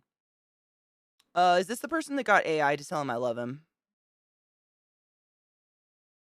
Why do I know this person? His face looks stupid familiar. Why do I know this person? Maybe? His face looks dumb familiar, but I cannot place it at all. Just white girl things. Did I say that something that was a stupid white girl thing? I am a stupid white girl. This is facts. I'm not proud of it. Just facts. If you want to know part of why all your streaming services suck and how the media and company mergers are reproducing the quality of media, Adam Conover outlines this pretty well in his presentation to the FTC. No shit. Ooh, I'll have to watch that. He's a pretty clever dude. Sometimes. I watched his Adam Ruins Everything, and he did an episode on medicine, and he got a lot of shit, like, very blatantly wrong in his efforts to make it layman's for the layman's person. He made it misinformation, and I feel like as someone who reports on things, like, that's something you gotta not do. You know what I'm saying? He's done it a few times. I've caught him talking about medical stuff where I'm just like, "That's not just layman's, like, you straight up dumbed it down to wrong." You know what I mean? Which can be really dangerous, but he's also very smart and does some good things. Like, I can't just, like, don't cover it if you're not gonna cover it right. That's all I'm saying. I'm sure you guys notice it in your fields as well. Does anyone remember if Stolen Chance by Milky Dance, I have no idea what any of that means, was free on iTunes, or did it randomly appear on our iTunes library like U2? I have no idea, but I definitely got U2 randomly when that happened. I remember that. I watched someone who talks about true crime. I understand. Oh, Mayo, right? I mean, darker than even I could have ever thought it would go. I'm not fucking with you guys, dude. The darkest thing you can think of, it's happened and it's been worse. It is fucked up. This world is fucked up. Be kind. The world is fucking chaos. That's all I got. And their selection's pretty good. No shit. I'll have to check them out. Hold on, I'm gonna write it down. I'm gonna check them out because I'm all about that. I want the artist to get a better cut. But obviously, like the company that supports the service and the servers, like everybody needs a cut. I just would like it to be more fair because I'm here for the musical artists at the end of the day, you know? They have Kindle Prime and Kindle Unlimited, and Kindle Unlimited is $10 a month, even if you have Prime. No shit. I'm gonna have to check. I don't know why. I feel like I didn't sign up for that, but I get it for some reason. It's dope, though. I definitely use I definitely use the fuck out of it. I read so much. I guess if you read enough. It's probably kinda like, what's the audio don't they have an audiobook service too? Audible? It's probably similar to that. Like, it's worth it if you use it. Like, if you really truly are, like, in traffic and you listen to a lot of audiobooks, stuff like that. A big point of contention is laundry because my room is right next to the laundry room. It's not just loud, the whole room shakes. Dude, our house shakes when I do laundry too. Thankfully, Zach sleeps hard. I started telling everyone after 10 PM, I'm just gonna shut it off. It's smart, honestly, because it'll jump. I like a dose of dark fantasy horror, but with mangas, graphic novels, it's so hard to read when they involve kids. I cannot stand it. I don't understand why we have to involve children in literature or writing. Like, we understand that that's real life, but maybe let's not put it in our entertainment. And I firmly believe that every single writer of scripts, director of movies, anyone involved in media ever in the history of time, I firmly believe they can find a new way to piss off the hero that has nothing to do with skull crushing a puppy.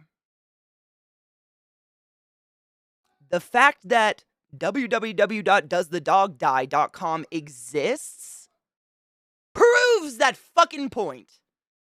I'm over it. I've watched John Wick once. Great movie. Fuck yourself. I'm not gonna subscribe to watching puppy stomping. Are you kidding me? Hell no. Fuck that shit. I'm out. David, I love your brain. Dude, Kel, you can always take those moments. This is a vent day. I have cramps like right now. Like hell. I feel like very violent. It's totally cool. We're here together with it. Does anyone remember if still? No, I have no idea. Hold on. I lost where I was. What's up with all the softcore streamers? What does that mean? What do you mean? I have no idea. I very infrequently shop Twitch's categories, which is sad and hypocritical of me, but I don't. Yeah, we were talking about true crime, Heidecker from the Tim and Eric show. I don't think I ever watched the Tim and Eric show. I don't know why I know this guy's name. Trent Reznor was smart with NN and releasing his first albums for free pay what you want. I know. He was, well, yeah, I mean, how else did you do it? There were a few people that did that back in the day, but he was probably the most prolific. Dumbed down to the point where it's dangerous information. That's exactly correct. Yep, and that's where I'm not cool. Theory of games. Thank you so much for subbing to class, keeping the classy alive, and giving it a swings. I am the rainbow. How are you? Thank you. That's a lot of months, and I appreciate you. What up, Helix? How are you? I had the same thing happen with Nerdwriter. There's some of this media and film analytics, which is just not current. I think it's just bound to happen with popular communication. Sometimes where some of the details get distorted in trying to support a narrative. Yes. Agree. 100%. Yep. And I try not to fault them too much, but especially in like the climate we're in now, where misinformation is just like supported, it's abound. Like most people are like facts, nah, you know what I'm saying? That's dangerous. It's just a little area where I think we could pay a little bit more attention, and it wouldn't take too many resources, just a little bit. Like I would fucking do it for free for people if they just want a little help. Just to not be dumb wrong and danger wrong.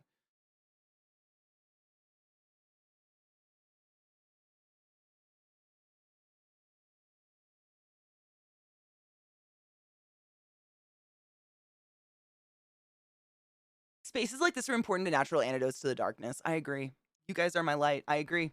I agree. You guys keep the fucking, what are they? The intrusives out. Dude, this one's actually getting a little patchy though. Ooh, this was actually a test. She's a little patchy there. I did like a padding technique with the makeup instead of like normally I do like circular kind of blending forever. I did this padding up the middle, and I wanted to test how well it was, and it is a little bald right there, but not there. Interesting. Always seeing what lasts and what doesn't. But I love to blend. It's probably my favorite part about doing makeup. It's just sitting there blending shit together until it's like seamless. Oh, feels so good. The person complaining about it the most is home more than anyone in the house. She's just not doing it until the last minute. It's fucking tyranny that I ask. That she... Does she have a job? How does she keep one? The music industry pivoted. They used to have concerts. They used to have concerts to sell records, but now because of all the pirating, they put out records to get people to come to their concerts, which is insane. And I wonder, do they actually make very much off concerts, or do venues make more than most of the money? I don't know who makes the bigger cut, to be honest. Like venues wouldn't exist without the artists to fill them, but I think the venues take a lot of money. It's unfortunate that sometimes the accuracy suffers to support the presentation. Yes. That's kind of all documentaries. You should all documentaries. I do pronounce things like a dum dum sometimes. You should always approach them as storytelling rather than research. Same. I think you and I do and most people do, but I know that we very much know that there's a population of people that don't do that and are incapable of that now. And that worries me. You know? It's just scary. Musicians get more of the ticket sales than record sales. No shit. Good thing I go to a lot of concerts. Yesterday was birthday, today was tax day. Rip my vaporized wallet. Was it fun though? Happy Pisces season. The problem is on display on Twitter today.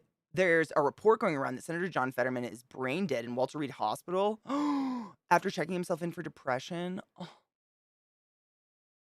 I hope he's really okay. I hope he's okay. That is very sad. I think kids in horror are okay depending on how you show it. Showing them as a false innocent is a common trope, like Children of the Corn stuff or the Ghost. Oh, yeah. Poltergeist. That was my first. Poltergeist? Oof. Ooh. The giggling in the dark gets me a lot. Venues take a lot. Nah, they make a bunch of money on ticket sales. Do they? I mean, if they make more on ticket sales, that's good. I don't buy tickets through Ticketmaster. I haven't for years. Just Google it. Like, I know there's a lot of commercials and stuff, and a lot of YouTubers do ads, and a lot of streamers do ads for ticketing sites. But I mean, 10 years ago, I was like, Ticketmaster sucks. I'm going to Google, where can I buy concert tickets that don't do all these fees? And I found a million different sites. I don't know. They've been there for a while. It's just not the first Google hit. You know what I mean? It ain't the first hit, but they're out there. But I've never. Fuck that, dude. All those servicing fees? Nah. But violence against kids is where I draw the line. Yeah, no, absolutely. That's just not okay. Nope. Ticketmaster makes money. Ticketmaster's the devil. They can go straight to fucking hell. I agree. I hope they make Ticketmaster fucking illegal. Fuck them. I think people should have to go back to standing outside the venue to buy tickets in person. Fuck yourself. If that's the only way we can be legitimate, honest human beings, like, there's no way to use the honor system in America anymore. Fuck you. I've done it. I'll do it again. I've done it for video games. I'll do it for a goddamn concert. Everyone cry about everything. You mean everything? We just cry all the time. Puppies, sad or happy, just cry. If you go to a concert from a band you like, make sure you buy some merch because that's where they actually make the money. Is it really? I always wondered that if the venue supplied those tents or if the venue took cuts off those tents or not. Is merch actually where they make the cash? That's probably why merch is more expensive at concerts. I'm way more okay with buying it now. If that's absolutely true, that's awesome. Because I always want to support the artist. The more you support the artist, the more they can make great music, right? If he's fine, just seeking care to be treated for depression post heart attack. Okay, he's fine. So people are just spreading bullshit. Okay. I was hoping. I mean, I don't want him to have depression, but like, people are bullshit. There's a deepfake video of Biden. Oh my god, that deepfake shit is so bad. Of Biden saying we're instituting the draft to make people go. I'm not even gonna say that out loud. That is just terrible. That's just terrible. That's just terrible. That's so terrible bad. That's awesome. I really hope. I mean, I should look that up. Like, how to support the person who's actually making the music you love and get around all the people who are doing nothing, essentially, and taking money. You know? Deepfake some sense, right? I don't know. That's why I'll always buy a $50 t-shirt if I truly want to support the band.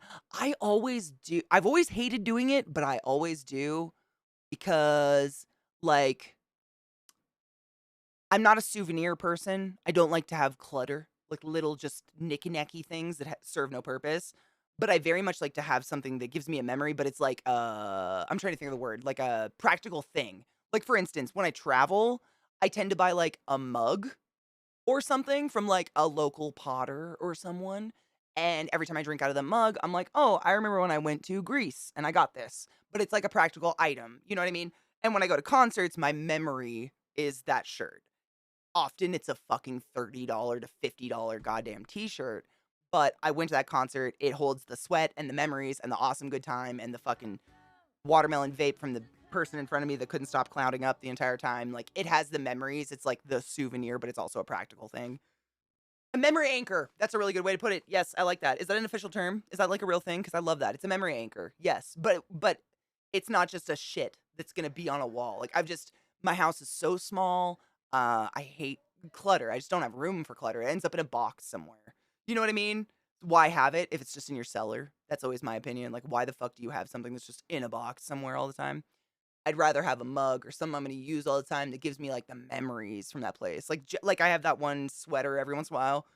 I have this like blue jacket that I wear when it's really fucking cold out, and I got it when I was in Germany. That's like my thing I got from Germany. But it's just a jacket. But for me, it's really special because I got it when I was in the fucking Alps and I chattered my teeth so hard I chipped my tooth. I remember those like that's my memory anchor. I like that kind of stuff. But now that I know it supports them more, that gives me lots and lots of happy.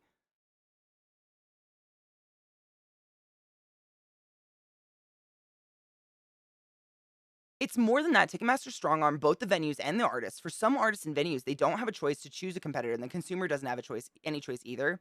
You know what I've noticed, David? I don't know if this is common across the world, let alone the US, but at least in Denver, what I've noticed, because we've like ever since COVID, like at least got a little bit better and we're all vaxxed and have masks, we've tried to get out as much as possible, like going to Red Rocks for concerts and otherwise. And what I've noticed is a lot if you look at like the venues in your area, they have their own app and they'll sell the tickets from their own app and people can only buy X amount of tickets. You have to have a verified email. Like it's kind of old school. And I've done that a lot. Like for Red Rocks specifically, I have the Red Rocks app on my phone. And that Red Rocks is just like one of the venues around here. We have a couple concert venues, but that's one of the big ones. And so when I hear, for instance, like Tori Amos is coming into the area, I fucking went to the Red Rocks app first. It's not 100% guarantee you're going to find something, but if the tickets are still for sale, which they tend to be way less expensive and they don't have all those fucking stupid service fees on there because Red Rocks is selling you the tickets and they know you're going to come in and buy merch and buy food and drinks and stuff like that. Which is nice. I try to do that. I mean, sometimes it's not easy. Jay Horton, thank you so much for subbing to the class, keeping the class alive, and giving a native swing with that Prime sub. Don't forget your goddamn Prime subs. I see you. If you have an Amazon Prime account, you have a sub you can give to any one streamer once a month of your choice every month until you don't have that Prime account anymore. And every time you don't use it, you're firmly tucking a $5 bill into the greasy ass G string of Jeff Bezos. And that bitch is nasty. Stop. Thank you, but stop. You don't have to use it here, just somewhere. No pressure. But kind of. It's all kinds of fuck. And again, it's the same issue we have. Oh fuck, my chat just did the fucking it jumped. We it's the same issue that we have, media companies, too much consolidation. Yes, it's ridiculous. It is the fuck. I kind of like that. It's all kinds of fuck. Fuck is such a versatile word. There was a girl on TikTok who spent $30,000 on Harry Styles concert in the last 4 months. Wait, are they more expensive than like Taylor Swift tickets? What the fuck? I'm so fortunate to like very obscure metal bands because those tickets are like free, if anything. It's like $10. Man, I've never been into like a top 20s artist enough to want to go to a concert of theirs. So I've never even contemplated prices like that. My fucking God. Wow. When you can watch in your underwear from home in your bed, never buy merch from the randos outside the venue hawk and stuff. Oh, absolutely not. I would never. That's shit. We all know that. No, no, no. That's shit. That's the crap. That's the crap. Nope. And yeah, exactly. The bands aren't making shit from it. I bought a terrible jazz festival t-shirt for far too much last year. First time my partner asked to kiss in public. Oh, I love that though. No, I love that. Reminds me every time. Worth every loony toony and penny. Worth it. It's the memories, right? I'm trying to think of something. I have like little tiny things, but they're all like useful items, like clothing items and stuff like that I've gotten in my travels. But I have the same like really cool memories. Like one of them is I have like a full outfit that I had to buy when I was in Singapore. I went on a trip a couple years back with my mom and a bunch of other like nurses and doctors and stuff that we had worked with. Our normal travel group. I've told you guys about them before. and we went to Thailand, and that's when I, like, got to, go to the elephant refuge, and not where you fucking ride elephants, don't worry, I'm not a dumb heathen, fuck that shit. We got to go to the elephant refuge, and I got to go to, like, the monk temples, and we got to see the lantern festival. It was fucking magical. One of the best trips I ever went on, and I definitely wanna go back someday. However, when we were coming back, like, back home, I was living in Baltimore, my mom was in Seattle, so we had to split up our flights, which was fine. But when we flew back, we had a, like, literally, like, a 30-hour layover in Singapore. So, quick hop and a jump from Thailand to Singapore, layover, and then jump to Canada, and then back down to Baltimore for me. And when we flew to Singapore, the airlines fucked up. Colorus shocked. The airlines fucked up and sent all of our luggage to our home destinations immediately. So we were stuck in Singapore for 31 hours with nothing with our basically what was in our backpacks, which thankfully I don't trust airlines worth fucking fuck. So I always put all my important shit on my carry-on if I have to check a bag. But we were gone for like 3 weeks, so you had to check a bag. Like we had to have enough clothes and shit like that. Anyways, they sent all our clothes off, so we were in Singapore for like 31 hours. And I'm trying to think, what time of year was it? It was November, but it was still like during the day, it was like 103 degrees, and at nighttime, the lowest it would get was 92 degrees outside, Fahrenheit. I don't know what that is in the Celsius is. It's too fucking hot. It's hot. So, like, the lack of sun gives no reprieve. You know what I'm saying? It's insane.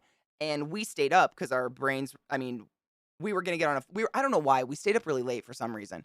Just walking around the city. The city's up pretty late. It's Singapore. It's a pretty cool city. We just walked around food stalls and stuff like that, and we were up until, like, maybe 1 in the morning, and it was still 95 degrees outside. Like, it was insane. So, from the moment we got off the airplane, that fucking humidity hits you like a brick wall, and we were just sweating. And all of us, we had no change of clothes, and we were just drenched. I mean, you just never stop sweating, and it's partially the humidity. Like, it's definitely that moment of, like, is it sweat? Is it just humidity? Like, I'm not 100%, but also I feel disgusting. And immediately after that 31 hours of being in our, we'd already been on a plane for like 6 hours. I don't know, like a plane hopper for 6 hours. I don't know. We'd been in the same set of clothes for over 48 hours by the time we got on our next flight. I knew that. Same set of clothes, like same fucking underwear. We snail trailing all over the place and sweating ourselves stupid. I mean, it was gross. We felt stinky as fuck. So, our thinking wasn't like, we don't just feel gross, but we're about to get on and, I'm trying to think how long the next flight was. I don't know. If anybody wants to Google it, it was literally Singapore to Toronto for me, which is, it's long. It's a long fucking flight. And I was thinking to myself, like, it don't matter how much goddamn deodorant / antiperspirant I put on. Whoever's sitting next to me on the plane will kill me when we get off the plane. Like, this stank is gonna crystallize in the flight. So we had to go to the mall, and, like, we all bought just complete outfits at the fucking Singapore mall. So we didn't have to sit on a plane covered in our own crusty-ass sweat from, like, 48 hours of standing around 95 degree to 103 degrees Singapore. It was crazy, but I have an entire outfit from that. And it's just like, athleisure clothes, like this kind of shit. It's nothing unique. I got clothes that I would wear any old day. But the whole outfit, anytime I pull out any of it, I'm like, oh, Singapore, I gotta go back. Which makes me happy. I like memories like that. 17 times, Lizzie. That's insane. Sorry, I gotta catch up on chat. That was a really long story, and I got stuck on a tangent. I'm terrible this way. Did we just... Sequisha! I knew we fucking got rated or hosted. What up, homie? How are you? I'm talking about my crusty-ass sweaty pussy. What's up? What a great time to welcome you and your people. How are you, everyone? Please follow my friend Queef Queef. What a dope human being. How are you, everyone? I apologize. I should just go, yeah? What's up? How are you? And the Brenton, how are you, love? I went, that's insane, Lizzie. That's fucking wild. I was on a cruise once and our luggage missed the transfer, so we couldn't get our luggage until our first port. The cruise line gave us our voucher for a stupidly high amount to buy clothes. Lucky you. I didn't get shit. What up, Furman? How are you? Welcome, Raiders! Sorry, I was on a fucking tangent talking about weird shit. How are you? I've traveled. I've done some strange things. Do you buy washcloths or baby wipes at the mall and at least take a whore bath? Yeah. Oh, I had wet wipes, thank fuck. Yeah. We whore bathed the fuck out of ourselves. But you know that level of sweaty where you just know your clothes are gonna be, you know, like when your gym bag kind of goes and you're like, time to take it home and clean it. It was like that level. And don't fucking look at me that way. I know you are a filth monger. I fucking see you nasty chodes and your smegma dicks. Out of here. We've all had those fucking gym clothes. But yeah, you know what I mean? Like, you know it. It's time to get some other pants on. Maybe flip your underwear inside out. I don't know. Thank you. I thought I kind of looked like a clown, but chat's been really nice about the overt colorfulness. I didn't do this on purpose. I mean, I did that on purpose, but I basically just make sure my nipples aren't showing when I go live. Thank you. Thank you, Pseudo. I just got it done like a week and a half ago. It was like my birthday present to myself. I had grown my hair out for like 2.5 years, and I was really done with having poop colored hair. Thank you. Now it's like the game of how long can I make my hair look clean before I gotta, fess up.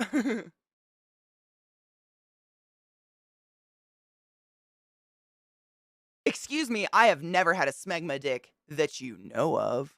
What if some nice hoe just sucked it off for you and never said anything? You don't know. Thanks, Mayo. Thanks, David. I have a couple. Well, what's today? Hold on. Is it a leap year? This is some techno-y shit, my dudes. Out with you! Wow, Katie, I nearly threw up in my mouth a little bit. Calm the bitch down. I fucking win. Thank you. It is not a leap year. So then, according to my mom, no, it is not my birthday, but according to my mom, she's officially in labor with me right now. I was due on the leap day, but my mom was in labor with me for like 72 hours in the hospital and like 2 full days at home. Crazy. I'm 6 feet tall. My mom's 5'5". If that gives you any semblance of what she had to shove out her poon on. It was a long one. And this was back in the 80s. They didn't really do like C-sections or anything. So they were like, you can do it, Georgie. And she was like, ah! I was in there a bit. But no, she's officially in labor, I think, now. She would call me when I was a kid, literally. Or like, she would come to me in my bedroom. I'm in labor now, Katie. Okay. Thanks, Mom. She's a little bitter about the days of labor, I think. I got until Friday, yes. I have time. I can still claim the young card. I'm trying anyways. Queesh, how's the puppy? How's the family? I hope you're doing really well. That being said, if you've already stood up away from the keyboard and you're like, shit, should I respond? Do not. Run. Go relax and do things and drink water and be a human being. I appreciate you and love you. But I also stalk the fuck out of you for your dog. Next year's leap year. How old am I next year? It happens every 4 years, right? Yeah, that would make sense. Usually I can tell by just remembering how old I am, but sometimes I have to ask if it's a leap year to remember how old I am because I just don't care anymore. March is tomorrow. Fucking weird. Fucking weird. Where did the year go? Were you birthed by nuns? No, but Lizzie, did I ever tell you a weird story? I ended up doing a PFT to the doctor that pulled me out of my mom's vagina. Super weird. Stagen! How the fuck you just sneak gifted? Oh, continue. Oh, I thought you were gifted a sub to Kendall. I'm like, how the fuck? Thank you for continuing your gifted sub, love. I appreciate you. I was mom's first kid. 10 pounds. Oh, you are way bigger than I was, dude. I was like 8 pounds, 9 ounces. I was like big, but damn, you were huge. Not my birthday, no. But my mom's in labor now. She was in labor for a lot. Are usually nun midwives? Nah, the way my mom said is literally just in the 80s. Like, the way medicine goes, it always ebbs and flows with what they like to do and what they don't.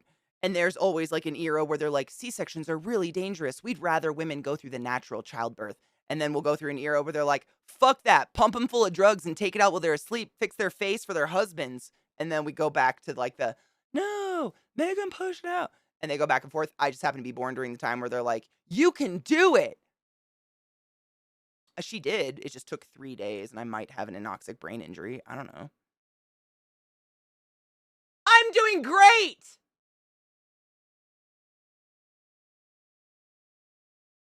By the way, I saw a clip of some fucking stupid-ass Twitch streamer who got banned for, like, saying a racial slur, and they were like, "What? You want me to dye my hair blue and put makeup on, then you wouldn't ban me?" And I took it really fucking personally.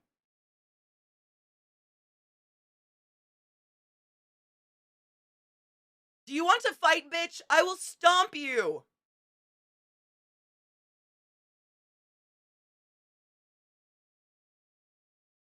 What's it with the blue hair hate? I've had blue hair literally for like 9 years. I don't get it. What have I done? What the fuck did I do? Thank you for the hype train. Sorry, I have cramps and I am spicy. Pseudonoms, thank you so much for some of the class, keeping the classy alive and giving it any swings. Go forth and be consensual in all the ways because nothing in this world is sexier than pure sober consent. Sequifa! We're good, thanks. Band party's hanging with her brother in Tropical. Oh, fuck yes. Oh, good for her. That's gonna be so fucking relaxing. Thank you for subbing to the class, keeping the class alive and giving it any swings for a really. Subs like you remind me how long I've been around this platform, and it scares the shit out of me because, like, what have I done? I don't know. Laughed a lot. I think you guys have given me abs. Igor's great. Yes. Fuck yes. I mean, Igor's perfect. That's what you mean, right? I had hair close to this color before, except I had purple instead of blue. Ooh, fuck yes. I grew my hair out literally all of COVID. I didn't go get my hair done or anything I had blue ends, but all of this was virgin hair, basically. And so I found someone in Denver where I live near, and I was like, I just found someone who was good at Vivids, and I was like, do whatever you want. I don't know. I've done them all. I've done every color ever. I told her I like blues and greens. I tend to stick with blues and greens because they last for a while. And she did this with, I didn't know. I didn't know till she took the foils off and the dye and everything. And I was like, fuck yeah, this is pretty cool. She did a nice job. No, Mike, no. Come back. The amount of people I meet that tell me, your mom delivered my first. Oh, that's creepy. I mean, there's a large portion of babies in the Skagit Valley area of Washington State that's first human skin they ever touched other than their mom's poon was mine. That's weird, right? What if I'm a witch? 3 weeks premature? Jesus, 5 pounds, 8 ounces? Oh my God. Was your mom really small? That's crazy. I was 3 days late and huge. I was not born on the leap day, but my mom wanted me to be because then theoretically I'd never age and she could keep me her baby forever. Cute, Mom. Thanks. They might like getting stomped. I don't want to do that then. Idiots indeed, more than that, dude. Fucking overflowing. We'll get you banned for something, I'm sure. I don't know, man. We've come this far. Like, at this point, what boundary have we not pushed? I'll fight you. No, it's not a fight. That's not fair. That's like whack-a-mole. Whack-a-mole's not a fight. Imagine having colored hair and knowing how to be a decent person. What an incredible skill. Imagine, like, dyeing your hair and it changing who you are. What? That's a weird thing to think. But I guess that's pretty prevalent because I see memes about it all the time. Actually, Rod sent me, like, some TikTok recently, and it just said, it was like a very smug-looking therapist, and it said, my therapist's face when someone walks in with blue hair and a nose ring. Fuck you! Fuck off. I love therapy. I probably paid for that yacht. I mean, there's a lot of degeneracy, but, like, we keep it smooth, right? I'll do you one better. Why, Gamora? Why are you like this, Vile? Why would you do that? How are you, love? How's Mom? Oh, staging. Drink some water and get a little salty snack. You know, that's not jism. I love you. I hope you feel better. Turn those cramps off. I wish I had that stupid controller. If you notice me very twitchy moving back and forth, I'm not on crack cocaine. I have really bad cramps and I'm dying. For some reason to some people, standing up for the rights of others equals racism, bigotry. People are fucking dumb. I don't get it. I do not. It's so weird to me. It's so weird to me. Your Twitch account's 10 years old this month. That's crazy. I think mine turns 9 this year. In August. I think. Because I obviously made my account before I ever streamed. But not long. Not long. They get banned for valid reasons, so they can go, so much for free. Oh, get out. I can't with that. It hurts me. She was small. Literally itty bitty. What if? I don't know what you're talking about. What? Aren't you a witch? What would make you say that? If anybody ever tells you they don't believe in witchcraft, ask them for a chunk of their hair. That's the best way to get your hair colored. I generally just say, "I want this color." That's what I did. Yep, I was like, this color palette. Do what you wanna do. I trust them. Like, I do that with tattoos too, to be honest. All of my tattoos, aside from my very first one ever, because obviously I was a dumb fucking child, every tattoo I have, what I do now is I find a tattoo artist on, like, Instagram or Pinterest or something like that, that I love everything they've ever done, and I just give them a hunk of my body and say, "Would you like some skin?" And I let them fuck it up because I honestly feel an artist is always gonna do their best work, even in my eyes, if they have full control over it. You know what I mean? Like, full, uh, creative control is the word. Creative control is the word I was trying to find. I have cramps and I'm very high, I apologize. Wait, that became an orb? But I wonder if that had an impact on, the skull problem. I mean, it can.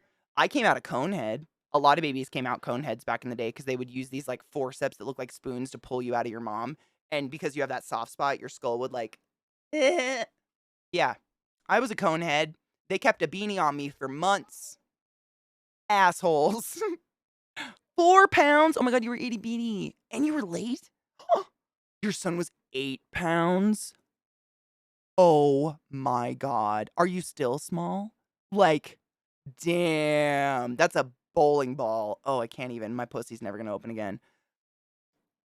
I've been a statistician. Fuck, my mouth can't do those. For 20 years, and it's never hurt my career. F those people that judge you. 100% agree. 100% agree. I like it hasn't affected my IRL life ever. I got a job at Johns Hopkins in the surgical ICU with blue hair. The big kid world doesn't give a fuck about blue hair. It's just children on TikTok that somehow think blue hair's funny, I think. Honestly, I've had a very successful, very, fulfilling professional career, all of it with blue hair and a nose ring. This I did myself when I was 12. Are you kidding me? Like, none of it is like, I don't need to treat you like you're stupid. You fucking know. You know.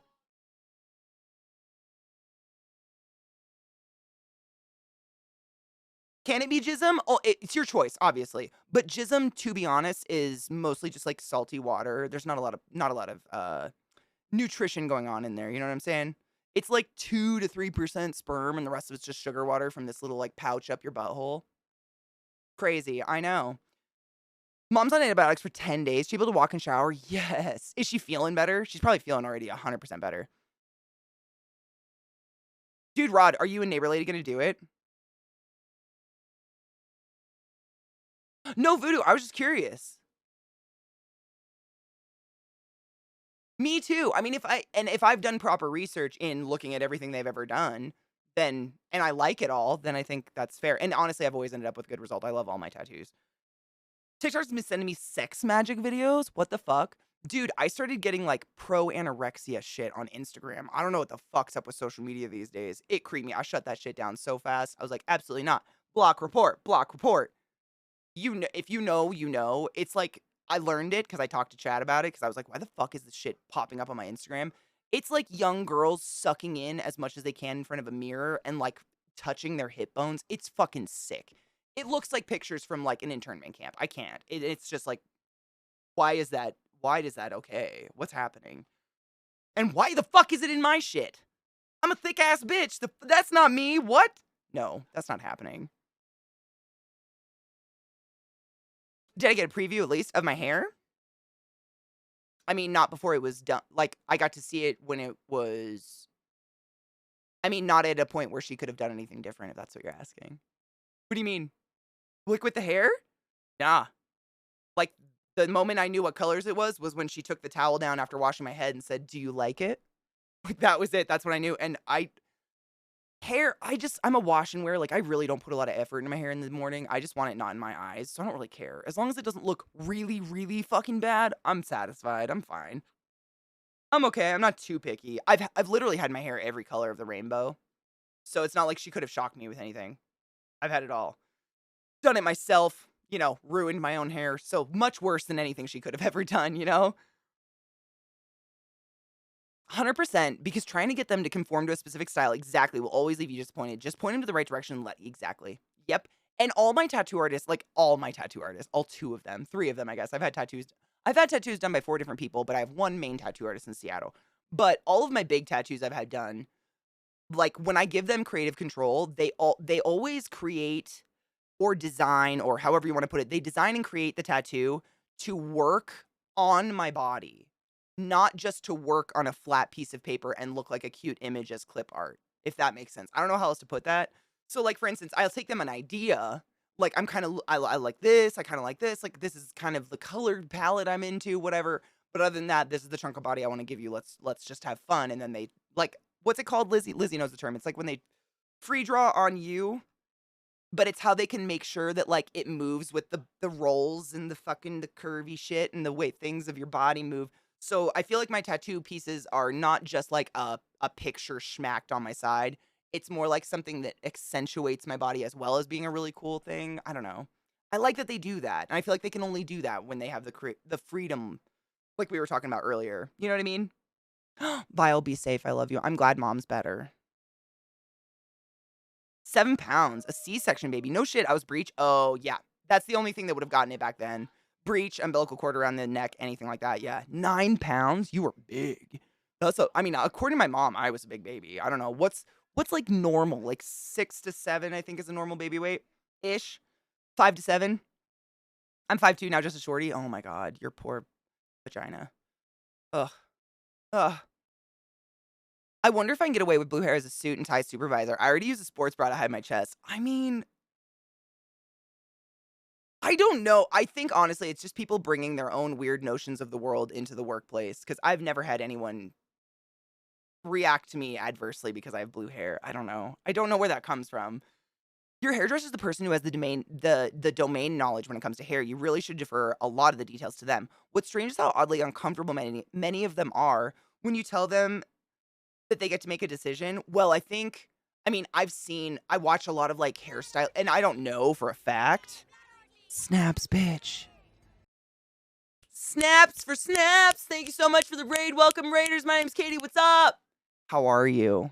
Love. Is how oddly uncomfortable. I think it's because a lot of people go in there and say, do whatever you want. I'm really brave. But what they really mean is, I'm indecisive and I have no idea what I want. And then when the hairdresser does something, they freak out on them.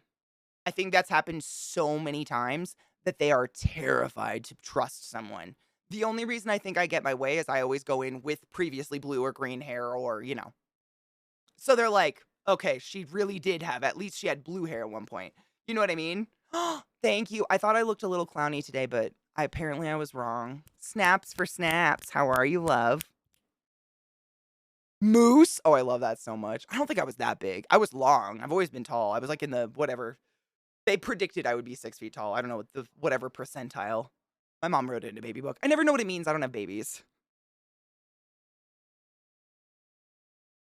10 pounds. That's insane. That's a big old baby. Some of the best clinical trials that we've run have been at Johns Hopkins. Props to you guys for managing all the extra paperwork and still giving patients top tier care. Dude, absolutely. I mean, there's so many wonderful people that work there. I've worked with some of the most empathetic, wonderful human beings in the hospital. You would think in a huge institution like that, it would become less so, but it so isn't. They keep it very small. I don't know how to put that. It's very compassionate atmosphere. It's pretty dope. When you work lurking and Katie says, "You two gonna do it. You gonna do it?" Did I? Oh my God. I wish I could watch woodworking and crafting videos on YouTube without getting recommendations for Jordan Peterson. I'm so sorry. I'm so sorry. People need fat. Fat is a molecule you absolutely need on your body. Absolutely facts. What up, Mickey? Pure pixie look? I can't. I did that one time. Remember, I did that when I had the red hair. I didn't like it. It was too short. Like, there's a point when it's so short that your option, like, I couldn't do anything with it. There was one hairstyle I had. And I do kind of like to do, a little bit. I'm a little bit of a girl. Little. Just a little. I want a little bit of hair, I'll cut it eventually. But summer's coming up, and I need my hair to be able to go in a ponytail when it's hot. I can't handle it, so I did not cut a lot off. I was like, "Fuck that, it's gotta be able to go up."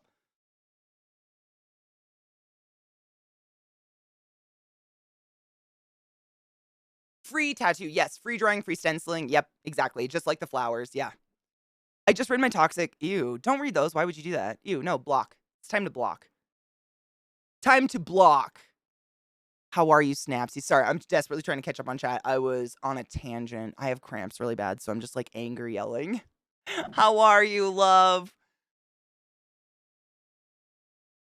I'm very rainbowy today. I thought it was a little too much, but people have said I'm wrong, so I'm happy, because I was a half hour late to stream because I got into this too hard today.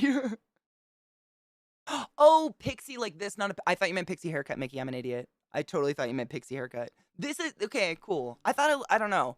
I think the orange threw me off, and then I put on, like, it's all the color, it's a lot. Like, even I'm mature enough to say, like, let's be honest, I kinda look like someone threw up Skittles, you know? But, like, in a pleasant way. I didn't mean to. It's because it's winter, and I'm fucking tired of being cold, and I need to see something bloom, or I'm gonna fucking lose my mind! Ah! You know what I mean?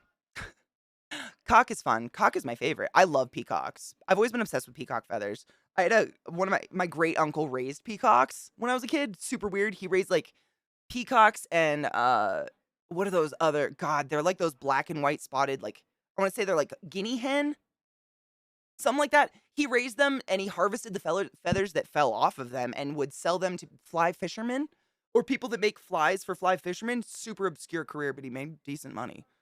But, they're weird. They're weird like, "Ah!" shit. I'm not into it. They are the most unelegant sounding bird in existence. Like, what happened, God? What happened there? "Ah!" Nope. Mm-mm. My grandpa had one living in a tree for a while. It was fucking weird. 12? No. You were a toddler, you mean. Go stretch, meditate, drink some water, have a delicious snack. Don't forget to wash your hands. I love you. Thank you for trusting me with your community. Dude, BDO, absolutely. I've heard, and I don't know how much worth this is. If anybody in chat is a hairdresser by trade or by whatever, if you know more than me, please speak up. But I've heard it's healthy to trim hairs every once in a while because if a hair gets a split end and you don't cut it off, the split end can travel all the way up to the top of the follicle and then you basically lose the hair.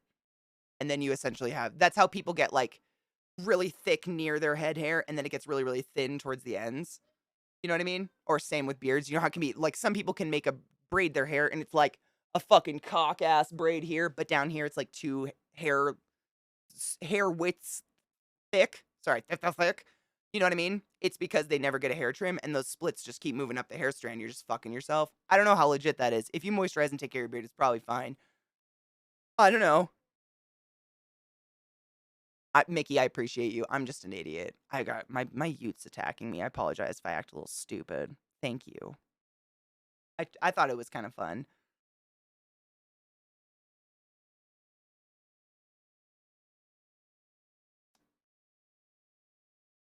Cramp Sisters cake, I'm so sorry. It's the worst. Noita, thank you so much for summoning the class, keeping the class alive. I'm giving it so fucking long. I appreciate you. I'm trying to catch up on chat and then we're gonna take a break. But I fucking appreciate you guys and I refuse to ignore your generosity. Thank you. 16 pounds. Oh, it's a jiggly, cute little healthy baby. Fat babies are the best when they get these rolls. Oh my God. Oh my God. I gotta go. Everybody thinks I hate babies because I don't want them. I fucking love them. I just don't want any. Thanks, Frizer. It's just a little more colorful than normal. Normally I wear like all black. It's just a little much. I should have balanced, but thank you. I've never eaten peacock, but I've eaten pheasant and I've eaten pea hen or guinea hen or whatever that is. All those ones. We've eaten all the other ones, but the peacocks, I think they don't breed as well or something like that. So they never butchered those. And I think they live longer or something. Mistopheles! I probably would have forgotten. Thank you for reminding me. How are you? Then towards the end, haven't cut it in 20 years. Yep. I've heard. I don't know though. Like I am not like I just get my hair done a lot. I don't know how much standing that is. But I get regular haircuts and my hair's thick as fuck. So maybe if you don't want thick as fuck hair, maybe that's the secret. I need to stop getting haircuts. I don't fucking know. I don't know where the weight is, to be honest. Like, he's a smooth chunk. His rolls haven't come in. He's probably growing tall. That's what happened to me. I never, like, I was a heavy little kid, but I never was like a roly-poly in all my baby pictures because I just started getting long fast. I was 6 foot by the time I was in like 4th and 5th grade. I maxed. I maxed early. Like, I fucking topped out as soon as this little body could. Hence the stretch marks. It was great. I was a tall bitch. No one was taller than me in my entire graduating class till I was a senior. Then one boy shot over me, Brandon. That was his name. One of the Brandons.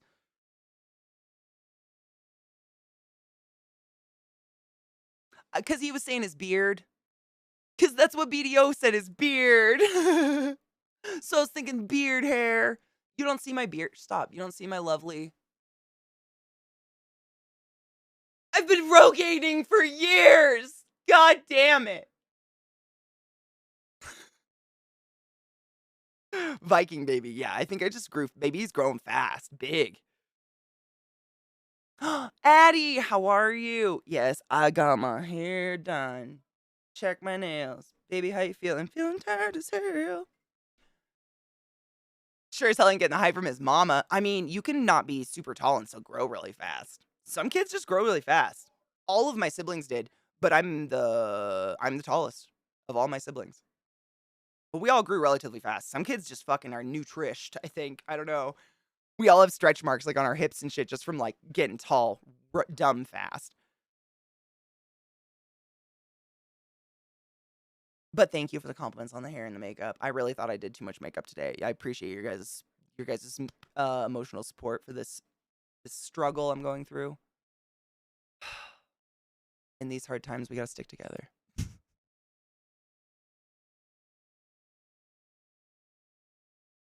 I can't even sell my own bullshit. It hurts just to be that way, and I'm so sorry.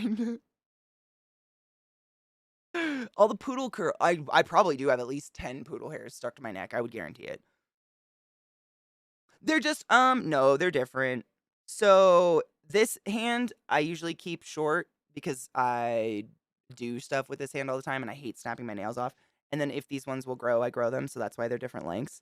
But no, I did different colors. I don't know. I get bored. Like I usually start like this and I'm like, I'm going to look like a classy hoe and my nails are going to match. And then by the end of the day, we're here and I just don't know what happened. And I did it thinking, oh, look, it's the same color as my hair. It matches. And Zach says, oh, it's scrub green.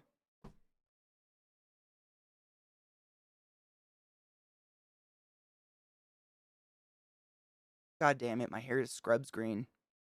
Fuck. Fuck me, right? Shit. Shit, fuck. This hand looks good, though. This, I tried to do, what's it called? Marbling, but my thumbs are always really short because I like to craft and shit. I'm always breaking my fingernails. If you've ever seen marbling, though, you like do the nail polish in a cup of water and then dip your finger in it. It actually looks kind of decent up close, but my nails are too short to do cool shit like that. And then I got bored. I can't sit still for very long, so the faster I can paint my nails and get them done, the more likely there's going to be something cool going on. The longer it takes, the more likely it's going to be like, fuck it. Because I am bored. I'm saying I'm like someone puked the Skittles on accident. I think I'm just sick of winter. I think I'm really sick of winter. This is my subconscious saying, I need green, or we're going to find it. You know? I'm about to lose my fucking mind. 84 Russian attacks on the 1 year day of the invasion, but at least they got proper tanks now. Did they get them? Because I heard they weren't even going to get the tanks for like 11 months or something crazy like that. And then Zach died. Was there still chunks under my nails? Is that what you're saying? Oh, you're joking. Yeah. Yes, that is not a VOD on his channel right now.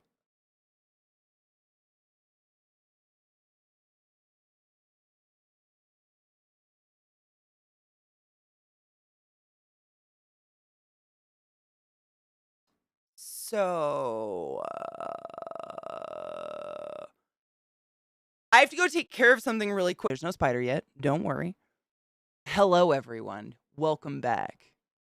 I promised my community earlier today that we were going to pull a molt from one of my spiders. I have a lot of spiders.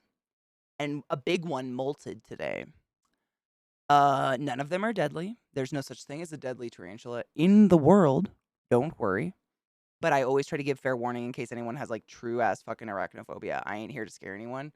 But some people just think it's cool to see because it's harmless. It's through a screen, can't touch you. Fun to see. And we gonna spin the wheel. Rat-ta-ta-ta-ta-ta-ta-ta. I'm just gotta get a platform to put it up tall for y'all. Tall for y'all. This is one of my boy tarantulas, and I think he might have molted it like a mature boy now, which sucks, but also like, okay. That just means I have more snacks.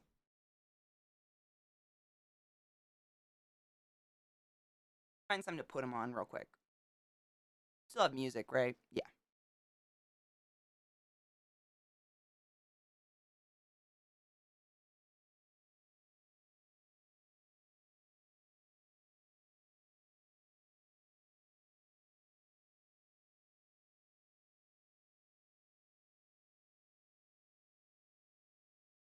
It should work. It's good. I fucking love, dude. Who hates Adele? Like some of her music, I think gets way overplayed, but her voice, oh god, she just blows me away. I guess she is. She's one of the top 20 artists I would love to see live, but I'm never gonna spend the amount of money you have to spend to see Adele live. Like that's never gonna happen. I'm never gonna be that level of rich, so that's never happening for me. But I enjoy her music. She's fantastic, right? Shut up. Nobody cares about your emotions. You're just barking at nothing. My dog's gonna rock. Oh my god, was it amazing? What was she like live? Did you cry? I would have cried. I would have no shit cried. I love that song too. It's so boppy and like, have you ever seen the video? You've probably seen the video. I'm just gonna show the beginning of it real quick. She's so, I love her dress. It's like a comedy show mixed with a live concert. I believe that she's kind of a funny hoe. I don't know. I get into women who just don't give a fuck. I've got a thing. Like, and she kind of had like she smokes cigarettes, doesn't care. She knows they're bad for her. She just like kind of lives her own truth, and I respect it. I may not agree with all of it, but I respect it a lot.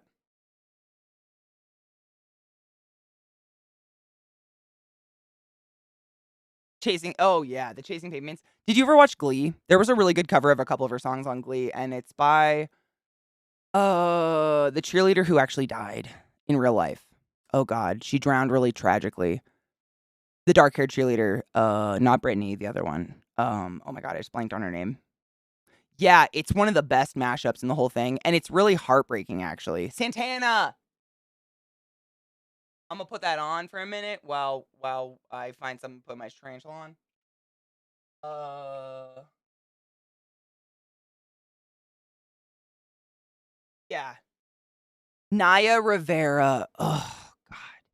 What a fucking tragic loss of I mean, talented, nauseatingly talented human. Am I right?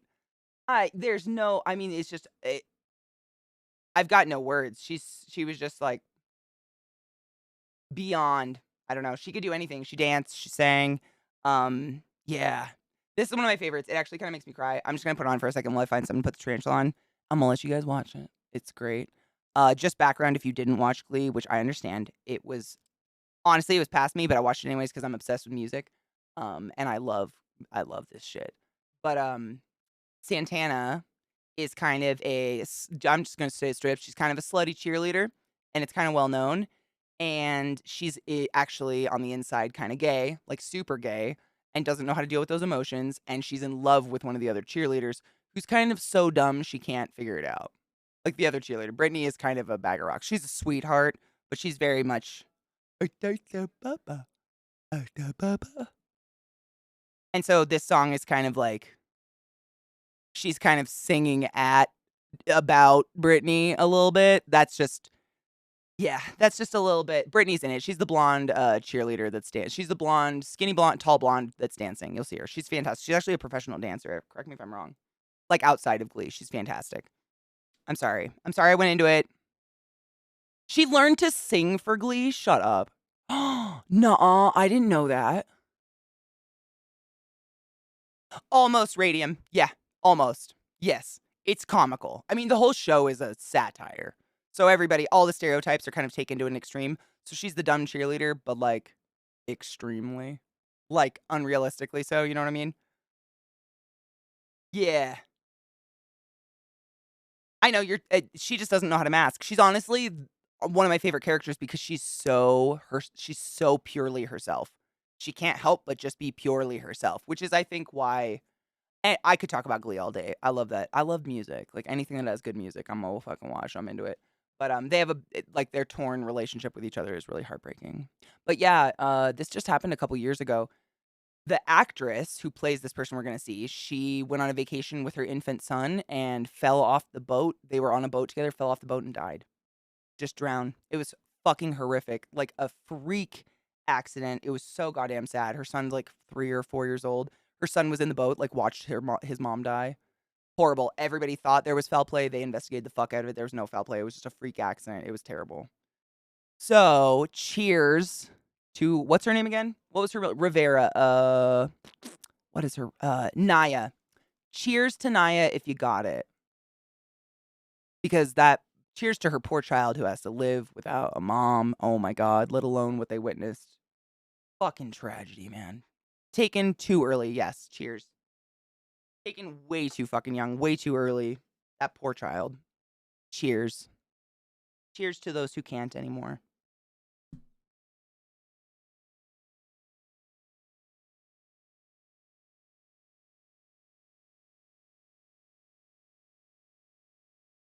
That show is very cursed.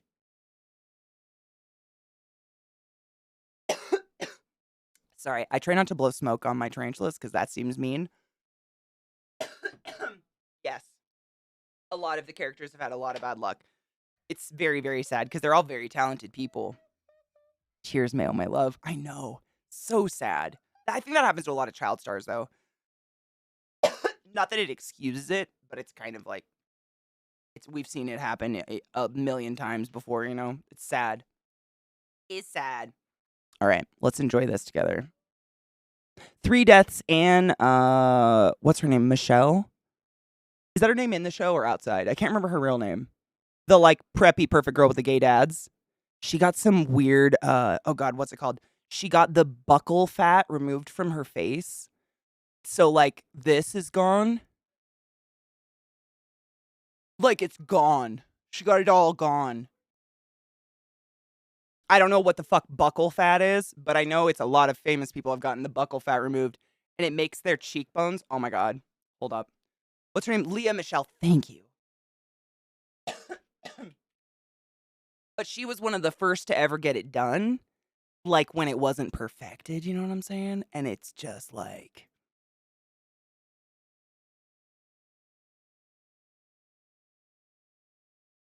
it makes me sad. I'm not a fan. I think it makes people look like they stopped eating or like they're on a carb cycling binge or something. I don't fucking know. It's sad. I don't think she knew what she was in for when she got it done. Here's a picture. It's basically it's what we try to do with contour. So if you're into makeup at all, I don't wear face makeup. Obviously, you can see pimples and shit. I got a fucking pimple sticker over here on my face. I don't wear face makeup because I don't think it's very good for my face. I break out. But a lot of people, when you wear face makeup, you have to go in and add all the contour back because face makeup like removes everything. So to look like you're not like a flat owl, they go in and put in contour. So essentially, where you would put contour, these surgeons go in and remove all the fat. So in the contour is supposed to accentuate your cheekbone, but instead they do a surgery to do it so you never have to contour again, I guess.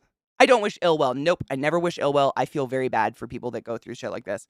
So this is what, like, normally, you know, this is what you and I look like if we suck in and make a fishy face, but she looks like this all the time now. And it's just, it makes me sad. I don't know what happened. I don't know, like, I feel very bad for celebrities in that I think they are so fucking bullied by social media that they end up doing this extreme, like, going under the knife. Like, to be so fucked up that you go under the knife, man. I don't take it for granted that you guys are kind. Thanks for being kind so I don't do this shit to my face. I appreciate you. I know. It's just sad. It's celebrity body dysmorphia. Exactly. It's just like it's like the more the public has an opportunity to express their opinion about you, whether it's positive or negative, I just think it warps your mindset of your own body. Either way, because she was a beautiful girl. I'm not the biggest fan of her, but she was beautiful. She's I mean, arguably flawless. She's borderline fucking symmetrical, but something did something to her. Someone said something to her to make her feel like she needed to go on the knife and get all the fat sucked out of her face, and it makes me sad. I never want to be that famous in my life. I want to be successful and like have a nice house, but like that, fuck. What at what cost? Oh no shit, my wife had a lot of that in her face, which looked unusual, but not bad, but she lost it when she turned 40. Out of nowhere? I wonder if it was hormonal. Cuz women, I mean all people, I should say all people can gather like fat, like watery ass fat in pockets on their body. Like I'm sure you've seen people that get these crazy eye bags that literally look like bags under their eyes. Lots of people can get weird stuff like that just due to hormones and stuff. She does look more like Idina Menzel. Wow. Wow. Yeah, she does.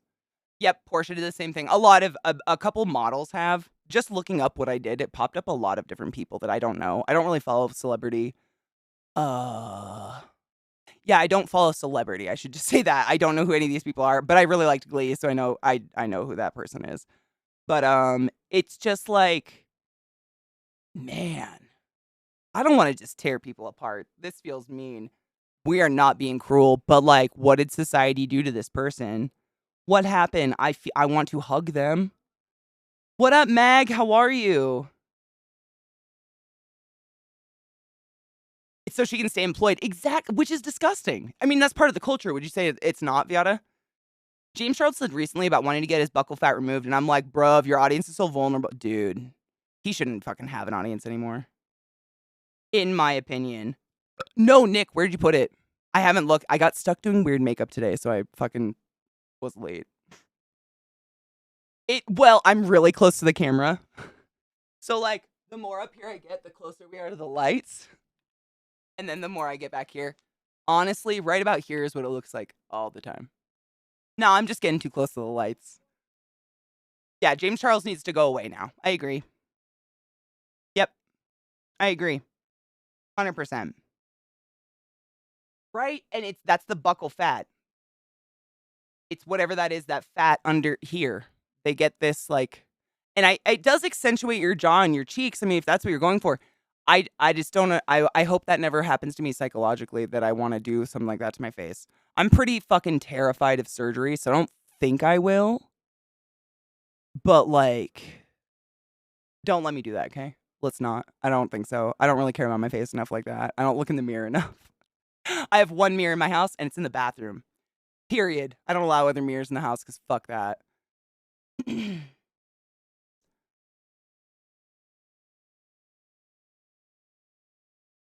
Me too, Kona, same. But I've never thought of surgery as an option to get rid of something like that. Like, we all know when we're getting kind of husky. You know what I mean? Like, at the end of the day, you and I know it. We've gained weight. It's not like we know how to get rid of it. That doesn't involve a knife.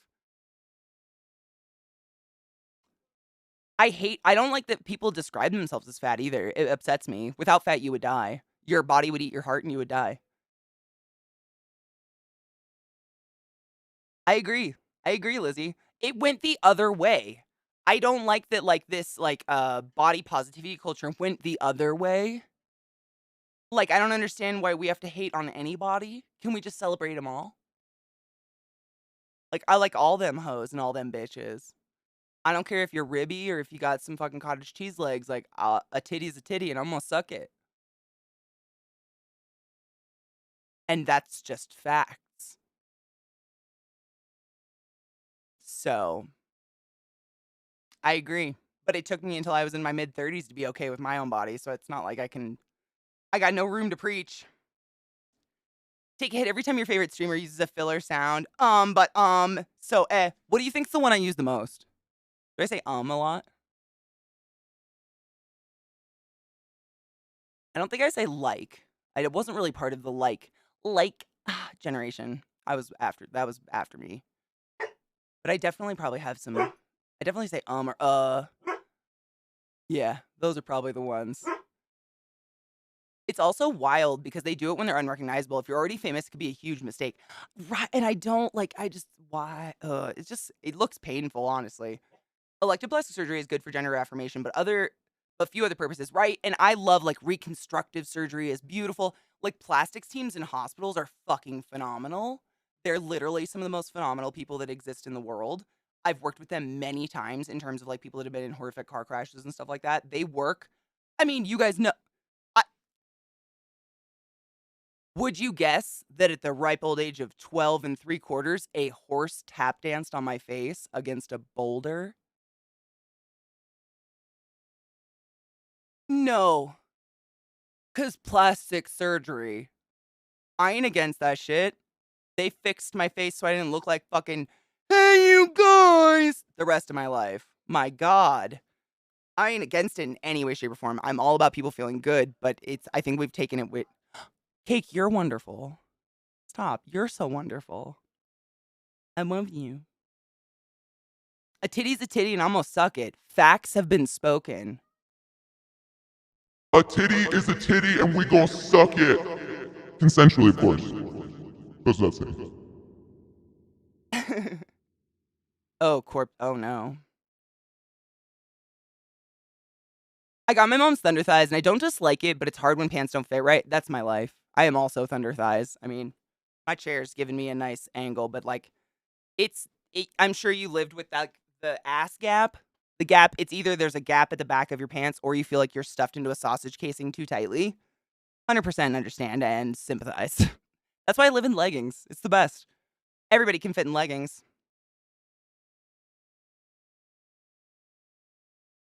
Shaming them because you said no beards or mustaches. Okay. Sure. It's so weird though. To me, there's nothing more beautiful than a full round face. Like my girl, Florence Pugh. Oh god, though. Yeah. Yeah. Florence, I have such a weird crush on Florence Pugh. I know. Same. I have a weird crush on her, dude. I'm kind of obsessed. Just don't take a hit every time I say dude. Dude. That's how I start most sentences. It's a terrible time. It's a terrible time. But I wonder how many times a stream I say it. I don't know. I have no idea. Jeggings for life, they're everything. Spandex. It lasts a long time and it does like do you guys remember? I remember before leggings were a thing and we were all struggling with denim. And then they first started coming out with denim that had spandex like built into it wasn't really denim, you know. It was some other hybrid, but spandex was like sewn into it, built into the textile itself. But if you had thighs that were anything like mine, literally the inner part would just disintegrate within a few months completely from that thigh.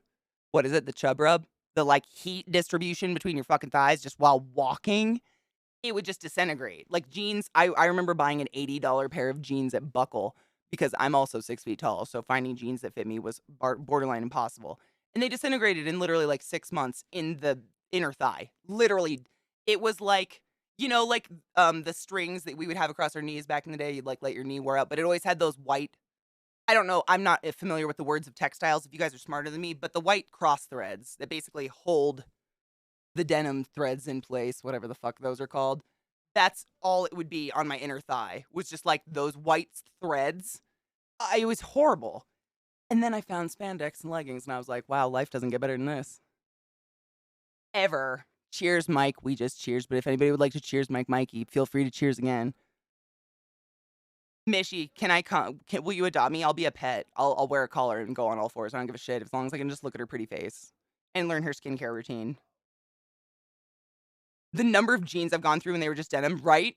You would just, and they were so expensive. Like, I don't know what the fuck was going on, but they just destroyed themselves. Who needs pants? I agree. Pants are overrated. Who the fuck needs pants?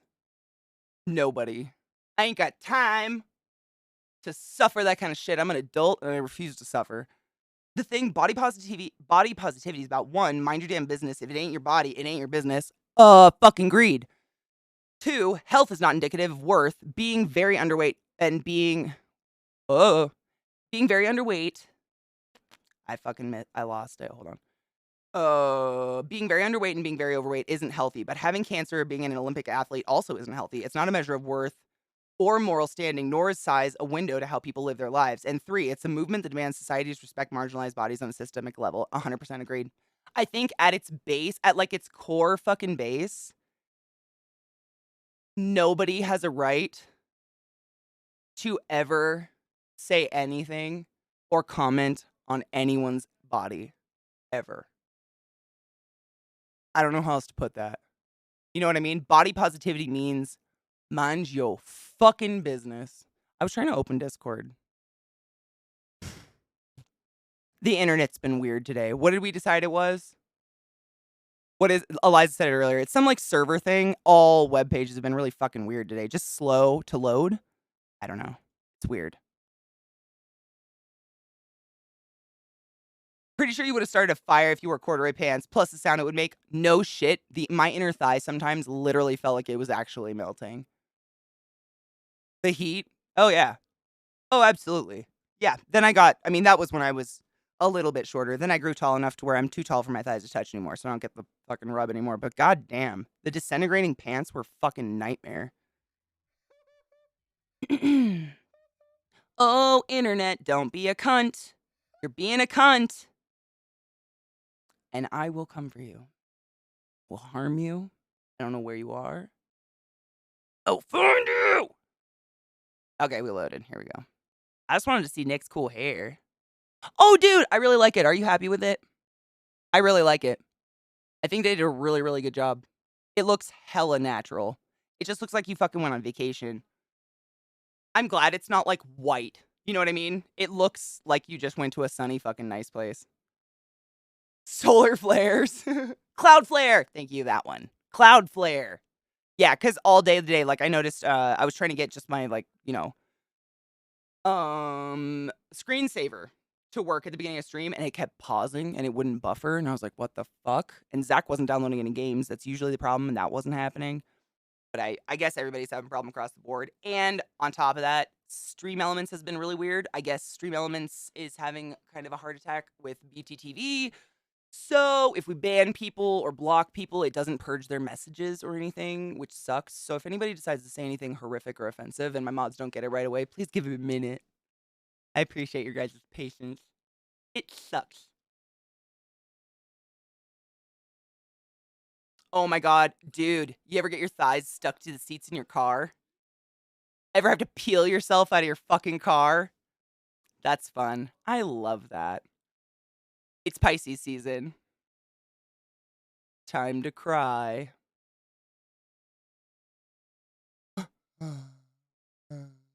Why are you crying, Katie? I saw a leaf.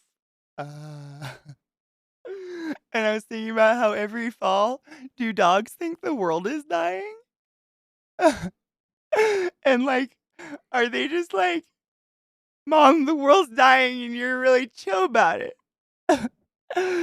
I don't want my dogs to be stressed like that. Okay. Checked and seen it a bit, but if there was a punch, I didn't remember it and I was gonna be blown away. I thought there was gonna be a punch. I was excited. No, you cool.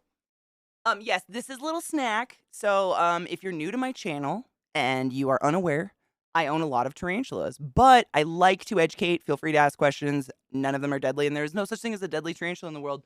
And I highly encourage you to chill and watch. I call my boys snack because boys are pointless in the spider world, and they tend to just die. And it sucks. Lilith is farting behind me. Just farting. That was so long. You just farted so much, Lilith. It was the longest, squeakiest fart just squeaked out of her. That was fucking melodramatic, Bill. Jesus. Yeah. Oh, it wasn't? Shut up. It's beautiful. I mean, if you give him a knife or 8 knives, can you imagine? Oh my god. Hello, Marky Marks. Welcome. Fighting them in the wild, Katie. Oh my god. Oh, is it? Oh, I'm so jealous. I am so jealous of you. I gotta find something to put the malt in. Hold on. I have a cup of malts. Where is it though? The cup of malts. So, little tiny background on spooters. So tarantulas, their main just defense mechanism is basically to shed all those fuzzy hairs into the air and hope you ingest them. And then they feel scratchy and itchy and you run away and you don't eat them. That's basically their only defense mechanism. So when they molt, i.e. they shed their old skin like this, I save all the molts and I do art craft projects with them, or mostly I just save them and hoard them because I can't figure out what to do with them yet. But you got to keep them in something. You can't just keep them out like on a shelf because the hairs will go out in the air and make you itch randomly for no reason. I'm trying to move this so you don't get what is that reflection? Oh, that's what it is. What a bitch. Hold on. That's annoying. It's the tiny little shelf right above or right below my monitor.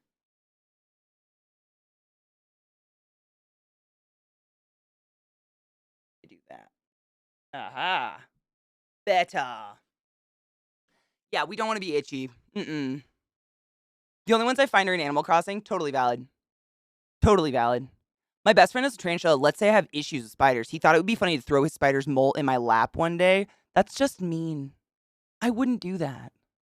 Ever. Like, I don't want people to be afraid. Like, if anything, I love when, like, followers of mine that have been following me for years before I ever had spiders, they've been like, Katie, I was really afraid of spiders. But just learning about it makes me at least not terrified. That's my goal. What the fuck? Also, itchy. Itchy. Really. You'll see. I have to push him off his molt because he's sitting on it. But they'll kick hairs into the air. He'll start. If you ever see a spider just start to scratch its ass very quickly, it's kicking hairs into the air, and they are so tiny and translucent that chances are you won't see them, and then they're in your eyes, and it's very itchy. You won't go blind, but you will not want to deal with that spider ever again.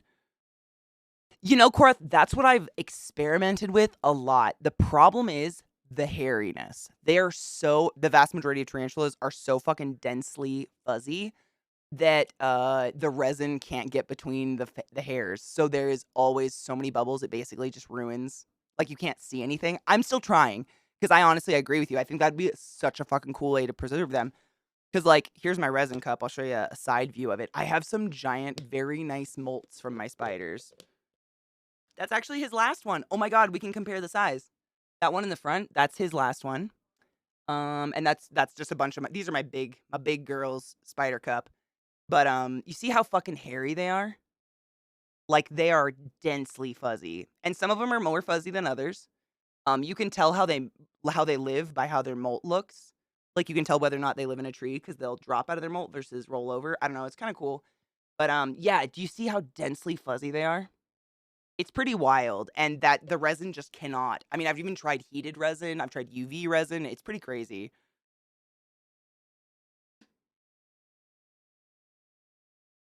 I tried a vacuum chamber even. The problem is that the hairs hold the bubbles, if that makes sense. The little tiny hairs on the tarantula, like, molt, literally cling to the bubbles because that's the point of them. Like, they're, like, waterproof. No,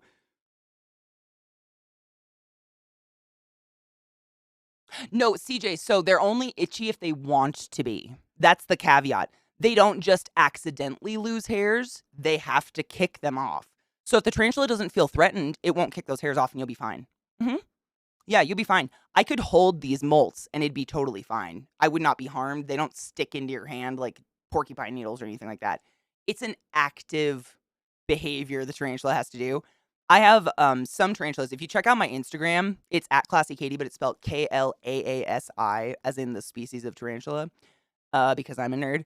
I have a few tarantulas that when they were babies, they literally when I got them, they all looked like they had a heart on their butt, like on their ass. They all had this, like, really cute, pretty, shiny heart. And I was like, that is such a weird phenomenon. Like, and it was really reflective, like this heart shape. It was really like half their ass. And it was really shiny. And I was like, wow, it must be reflective to, like, deter predators. It's literally a bald patch because they were so stressed at wherever they previously were, they kicked all the hair off their ass. Sad. People, right? Fucking people. I just realized it's really quiet. Hold on. Oh, perfect.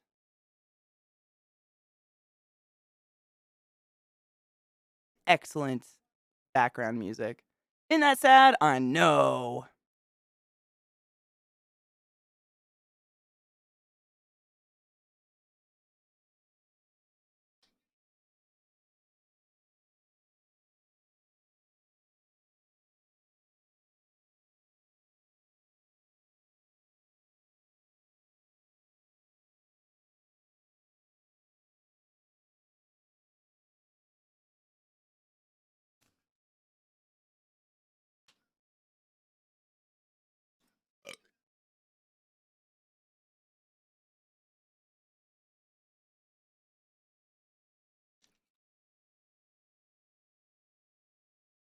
Don't talk to me unless it's an emergency. That's a shit and a piss and a wank in a tree.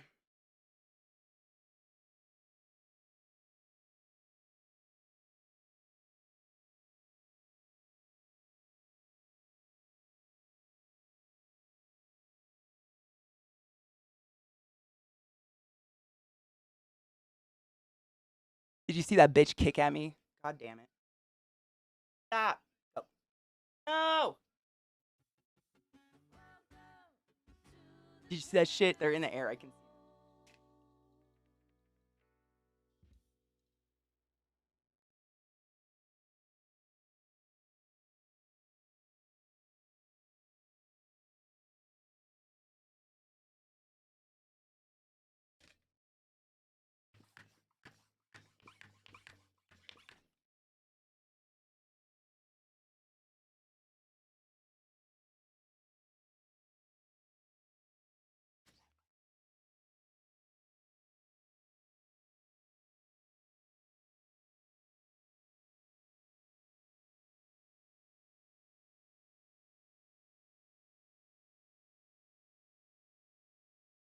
Nope.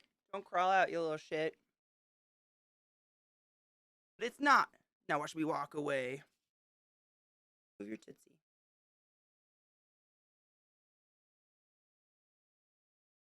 Stop kicking. Oh, there's so many hairs in the air.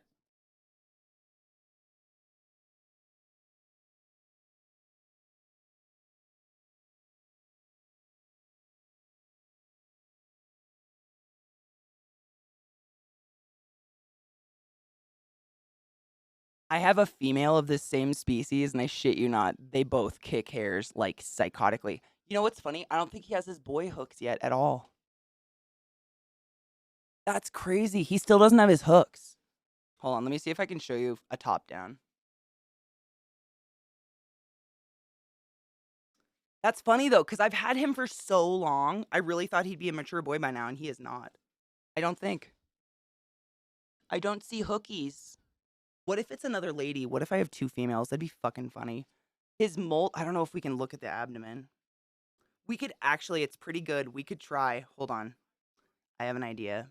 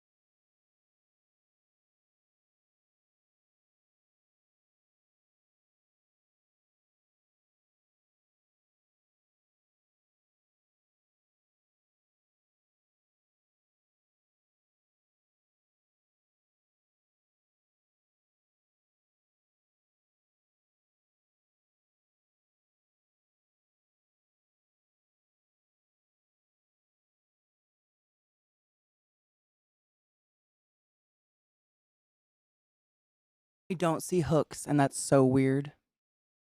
Little sister, are you home now? Are you talking to us from the Nicaraguas? How are you, love? I'm just putting a tarantula in some warm, lightly soapy water. Not tarantula, the molt. To see if we can see if it's a... That'd be so funny if I got it. 2 females instead of a male and a female. But there's a way to sex them by looking at their abdominal molt, and I think I can get this one open. I totally can. We're going to be able to sex this bitch and see if it's actually a male, because I don't think he has hooks yet, and that's really weird. Was it wonderful? Oh, I know, Sarah. I literally screamed just at nothing this morning. I am so fucking sick of winter. Just like at the universe. I'm fucking tired of being cold.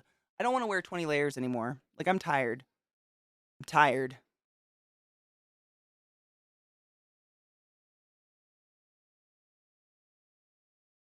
She went on a yoga retreat. No, but we're actually supposed to get snow today. Like, it literally just ended. It just stopped. It just melted. And we're supposed to get more today or tomorrow or something like that.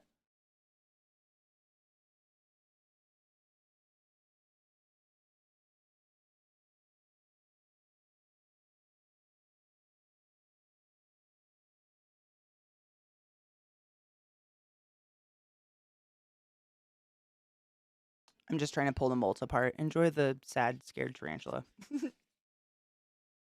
They're always sad and scared, by the way. That's the joke.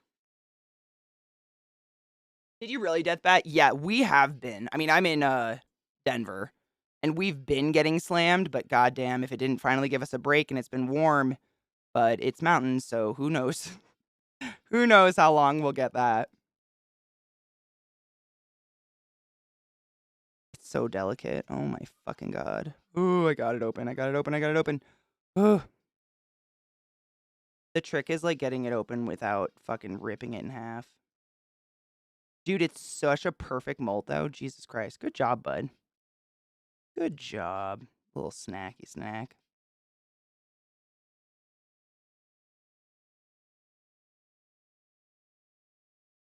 Dude, if I get another female, that'd just be the fucking shit. I mean, I would laugh because I've gotten so many goddamn males. And when I actually pay for a male, if I got a female, are you kidding me? That'd be so funny. My dudes, I think she's a female. Are you kidding me? No way. Are you joking? No way. Hold on. Hold up.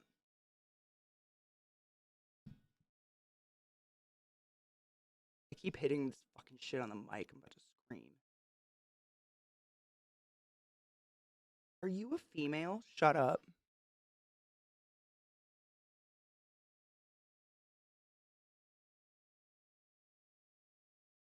I think she might be a female. I'll pull it out and look at it, but like, that would be so funny because I have another female of this species that is huge, but they grow really slow and they live forever. That means I gotta upgrade your enclosure, babe.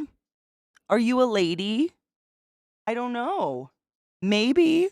I'm questioning you now. I mean, it doesn't matter. I'll love you regardless, but like,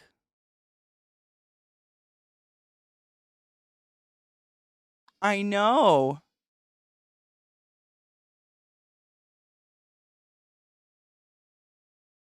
Thankfully, I think gender reveals are stupid. For the most part, it's just so I know if my tarantula is gonna die or live. You know? But I just want this to soak a little bit longer so it's like nice and malleable, and then I'll put it on a piece of paper and I'll see if I can show you what I'm looking at. But essentially what you're looking for is in the abdomen of the molt, you will either find a pouch, like the remnants, the molt, you'll find a pocket basically. In the bottom of the abdomen, there will be a little pocket, or you will find none. If you find this little pouch, which I know what it looks like by now because I've sexed many a tarantula, it takes a minute to kind of figure it out, but once you know what you're looking for, it's pretty easy. If they have that little pouch, it means it's a female. And if they do not, then it means it's a male. And usually you have to wait for your spiders to be pretty darn big to be able to do this. It's hard to tell because they're so, like, tiny. But fuck it if that's not a fucking... I don't know. We'll put it on paper and we'll look. I don't know. How long is the loving? Of the tarantulas, like, if they did the lovings together, it's pretty darn quick. depending on whether or not if she eats him. You know what I mean? Like, if she decided to snack on snack, then it would be a lot shorter. I mean, a lot longer, because then she'd eat him after the fucking. But sometimes they don't. I mean, it really just depends on if the female's hungry or not. I have a couple female males that I've thought about pairing, but I'm honestly just nervous. Because chances of them eating the male is high.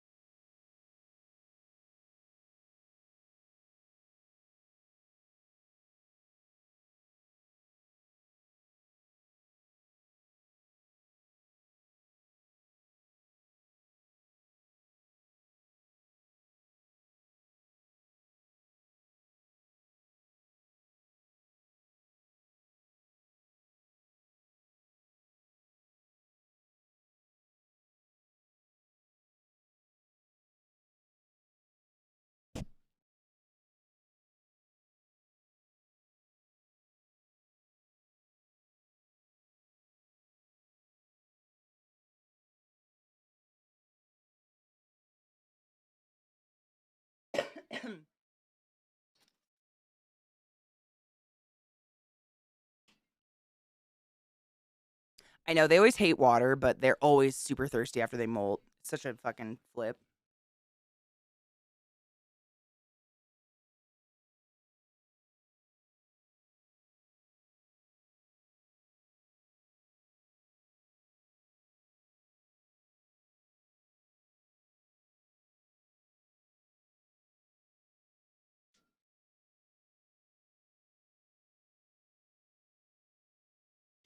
I think this one molted, but I don't know. No. You're so tiny. This is one that spins. I mean, look at this. I never see this spider, ever. This is so she has a dark corner because they like darkness, and it's really bright in here. Yeah, I never see the spider. She's in there somewhere.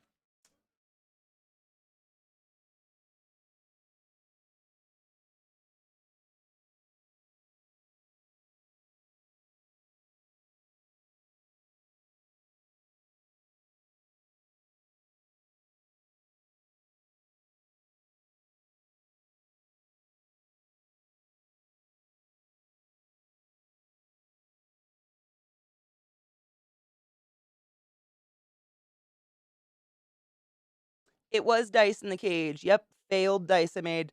I fuck around in resin crafts, and if they like aren't weighted well, I just use them as tarantula decorations because they like shit to like move around and make a home out of.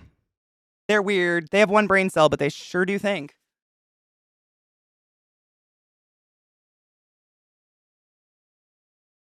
Okay, my heart's beating so fast. I hate when I do this because it's so delicate. They're literally like so shatterable.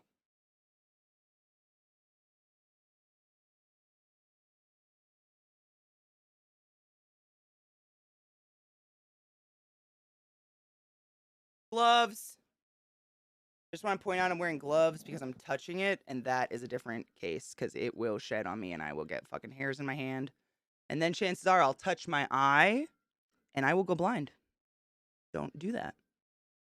But because I put it in warm water, we can kind of more move it and make it perfectly formed, which is cool. Look. Hold the molt. Oh, Isn't you that saw a a nice stream? one? Yeah. It's this boy's. But so I'm looking to see if I can fix him. Okay. Oh no. Yep, I'm looking for the sperm punch bag. That's what I'm doing. Dude, Metal Donuts, you fucking got me there though. Nope, pulling a molt. Oh, sorry. Pulling a molt. Sorry. See how light they are? That's how fucking feather light these are. Just me saying puh made it skip. If I catch my big tarantulas molting, I try to get the molt out as fast as possible because if they don't stomp all over it and destroy it, which they normally do because they don't want predators to know they live there, I can get them and move them in a nice position and then I can frame them. Isn't that nice? He looks really good. You just put him in warm water, warm, very like barely soapy water. And it helps make them so they're malleable so you can move them and keep your molt, which is fun. This species is a Brachypelma bome, otherwise known as the Mexican fireleg tarantula. And then this part back here, this tan part, that's actually the cap for the thorax. And it's stuck to the fucking abdomen because it's such a good molt. But do you see this cavity? Hold on. So I always tell you guys tarantulas look exactly like a crab on the inside. Tell me I'm wrong. I'm gonna try to put on autofocus. They are just a crab. That's a crab. If you've ever eaten a blue crab, fuck off if that's not exactly what they look like on the inside. Hold on. I'm gonna put on autofocus because then it'll actually like I can adjust for really up close stuff. Why does it look like a brain? What do you mean? What do you mean? Autofocus sucks. There. So, this is the thorax, and it's just muscles. That's just, well, muscles. Big quotes, air quotes. But that's the thorax. And then this part back here is the abdomen. This, like, sac, that's where all the guts are. And like I said, it's literally a water balloon made out of tissue paper. They are so delicate and squishy. And then that right there, let me try to flip it over. That's the cap for his body. So that's where his eyes are, essentially. And their eyes also molt. So you can see those tiny little eye caps. Let me see how close I can get it. And I've told you guys before how pointless tarantula eyesight is. How close can we get? So, I don't know how close I can get because they're so small. In the front, those little black spots right there, those are, let me see. Actually, I turned my light away. Let me put my light back. This will help, Katie. There we go. That little black spot on the front of that cap, that's all the eyes right there. Do I have like a little, I was trying to look for like a pencil or something to point at it because it's so tiny.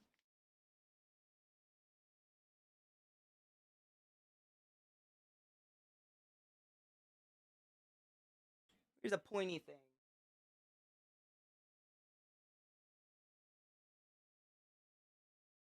Perfect. So, right, meow. Those are the eyes right there. And they literally sit exactly on top of the carapace. And as far as scientists can figure out, they're basically useless other than deciphering whether or not it's dark or light outside. And they are, most invertebrates are always going to feel more safe at nighttime than daytime because they have very little defense mechanisms. And like I said, there's no such thing as a deadly tarantula, so they have very little defense mechanisms. I was trying to turn it so you can see in the middle of the eyes, they have this little tiny alfalfa sprout of hair, all tarantulas, right there. And I think I have to put like something white, maybe the pencil will work. And you can see the tiniest little tuft. It's the fucking cutest shit. You see that tiny, adorable tuft of hair between the eyes. It's literally a perfect alfalfa sprout. Every tarantula has it, and it makes me laugh at them all the time. Because they all think, oh, I soaked it in water. That's water. It's not juice. Don't worry. We're seeing if it's a boy or a girl because I think this might. I purchased a pair, a female and a male, with intentions of breeding them, and I think I might have got two females, and I don't know, so I'm looking.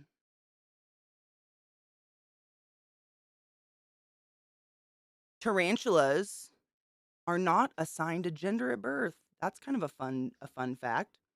So, I mean, I guess technically, but they do not express their gender until they are of a mature sexual age. That is the exact moment you will know what gender they are. Before that, you don't know. And they can get very big, like this one. If I didn't have this abdomen, there's no way I could know what this guy is because he doesn't have tibial hooks yet. And tibial hooks are kind of the main way that you identify a male versus a female if you don't have the abdomen. But the abdomen is the absolute number one way to identify what you have. And it does not matter, Gender doesn't matter. You're beautiful who you are. But females live a lot longer and get a lot bigger. So that means that this bitch would need a bigger enclosure. I think I need to cut the fucking abdomen. They really slid out of a tight fucking pair of pants. My God. Look. Surgery time. Perfect.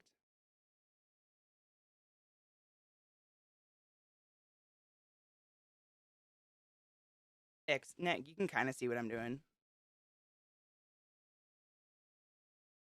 This is so cool. We never get a good molt like this. If you guys give any fucks about tarantulas, this is actually really sick. It's gross. It looks wet. It's because I soaked it in soap water. Don't be grossed out. It's just soap water.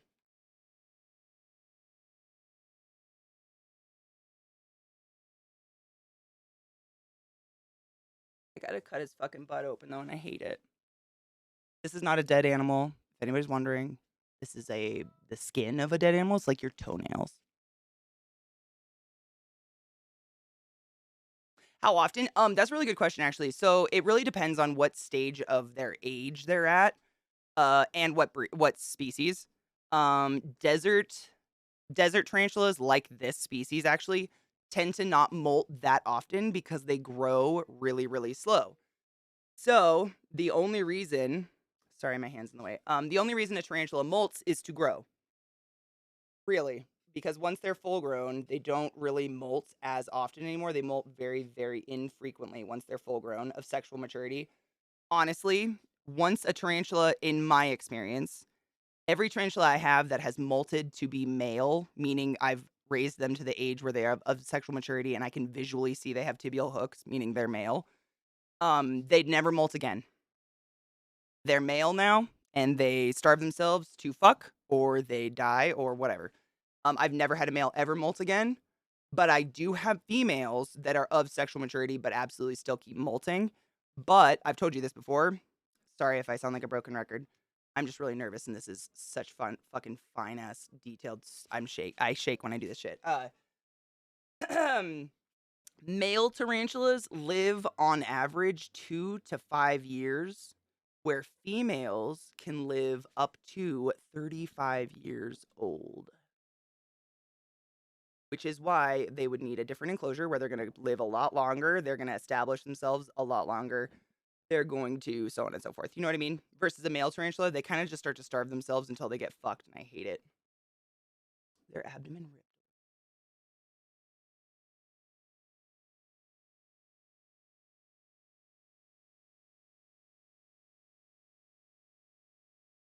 So, you see these white?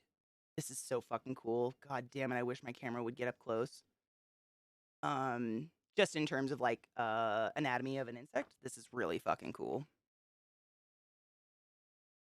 Mr. Fox, I mean, that'd be so fucking cool. You know, technically, I mean, we lose skin cells, but not all in one piece.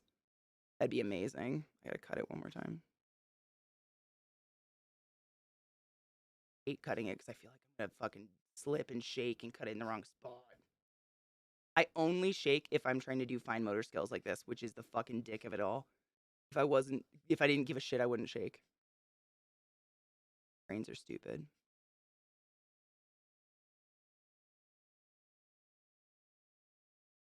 So this part I'm spreading out right now is actually the top of the abdomen. So the top of the butt where they kick all their hairs off. That's this piece. So let me scoot.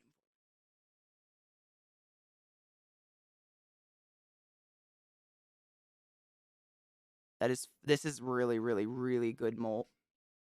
Which also, a good molt is actually a really good sign of a healthy tarantula that's been taken care of. Not to toot my own horn, but tarantulas that are dehydrated, or I should say just have the incorrect humidity level, will have a very difficult time molting. And I've told you guys this before, it's the number one way tarantulas die. They get stuck in their own molt. When they need to molt, they go to molt and they get stuck in it. And usually it gets stuck around their mouth parts or on a leg so they can't crawl, and then they end up dying. And it's very sad. So, let me spin it so you can see. I was trying to get the abdomen more open. It's pretty cool. It's literally, so what we're viewing right now, hold up.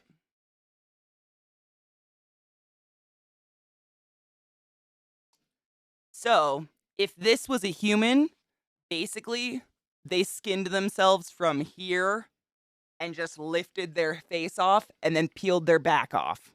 Does that make sense? That's what you're viewing right here. Those are the fangs. So they right here popped off and then peeled all the like in one piece all the way down the back. So that's the top of the carapace, which is pretty fucking cool. It's literally a little spood glove, literally. And small tarantulas, mostly because they're just so small and like delicate, their molts tend to be a little fucked up. Focus, bitch. Like Slitheen, literally, yes. I'm cutting the abdomen. So most of the time when they molt, this entire thing comes open and it's easy to see inside. But this guy literally like squeezed out a little tiny incision right here. So the whole abdomen was still one piece. And in order to view what I want to view to sex my tarantula, to see what they were assigned at molt, I had to cut it open to get inside. And it's like leather. Like their skin, this is tough shit. Their abdomen is it's delicate when it's full of guts, but when it's not, when it comes off them in one shell like this, it's tough. It's weird. So, do you see these white patches? Sorry, the autofocus keeps fucking up. Those white patches right there, those are the book lungs that I'm always telling you guys about. So if you're not in my stream all the time and you don't hear me talk about tarantulas 24/7, what's cool about tarantulas and most of the invertebrate world is they do not breathe with their mouth parts like you and I. They actually breathe via gills under their abdomen. So again, we're looking at the top view. So this is inside the gut, the bottom view. This is the top of the abdomen. So basically, this is really cool to show you because I'm always telling you guys why I don't smoke near my tarantulas and I don't blow pot smoke on them. Catherine, why? I got stuck. It's fine. It's super tough. I'm really just scared. It's not hard. It's not easy to like fucking fuck it up. It's just I'm nervous. So I always tell you guys I do not blow smoke on my tarantulas, and this is why. They breathe passively. Sorry, I didn't mean to scare y'all. It's because I'm shaking so bad. I swear to God, I don't shake unless I want to do something that requires fine fucking motor skills, and then I shake like a dumb hoe. It's so bad. I hate it. Like a dumb hoe. I'm just trying to get you the best view of the book lungs. So those are their lungs, actually, those white patches. And they are open to to their belly. So anything gaseous that they come in contact with, they don't have a choice. They must breathe it. Does that make sense? So like you and I can hold our breath. They can't. They breathe like they have gills, but they're called book lungs because they do it with air instead. And what's really cool and what's really sad because, oh my God, it's because it's wet. It's like drying. So it's going to keep moving like that. I promise it's not alive. Don't freak out. It's just like drying and getting tighter. Look at the hairs, though. That's what he kicks off into the air. Isn't that sick? I know. These are honestly, Mr. Fox, have you seen Azula? I should bring her out sometime. She just molted recently, actually, as well. So in a couple days' time, I'll be getting ready to feed her. Maybe we'll do that on stream because she's the female, supposed, the only female of these two. This might be a female. I don't know. Unfortunately, when the guy molted, he ripped a fucking hole right where the little flap is. So there's your book lungs. And then if you see, hold on, you can actually see where the web comes out of their butt. It's not their butthole. It's the web mechanism that creates web inside their body. It does look like a tiny butthole though, which is kind of cool. Right? Meow. That's where their spinnerets are on the other side. So that's where the web, look around the corners where chocolate's made. But for real, that's where the web's made. But a female tarantula would have right about here, right where that fucking tear is, they would have literally a pouch, like an open slot. And that's how you differentiate a male from a female. But unfortunately, this one literally, because they ripped it open right where the fucking thing is. But I mean, I don't know if it's me being hopeful, but I feel like I see a fucking pouch. Ugh. So what I'm looking at right now, That black spot, that's the fucking tear. Oh, yeah, that's what I was gonna say. If my camera was better, you can actually see the book lungs are, like, feathering out. And that pisses me off. I wish my camera was nicer. Someday when I'm rich and famous, I'll get a DSLR.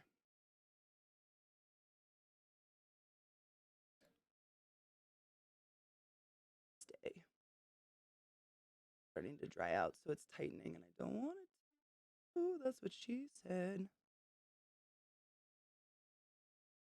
So, book lungs, white patches. This one's fucked up because that's where they ripped open when they molted out. But right on top of that tear, I feel like I see the slit of a female. Giggity. I don't have a female molt like at hand in really good shape to like compare it, and it's so fucked up. I don't know. Piss. I have an idea.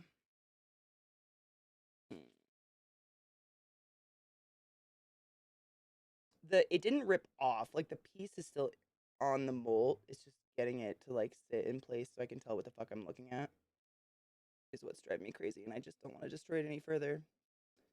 I feel like that. I don't know though. Is that just me being hopeful? Females live longer? No. Fuck. I know. We gotta go get a penis. Shit. White goo factory, exactly. So yeah, spider molt's pretty cool, huh? When you get a full one. Isn't that fucking gnarly? That's the full spider, except the spider left over is bigger. That's the whole reason they molt. So this looks big and impressive. Finger for scale, but the spider in there is bigger, which is even more exciting.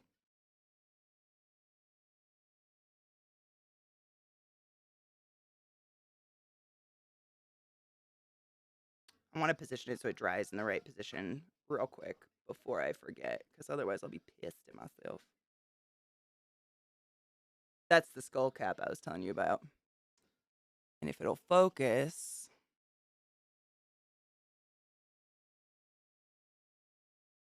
Do it. Come on. Come on. Focus. You're such a shitty camera. That's the cap of the thorax. And those are those itty little eyes, right? All 8 right there. Pointless. Pointless. But they're cute, and they sure do try. I want to take the cap off. It doesn't need to be connected to this piece to be a good molt, but it's so fucking perfectly... God, that's amazing. Such a good molt. But I don't want it connected.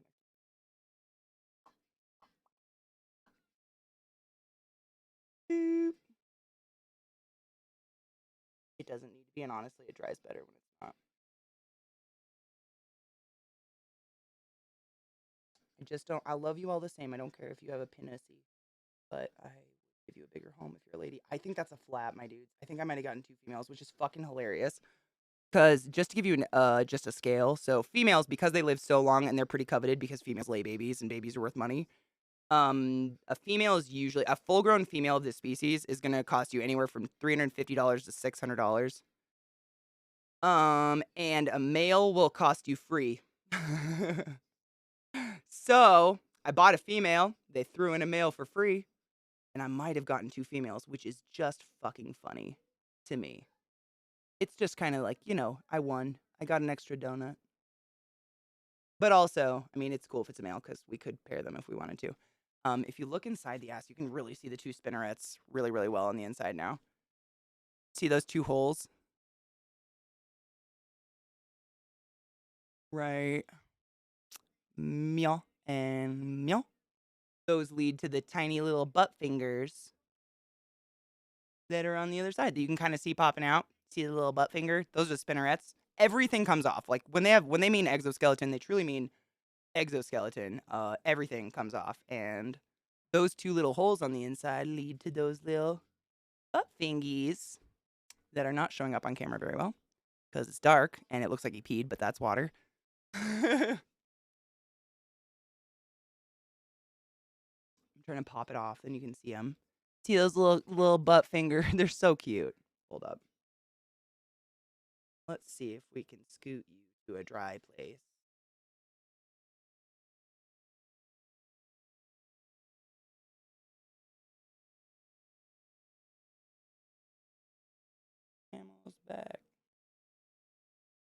Cute, you dumb whore. You're just so. Oh fuck, that's okay. They actually dry really well separately, but it's like this coveted thing. I have a couple that are full molts that are pretty fucking dope. It's like getting the peel off an orange all in one strike. You know what I'm saying? It's just like it's pointless, but also like look what my spooter did. But they dry better when they're not connected because then they don't get all tight on each other. There's those little butt fingies. They're so dark and velvety, but those are the little spinnerets right there. They're so tiny. And that's how they do all their little web laying. Which is cool. But yeah, I just can't tell. I don't know. I think there's too much damage for me to honestly like say. I guess if she turns out to have tibial hooks, she turns out to have tibial hooks. And then she's not a she. And if she doesn't have tibial hooks, then I don't know. I'll love her. I don't care. But yeah, I guess I just am gonna give her a bigger enclosure and hope for the best. I don't know. It's the mystery of the day. Fuck, if she ripped it right where I should be able to tell. That is so annoying. What if she doesn't want me to know? She's also against gender reveals. I get it. I get it. Me too, boo. So her female counterpart is named Azula. Well, this spider's. What would I name this one if it was a female? Because I'm gonna have this one for a real long time if she's actually female. I don't know. Another firebender probably, but like, I don't know. I'd have to think about it. I'm just trying to position the legs so they dry in a nice place. It does feel like taxidermy, to be honest. Now that you said that, Lizzie, it definitely feels like taxidermy, even though it's not a dead animal. You know, it's like basically if I was playing with someone's fingernails, which is grosser to me, honestly, than this. But that's essentially what it is. Some of my tarantulas actually launch their molt like feet away from their home hole if they can, because they don't want predators to know that they're there. It's pretty wild to watch. Whereas these guys, they just stomp all over it and try to destroy it. So there's all of our pieces of our tarantula. We got our, I feel like fucking Buffalo Bill. We got our face. I made it so the eyes are staring right at you. You're welcome. And you can see the little alfalfa of black hair.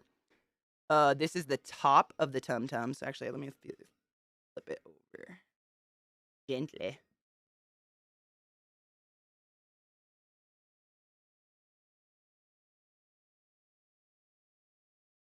There we go. So that's the top of the bootay.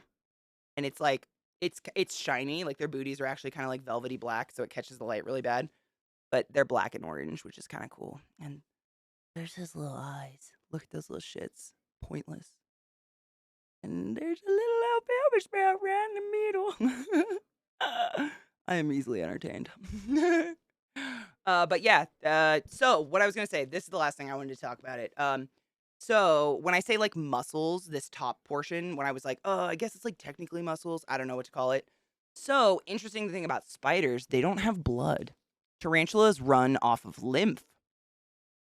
And basically their body controls the pressure of the lymph moving around them via moving, and that's how they can move their limbs. What is the word for it? It's torsion. Is it torsion? There's a word for it.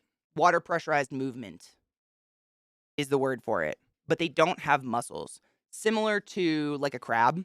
Like if you were to crack open a crab when it's not cooked, everything in the leg comes out like fluid, like liquid. And same with these guys. If you were to, that's why bugs are just juice on the inside. They're not like defined organs. You know what I'm saying? It's because they don't have blood like you and I. They do not have red blood. They actually have blue blood, but it's not blood. It's lymph.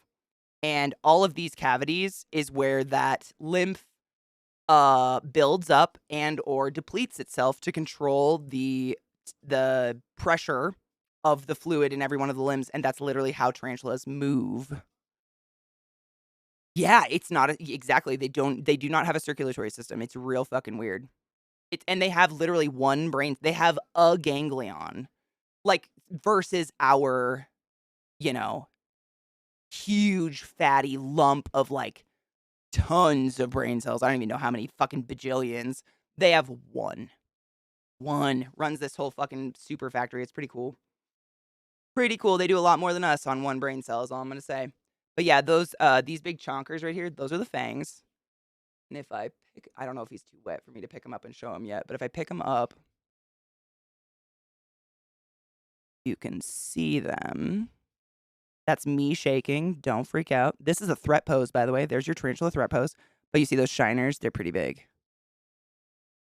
Again, in no way medically significant, and this is like a very fucking you saw it, it kicks hairs. That's its fucking defense mechanism is to literally brush its hair in front of you. Imagine if your best mode of deterring an attack was like pull out a hairbrush and start grooming. That's all they got. So they're more likely to run and hide than anything. But they're fucking beautiful. I just think they're fantastic. As they get older, let me see. I think the molt I have in my molt cup is the female, but I want to show you. Just kidding. Oh, I'll cheers you in one sec. Hold on.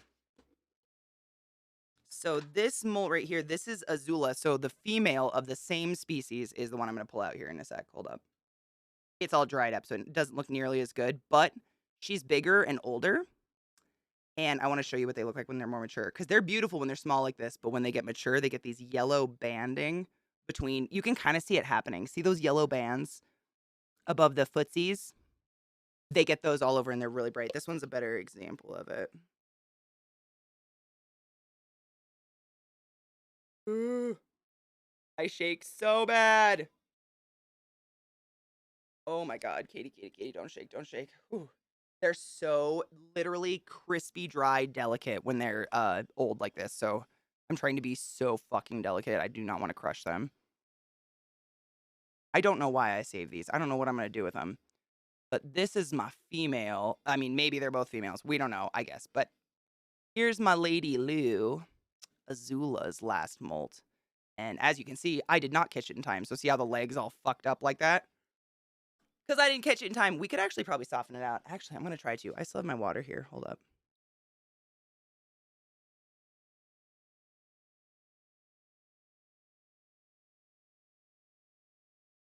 Focus.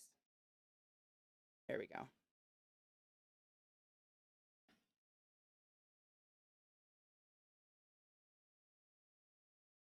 Donna, you know, I've thought about it a million times, but I never have enough money to buy the investment materials. And how do you get expendable cash? I don't know. Be rich.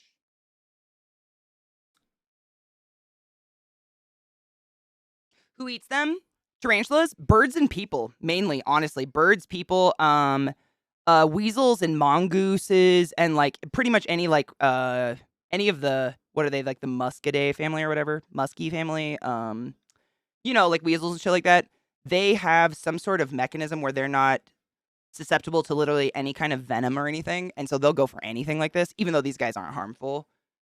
Essentially anything big enough that can't be killed by those fangs, just the size of them, because their venom is not medically significant enough to take down anything bigger than their butt. That is the general rule. So this size, see my finger for scale? That's how big a creature can be for their venom to be useful. That's the general rule for most spiders. Unless we're talking about black widows and shit. Let's not go there. Those are rare instances. There's not very many fucking like deadly spiders in the world. But do you know what I mean?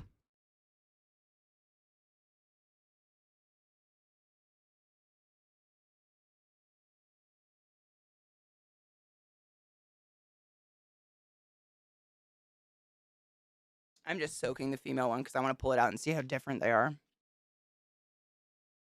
Are they? Do you want me to turn it? No, it's totally cool.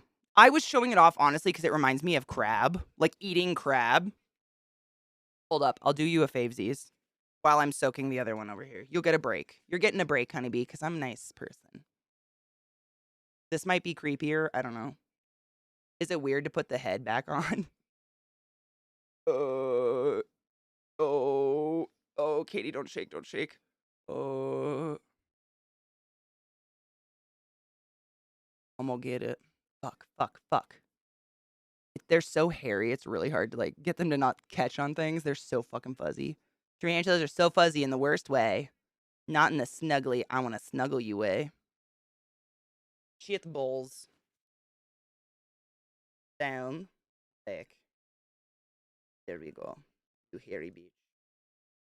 And that's right where that little skull cap would sit, right on top of his nonsense. And that's literally how they bust out, is right there. Boom. Better? Do you feel better?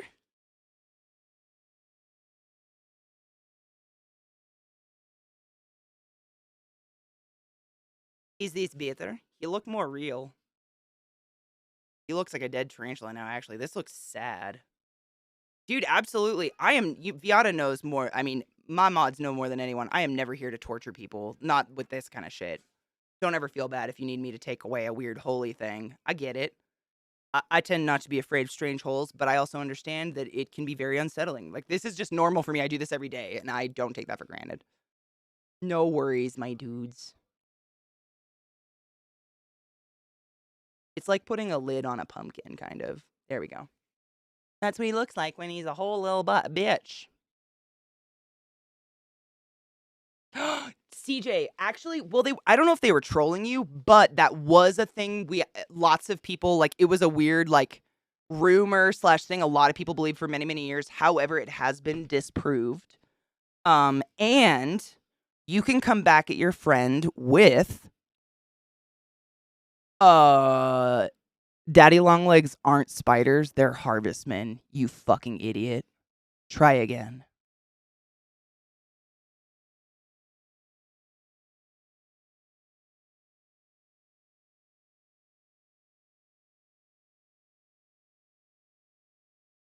Or you could be nice. I mean, that's fine. That's cool too. Nice is an option. But I don't like when people try to lie to me with bullshit. Yeah, so what CJ was asking, so I'm sure you guys have heard of this if you were a kid at one point. We all heard, daddy longlegs are the deadliest spider in the world, but their fangs are too small and or not strong enough to pierce our skin is absolute bullshit. They are harvestmen. Actually, they are part of the same like lineage, I guess, as spiders, but they are not spiders. They are not tarantulas. They are harvestmen. Totally different method of eating, totally different method of venom delivery, if they even have venom. Very, very few harvestmen even have venom. There's actually a really cute harvestman that looks like a cat. It has cat ears. I shit you not. Like, it's really, really tiny and red and has cat ears. I was trying to open up the old admin piece of the female to see if we could compare them. Because I know this is my lady. I know this is my Azula skin. I just need to get fucking water in that leg to put it down. That leg, your leg, bitch. I don't want to snap it off, but also, like, figure your shit out. Figure your shit out. Oh my god, Katie, do not break the mold, you fucking moron. Fucking idiot, Katie.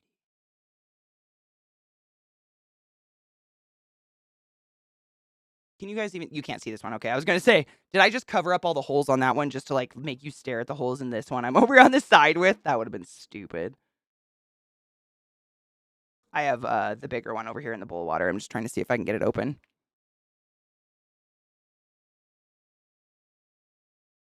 Dude, you know what I've noticed? The West Coast versus the East Coast of the US, daddy longlegs are a different thing completely. When I lived on the West Coast, like, i.e., like, Seattle area, daddy longlegs have, like, this chunky body and, like, these long fucking gangly legs, and they kind of, like, are in your garden. You find them under rocks and shit like that. But on the East Coast, people call daddy longlegs, like, these weird kind of oblong, skinny. They look kind of like a daddy longlegs, but the one on the East Coast that they call daddy longlegs actually is a spider. But it's just called, like, I think it's literally called, like, a sack spider or something like that. It's just a general house spider. But they live, like, in the corners in your basement and shit like that. And their body tends to be a lot more oblong. It looks kind of like a pill versus, like, a round body, like the ones on the East. And the ones on the West Coast are a harvestman. The one on the East Coast are a spider.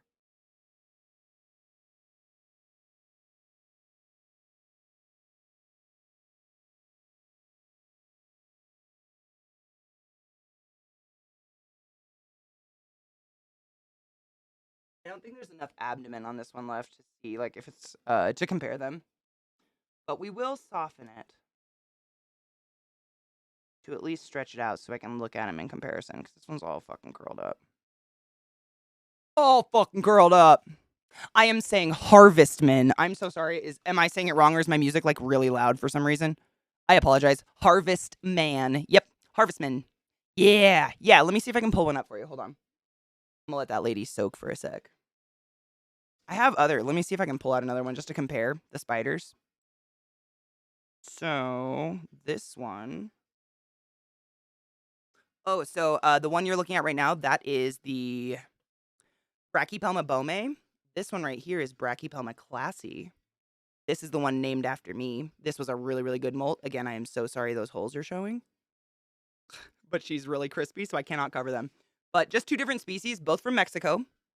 Both from actually the same area, but this one is called the Rose Gray Beauty, Brachypelma classy, and this one is the fire leg, Brachypelma bome. Both are just last names of, pretentious scientists who discovered them. That's the only thing their last name means.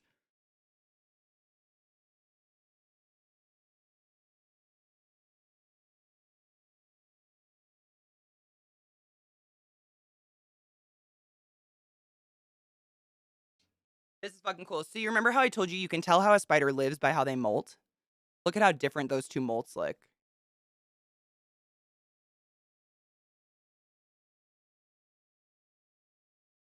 So there's the fangs in that one. I can see the shine on them. I don't know if the camera's picking up on it. The fangs are very, very tucked up in there, but the red part, that's their manchy manch parts. This is a Nandu chromatus. This was actually Vissy before I found out Vissy was a boy. And then I was like, Vissy, I'm naming a new spider after you because I can't have you die. This is an Nandu chromatus. They fucking are one of my favorites. They literally have like these black and white striped legs like Beetlejuice. I call them Beetlejuice pants. But you see how the molt looks? This guy right here, Snack, or the Brachypelma bome, fire leg, the way that they molt indicates that they live on the ground. They don't live underground, and they don't live in a tree, because all they do is spread their legs out and squeeze the fuck out. A molt like this, what do you think this indicates? Like, what kind of lifestyle would you think that indicated? I don't think I have the third one. Yes, I do. Oh, shit. Oh, they're so fucking crispy and delicate. So this is actually Brittany's molt. One of her first molts ever. So I have a pink-footed bird eater juvenile. This is one of her first molts ever. She's an itty-bitty baby. But all 3 of these spiders live differently. And you can tell by their molting styles. This one's supposed to be like this, but I don't know how the fuck to keep that up. It's Brittany, bitch. Seriously. Literally, lol, gotta fuck. This one literally just wakes up one morning, stretches, and takes its body pants off. So, this one, the Brachypelma bome, this is a terrestrial tarantula, meaning they just live on the ground. They don't dig a hole. They do not live in a tree. They literally will find, like, under a rock or under a log, and that's where they live. They don't have any fun capabilities other than kicking a butt hair at you. It's very sad. And they kick that butt hair off this little butt right here. This bitch right here, the bird-eating tarantula. I love pulling these out because it's actually a complete rumor. There's no such thing as a bird-eating tarantula. They're called that because they're as big as birds. They live in trees. So if you live in a tree, you can imagine that a good defense would be to look like a bird so that birds don't try to fuck you up. But they do not eat birds. This is a baby, by the way, obviously. But you can tell the different way they molt.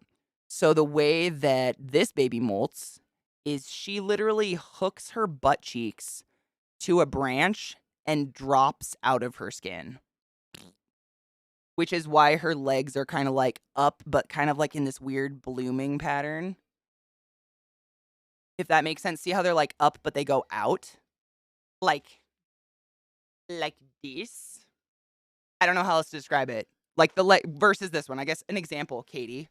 So see how this one, the bitch's legs go straight up, but they don't like do that curve out. So this is a tarantula that lives underground. And what they do is they literally, they web over the top of their hole that they live in, their hole underground, whatever. They web it over, and then they push their body against it, and they use it as leverage, kind of like pushing up against the bottom of a trampoline. They use it as leverage to pull and push themselves out of their old skin. And then they literally push this skin out the top of their hole that they live in, and they launch it as far away from them as they fucking possibly can. Because you can imagine if you leave like a whole bunch of toenails around your very secret den, predators are going to be like, hey, I bet there's some fucking toenail muncher in there. You know what I'm saying? So it's advantageous to not leave your dead skin at the, look at it, looks like a plant. But that's the major difference in tarantulas. Some live on the ground, some live in a tree, and some live underground. But all of them are pussies. None of them are deadly. All of them are pussies. Goddamn. See how light they are? Just me saying p is enough to blow them over. They're so fucking feather light. It's crazy. These are just older ones that are crispity crunchity, though. Kind of cool, though. Focus. Can you please name all three? The species? Yes. If I speak towards them, it blows them over. This one is the... Oh my god, you can't even see me pointing at him. Hold on. I'm gonna zoom out a little. You're so lightweight, you stupid piece of shit.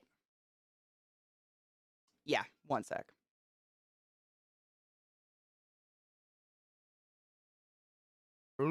Okay. So, this guy right here, this is the one he's literally the cage down here.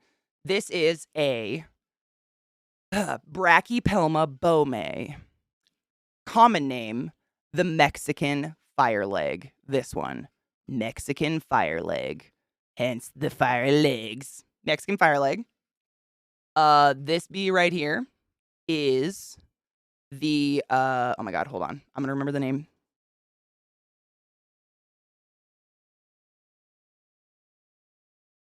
The last word is apophysis.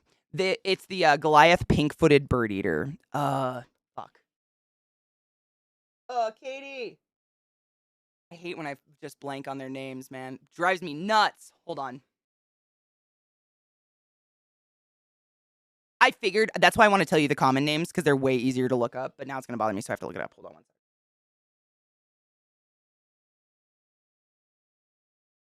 second. Pink-footed Goliath bird eater. Theraphosa. Jesus Christ. Theraphosa. Boom. Theraphosa apophysis is the pink-footed bird-eating tarantula. That's this little baby, and she's probably the youngest. This is one of my babies. This is Brittany, bitch.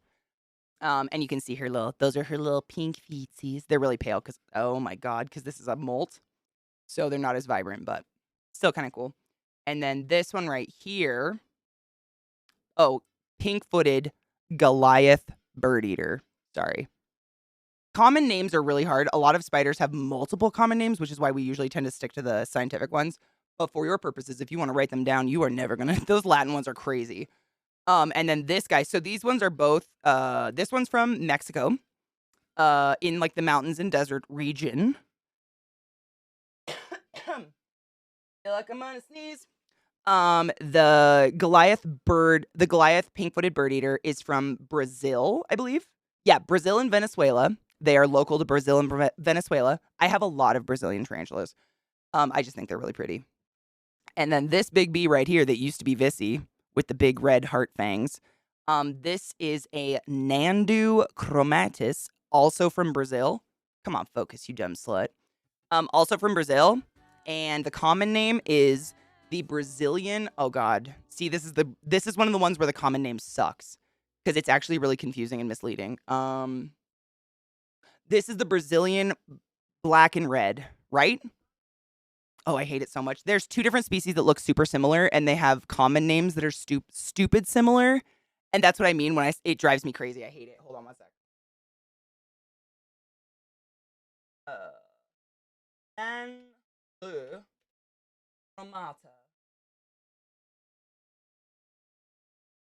Yep, Brazilian red and white, not black and red.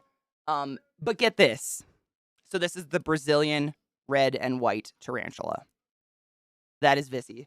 But get this. So this is the Nandu chromatis.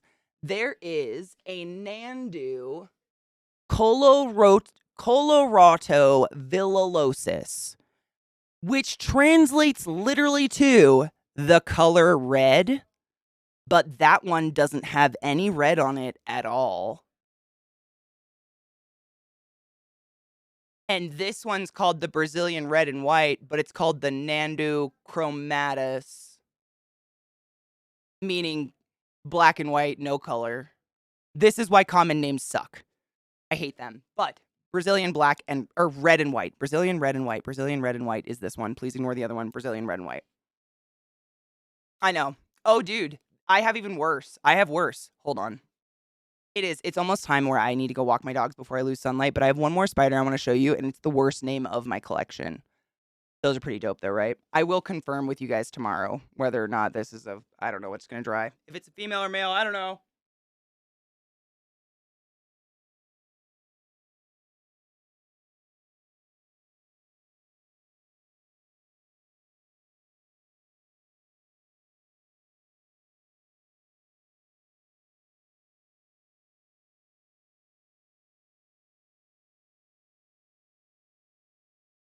This is kind of a cool one. I was hoping we'd be able to see. This is Cookie's spider. This is the blue-fanged tarantula, and you can tell they live underground, straight legs. But their fangs are literally on top of their fangs, similar to like a jumping spider. It's like peacock blue, but I can't see it. He's all folded up. I'd have to soak him, but they're pretty cool. They also have some yellow banding, and underground tarantulas kind of suck because you really don't ever see them.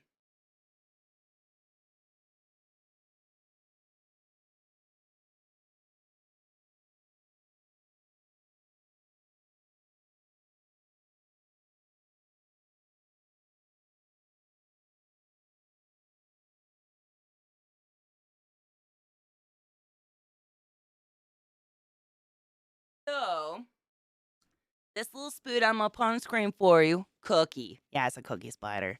That's my little spoot right here. You see this bitch? That's a full-grown little tarantula right there. These are some of my favorite species I own. However, their name is horrific and I hate saying it. Look at all the web. Is that not in? They're my favorite because they do this. After you own a spider like this, you get mad at all your other spiders for not doing this. You're just like, why are you so lazy? Can you not do this? Like, what the fuck? They do this overnight, and I just think it's the coolest thing ever. Yeah, me too, man. There's few spiders that do this prolific of webbing. It's very weird. I'm just moving stuff away so I don't put my hands on like a spider or something. Hold up.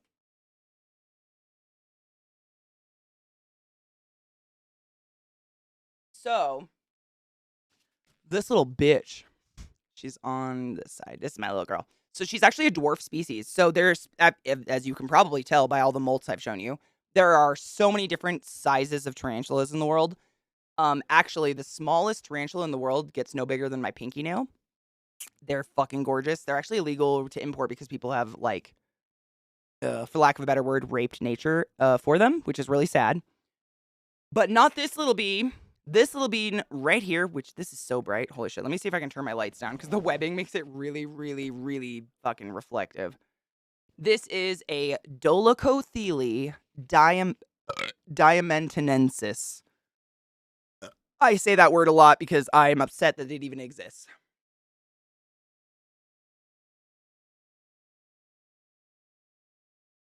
There we go. That's way less fucking bright and terrible. Where's that little bean? There she is.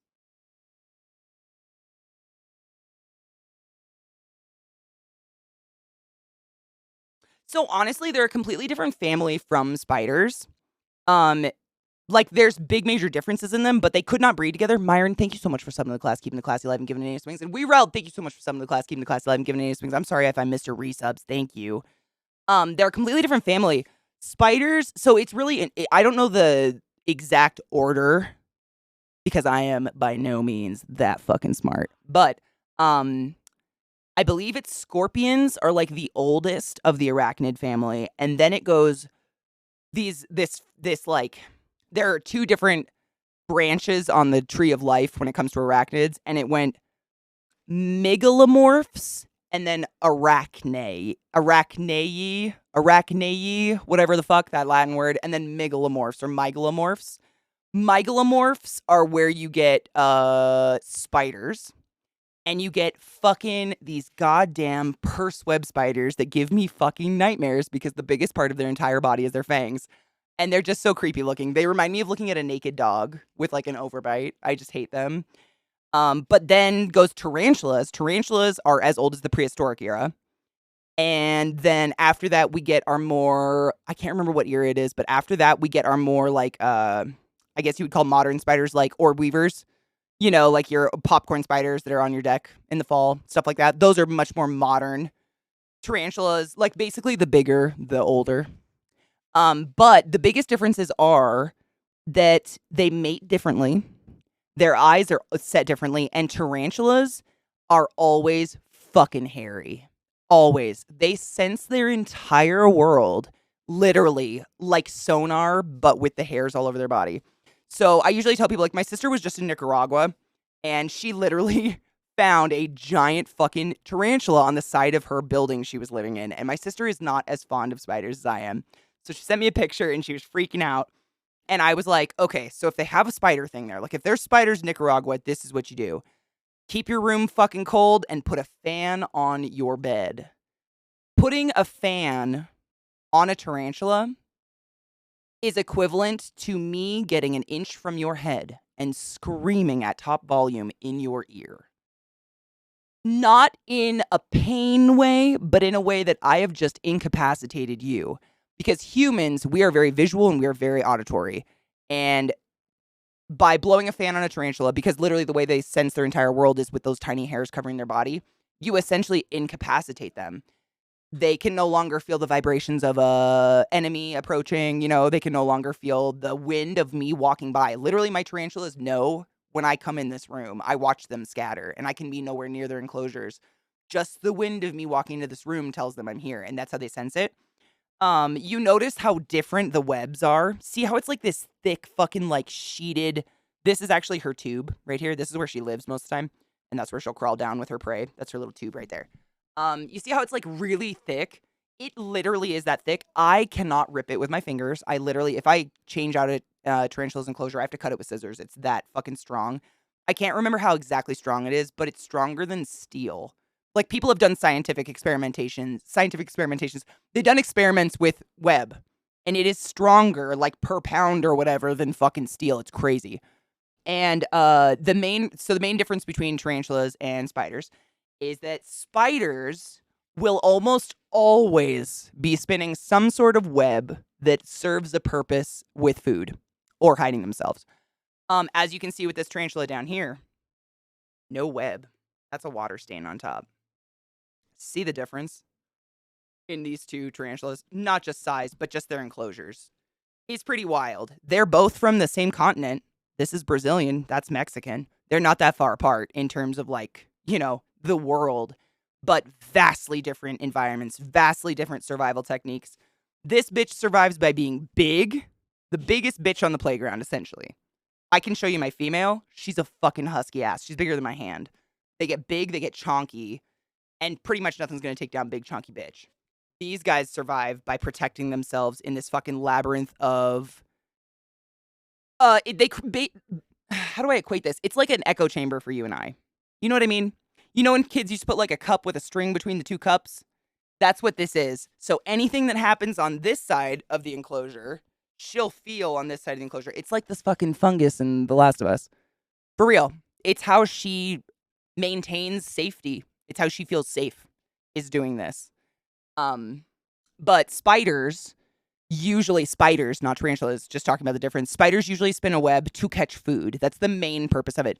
So the vast majority of spiders actually produce really unique webbing that can be sticky. It can be barbed. It can be cotton-like. I do have a few spiders that are not tarantulas. Again, spiders. I know I use those words interchangeably sometimes like an ignorant fucking fool, and I'm so sorry.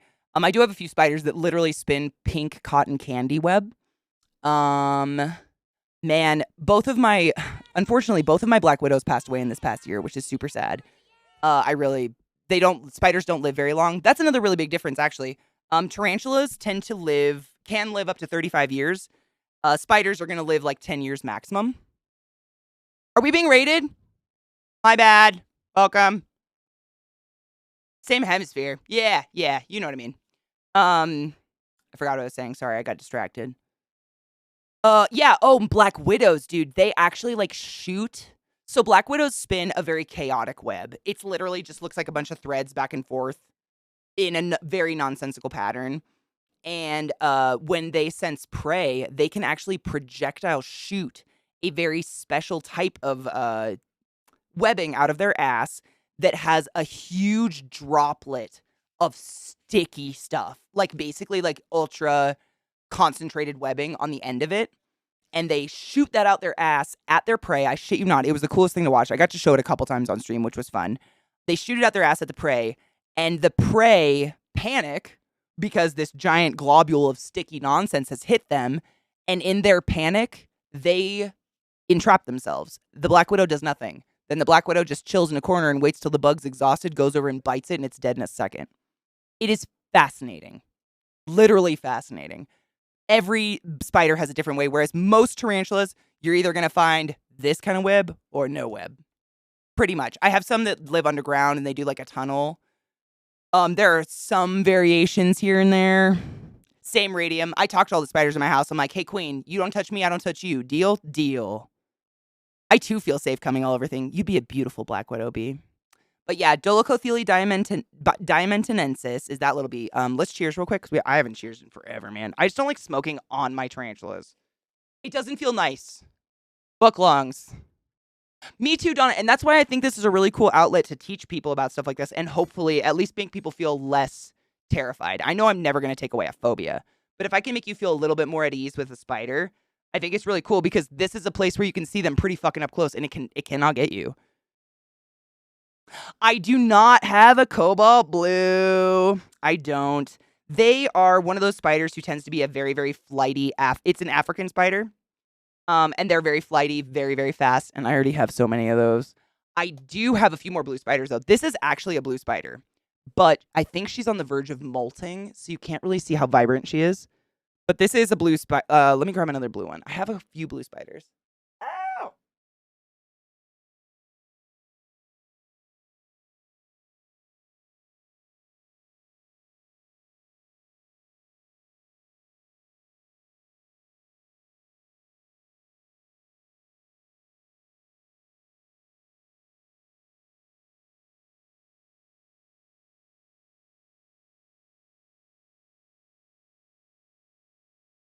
They're all literally on the verge of molting, so they look so ugly, but I'll show you one anyways. If you know anything about spiders, you understand. When a spider is about to molt, they tend to get insanely dull and gray looking because their old skin is like popping off. So they don't look very good right now. They don't look very blue, is what I'm saying.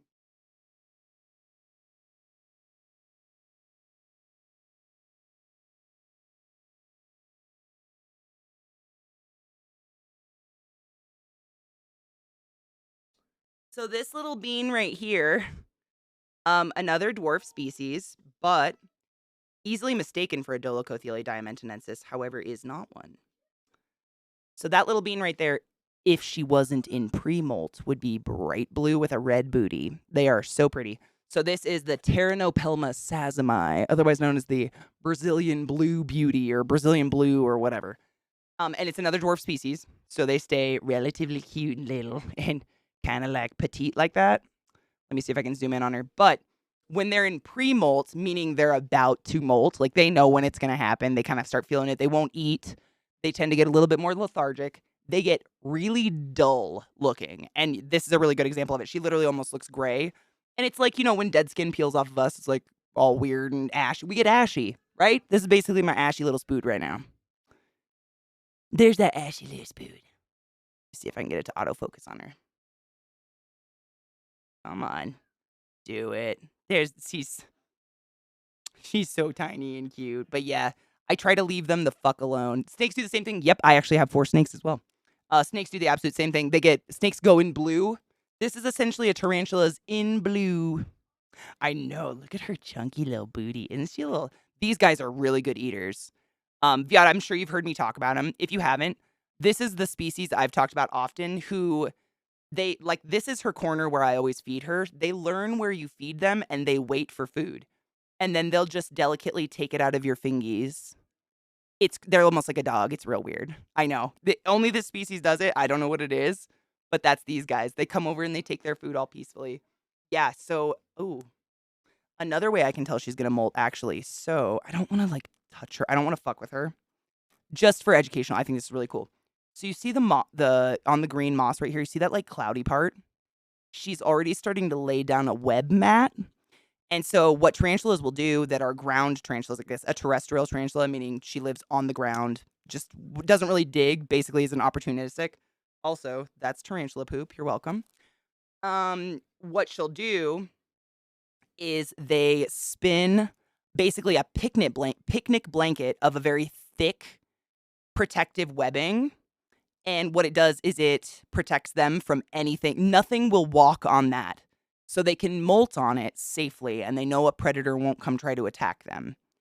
Whereas, like, if a tarantula, like a tarantula, a fossorial tarantula that lives underground, the way they protect themselves is they web over the top of their hole. They won't create that webbing mat because probably, honestly, the entire hole is probably completely webbed on the inside, so it'd be pointless. But that's how they protect themselves. Every tarantula has a unique way of molting safely because not only can they get stuck in a molt, once they molt, they take a couple days to harden up. Kind of like a resin project a little bit. When they molt, we call them gummy bears. They're literally blue. Their fangs are blue. They're see-through. You can see their blue lymph inside of them.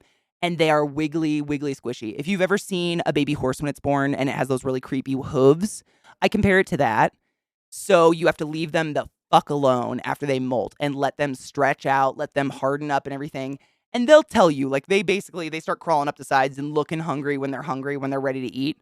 And they can fall and bust open exactly, literally wet tissue paper. It is the most delicate time. So right now, see how slow she is? This is pre-molt. I'm excited she moved, though. You guys get to see a little tarantula move. These are one of my favorites. They're very docile. They never move very fast. Really good eaters. And they're tiny. Thumb for scale. Boop. Her butt's about as big as my thumb. She's just a little chonker. I do, too. They're just so, like, I think they're very misunderstood. I never villainize, and I don't think ill will of anyone afraid of spiders. I completely understand why you're afraid. The world has made us, unreasonably afraid of creatures that are not to be feared.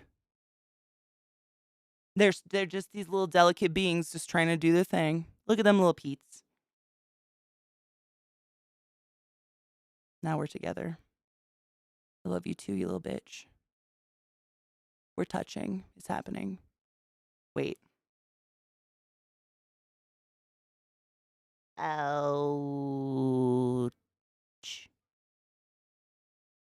It's happening.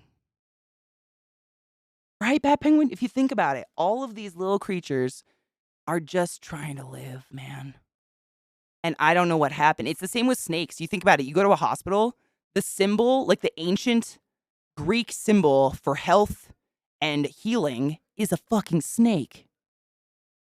But now, and I think all because of Christianity and the Bible, snakes are evil. They're Eden. But pre-Bible, pre-Eden, snakes were rebirth and new beginnings and shedding off old injuries and old time. Like, you know what I mean? I don't know what happened. Spiders do the same. Thank you, Viara. I know I get way too into this. I love doing this. Asclepios. Yes. It's sad. I don't know what happened, though, because they're just trying to do their thing. I have never been bit or aggressively approached by any of my animals ever. I have one male gecko that likes to fuck my hand, which does involve biting, but that's just how they mate. So, like, I don't take it personally. You know what I'm saying?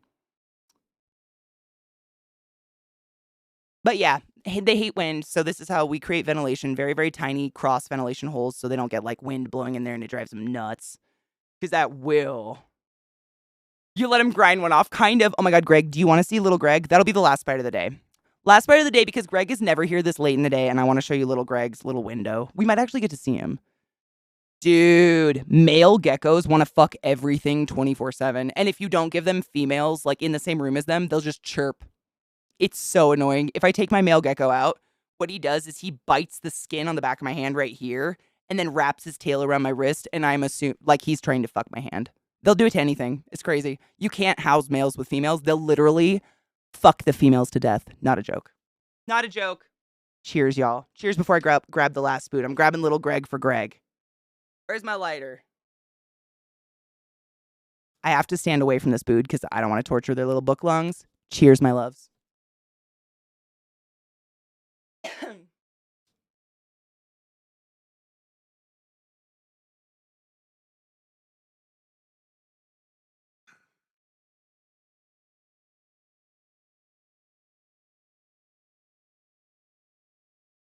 Greg, real talk, I don't know how these geckos survive in the wild because they are dumb as fuck.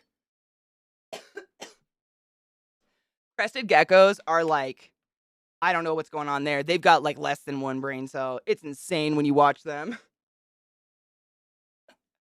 They are, seriously, crested geckos, how do they? You know what it is, they live on a chain of islands where they have no predators, that's the only reason. That's it, that's gotta be it. They are, I love them, but they are dumb as a sack of rocks, comparatively. And this is the problem. I have all sorts of animals. I'm a very creepy witch lady who has, like, spiders and snakes and big black dog and blue hair. Ah! You know what I'm saying? Like, I'm a big scary witch lady. But once you own tarantulas, all other animals are ruined for you because no other animal redecorates its enclosure like a spider. None of them.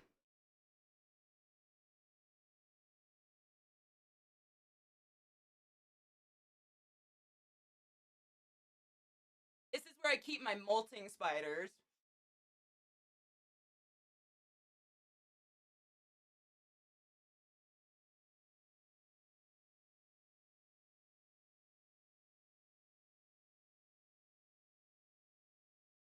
So,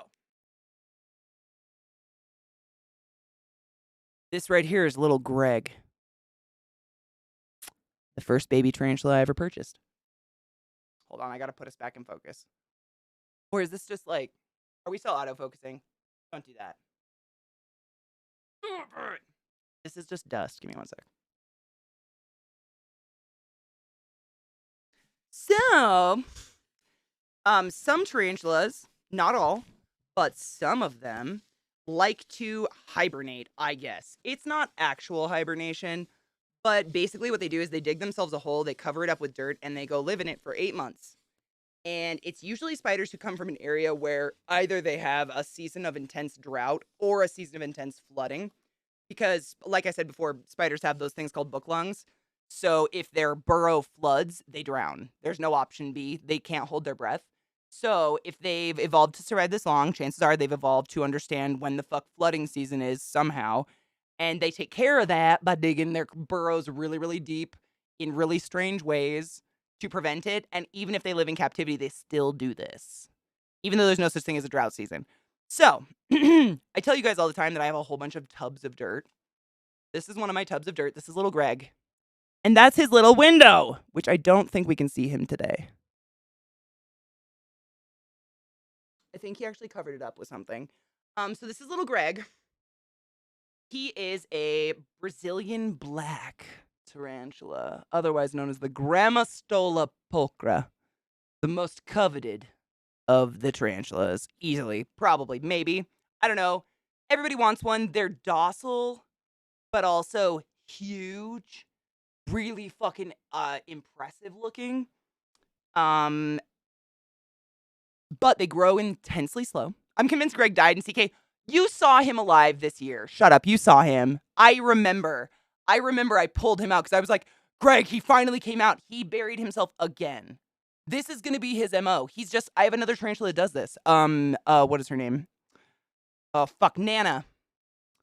My Aphonopelma calcodes every winter buries herself for 6 months. And she's an adult. So I know it happens. But he came out last summer. Shut up. I know you saw him. Shut up. I know you saw him. And then this is the little window I normally can see him in. And do you see that little foot? That little spot right there? That's little Greg's Tootsie. But it's kind of cool. It's like an ant farm. So because that side of his enclosure is always up against a wall, he doesn't realize that window's there unless I pull it out and I look at him. And he's chilling in there. But it's honestly, he's not doing anything special. It's just, it's an evolutionary defense mechanism, whatever. I don't know what season it is in fucking Brazil, but apparently this is the season for tarantulas to bury themselves. But you couldn't find the entrance to his hole if you wanted to. But I'll show it to you. For science. Delicia, only if people tell me to.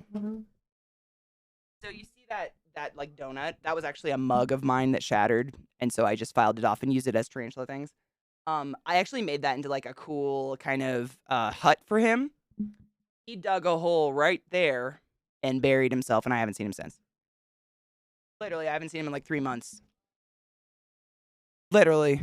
But he comes out, like he came out last summer, so I feel better about it. Like I know he's okay. Last year, I was fucking scared because I was like, I don't know, he's never done this before. But it's really interesting because He is, I think, literally the first baby tarantula I ever got, which was years ago now. And he's maybe an eighth of the size of some of the tarantulas I got less than a year ago. It just goes to show the different growth patterns of some spiders, of some tarantulas. The ones that live forever, the ones that can live up to like 35 years, tend to grow really slowly, and it's insane. However, I have two, and I think little Meg might be out. I can show you what they look like at least. I have Meg and Greg, because Greg and I are very original. I still give him water because I know he still drinks down there. This is just what he does. Some species of tarantula are going to bury themselves for 6 months. I have, those of you with spiders. Someone was saying they had spiders. I think it was Deathbat. Deathbat, you were saying you like spiders or not spiders, snakes. I have, of course I do. I have a fucking ball python. She was my first snake ever, actually, but she's a normal. She's a yellow belly normal. Nothing unique. I just really wanted to have a snake. And she eats once every 6 months. If I'm fucking lucky. She's a cunt.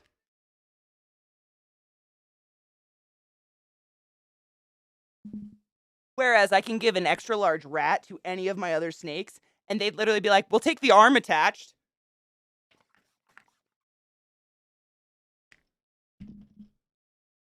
Well, here's the thing. You know how many rats I waste? Because I keep trying. I'm not convinced she only needs to eat once every 6 months. It's just because she's a picky son of a fuck. But yeah, that's the buried tarantula, I guess. This is half of my tarantulas. Literally, this is what you have. And once in a blue moon, I get to see a little tootsie. Ooh, there's water. Oh, you see his little teetsies? You see him moving? Do you see him, Greg? Greg, look at him. Did you see him? I saw him. If you didn't see him, you're just fucking with me now. He's in there. He's fine. He's alive. I'm putting him back in his special dark place.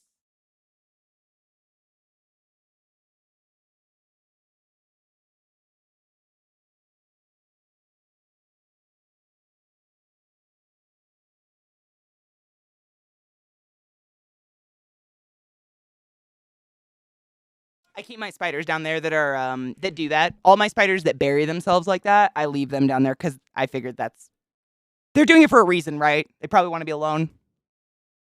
So I put them in the dark and I just check on them weekly. And when they come out, they come out. You saw him. Shut up, Greg. You totally saw those little legs move.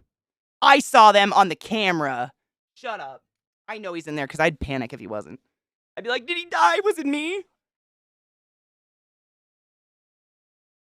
Ugh, my back hurts. That was fun, though. Thanks for nerding out over spiders with me. I didn't mean for that to turn into an hour and a half of me being a total fucking nerd about spiders. But, like, aren't animals cool? Animals are, like, the coolest. All of them. I'm just partial to those ones, but they're all fucking cool. I'm just like, if I could go back and tell little Katie in the backyard of Grandma and Grandpa's house, who's flipping over rocks collecting potato bugs, that someday there's at least going to be a few people that think bugs are cool with you, she'd cry. Really thought I was the only one for a very long time. Right? They're just like, it's nature. All of nature is really fucking fascinating, in my opinion. I think that stuff's cool, and I'm still very grateful I have fucking company to hang out. It's like, exactly. It's like you get to do FaceTime and just like hang out, and you don't have to say anything if you don't want to, and you can just look at a spider, and it can't get you. I think that's really important. A lot of, you know, education and just you're never going to get rid of a phobia. Like, phobias are serious shit, but I think you can become less reactive and less phobic acting if you understand that the thing in front of you can't kill you. Even though your rational mind is freaked out, you won't, like, freak out, if that makes sense. I don't know. You know what I mean? My sister literally was an arachnophobe to the fucking extreme until I started getting tarantulas and educating, and now she saves spiders in her house. She doesn't kill anything. She saves them, puts them outside, and names them. And I'm not saying that's going to happen to everybody, but if it happens for 1 or 2 people, I'm happy.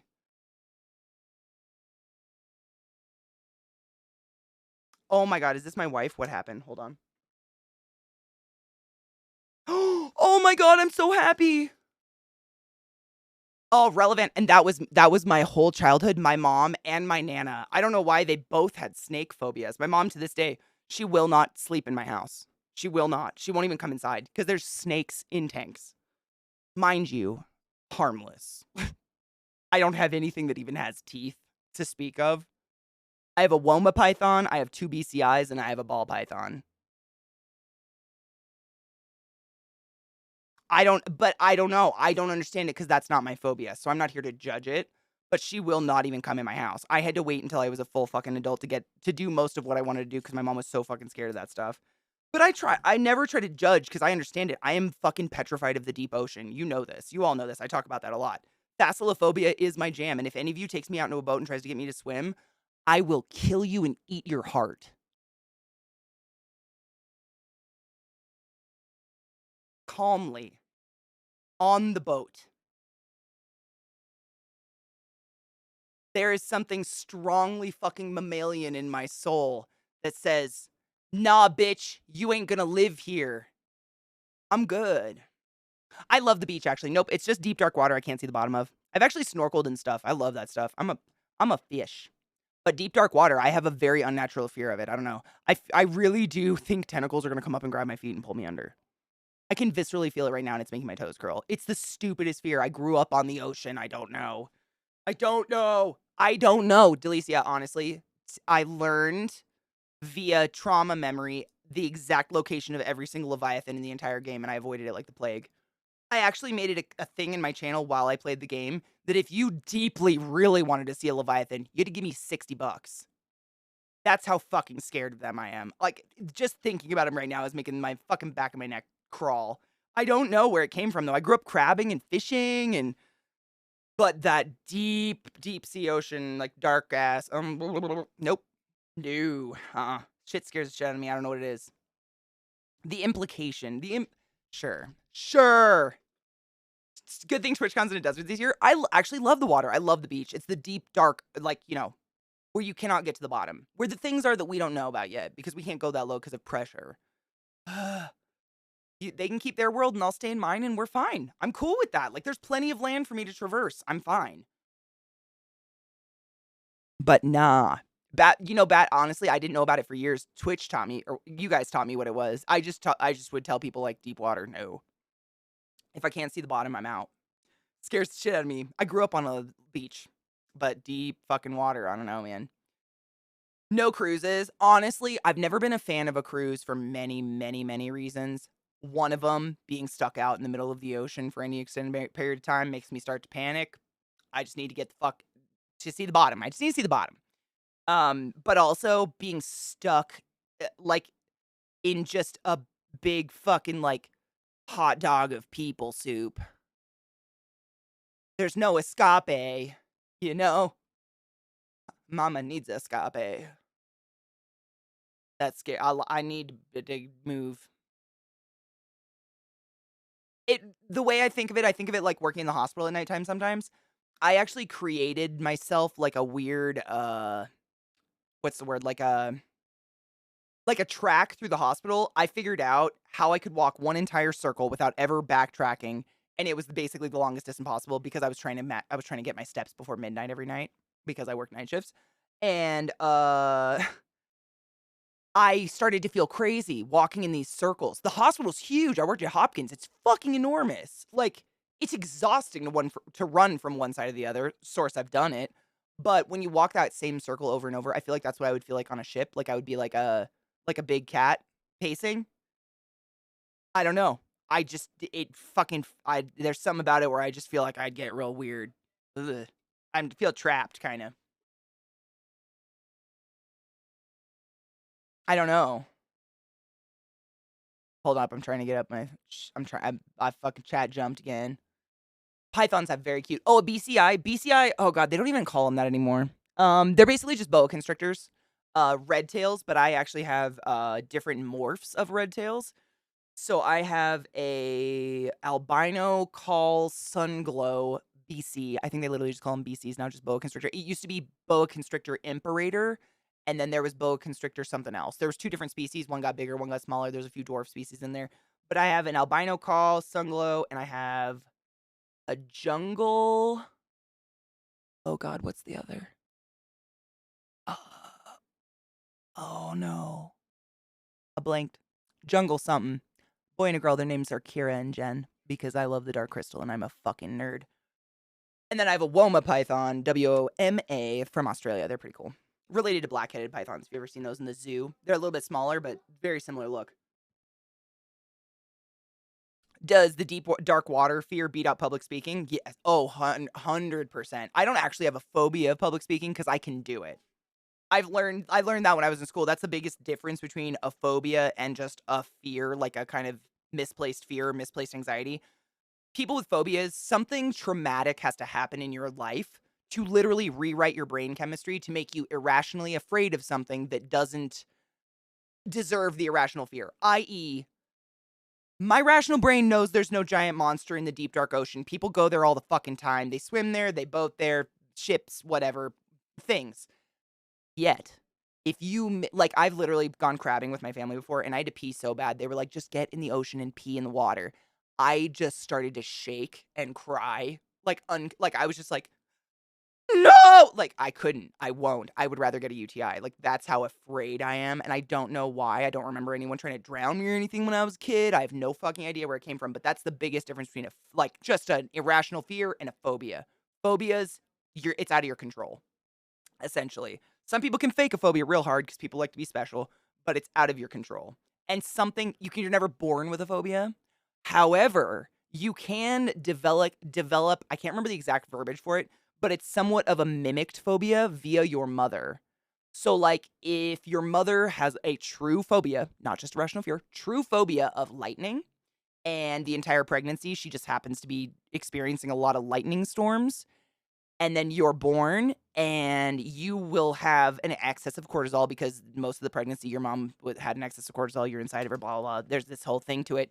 But you will learn lightning storms are scary from her, even though they've done nothing to you. Like, nothing traumatic has happened to you involving a lightning storm. Just witnessing and viscerally kind of being able to relate, because you were literally inside her body, to the fear she feels, the person in the world who is like your God, being able to viscerally relate to that will give you what is similar. It's like a mimic phobia or something like that. I can't remember what it's called.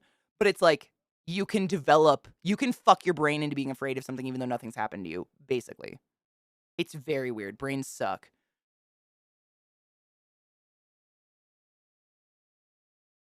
You say that, but the most fun I've had in Subnautica was killing. You're fucked up. Nope, I'd rather die. It's because we know more about outer space and our damn moon than we do about the depth of the ocean. I know, and it's scary. Like, what is... And I feel like once a week, they're like, check out this new terrifying goblin shark, blah, blah, blah, that we found in the deep ocean. It's completely liquid and has 17 eyes that don't work. We don't know why. Look at all of its teeth. What? Why? No. Abso-fucking-lutely not. I'm out. Not on that one.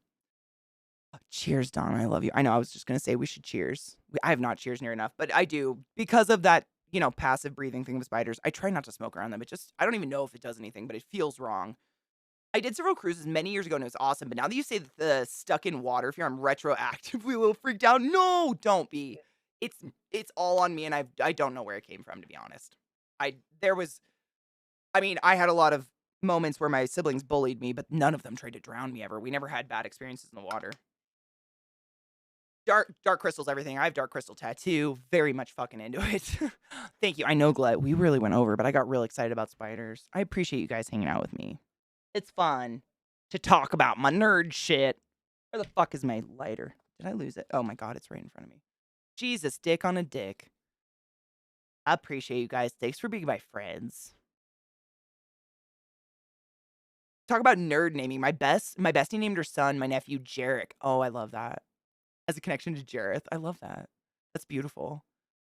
Clowns will make me shut down and I physically can't function. I don't know if I have a phobia of clowns, but I'm definitely very afraid of them and I will shank one. I hate them. I saw it when I was way too young. I empathize hardcore on that. I just hate them. But I don't become incapacitated like I do if you try to get me in the deep, dark waters. I can't... Oh, needles. That's my one other. I know I have a phobia of needles because I uncontrollably faint. Like, I can walk in jovial as fuck, And I literally look him straight in the eye. I'm like, so the moment you hit me with that needle, I'm gonna fucking fall over. Don't freak out. Happens every time. I come to in a second, and it happens every time. I have a legit, but it's only a long ass needle going intramuscularly injecting something because I have lots and lots of tattoos. I have lots of piercings. Nothing else scares me. It's very specifically that, and it's fucking weird, but I can't control it. Like I just knock out. That's my defense mechanism. Ugh. I can't. It just happens every time. Cheers. Good new ways I fucked up my kids. I mean, Erica, I feel like even though I don't have kids, I can speak for my parents. And for most people, like, I think everyone's going to end up fucked up. And to blame it all on our parents is really fucking childish. Because our parents were fucked up by someone else, too. Like, we're all just people just trying to get by. Kind of like the little spoods, right? Just look at a person like a spood. Every human's just trying to fucking survive. I think our parents did the best they can. I try not to fault mine. I try. You know, people are people. Everybody fucking makes mistakes. I'm glad I'm alive, and if it wasn't for them, I wouldn't be here. My mom did help me eat with a spoon and shit in a toilet. And, like, if I didn't know how to eat with a spoon and or shit in a toilet, I don't think you guys would think I'm as cool as you think. Or, like, we wouldn't be hanging out because you'd be like, why can't she shit in a toilet? Why is she shitting in the corner all the time?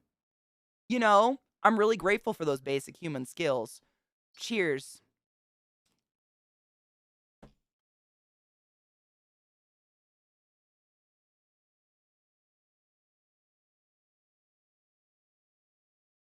Oh, Donna. And I think that was a big problem. My mom is terrified. She hates horror movies. So the way I was exposed to most horror movies is, you know, I would wake up in the middle of the night, wanting a glass of water, go downstairs, and my dad would be drunk, passed out on the couch with the Sci-Fi Channel on, and it'd be like Poltergeist. And I would just sit very similarly to the little girl from Poltergeist in front of the TV and just plop and watch because no kid can avoid TV. Ugh, bad choices. Bad choices. A lot of Twilight Zone.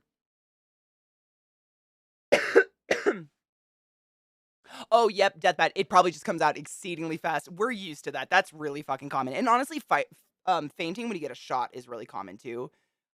It's so weird though. My phobia did not come from getting a shot, which is interesting because I've searched it. Like I've talked about it with therapists for years because I hate it. I mean, it's kind of especially now, like having to get all these boosters and shit.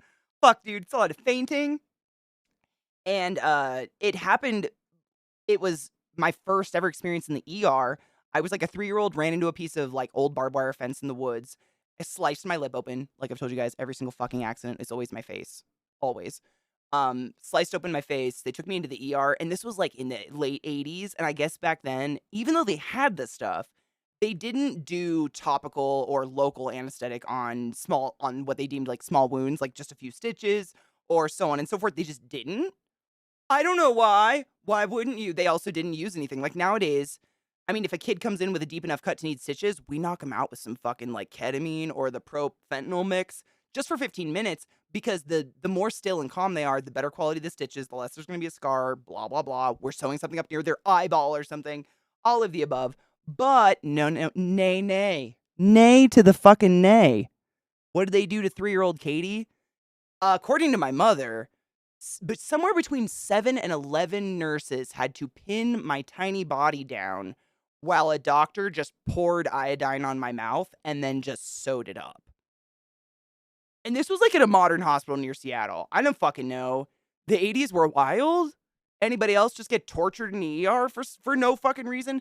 And I remember cutting my lip. I remember the woods, even though I was super young, but the whole hospital visit, blackout.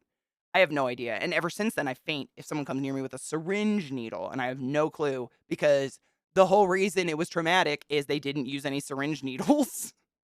So I have no fucking idea. Like, brains are stupid, and they don't make sense at all. They're great. Like, they're the only reason I can talk and function. But also, like, is this real? Is this the Matrix? Who is we? My brain could make all this shit up. I could be in a fucking coma from the horse stepping on my face when I was 12, and this is all just a fake fucking illusion I've created for myself because my parents can't pull the plug. Calm the bitch down. Fuck. On that note, I have really bad cramps and I need to go lay down or something. Thank you fucking for hanging out with me today. I had a blast. You guys always, like, you know, it sucks I feel like I'm very cunty on days like this where I'm just in pain and I can't stop it and drugs aren't touching it. But I'm very grateful that I have a wonderful family that comes on the cunty train with me. I appreciate y'all. And we ended it calmly, I think, which is cool. I'm excited for that spider molt to dry out so I can see. Be very interesting if I got basically a big old free female spider. I'd be excited. You're the best. I feel a little spicy, maybe. Spicy meatball. I felt a bit like a spicy meatball today. But honestly, like, when you get cramps like that, it's like, what do? You just, like, are in pain, so I just get fucking angry about it. And I feel like I'm a little, like, anger becomes my base emotion, and I apologize, because that is not usually the way I am. Usually it's chill, happy, giggly, try to keep it fun, lighthearted, but damn, dude. Pointless pain is stupid. It's like a punishment for not getting pregnant. Like, the fuck? Read the room! Read the room! We're overpopulated!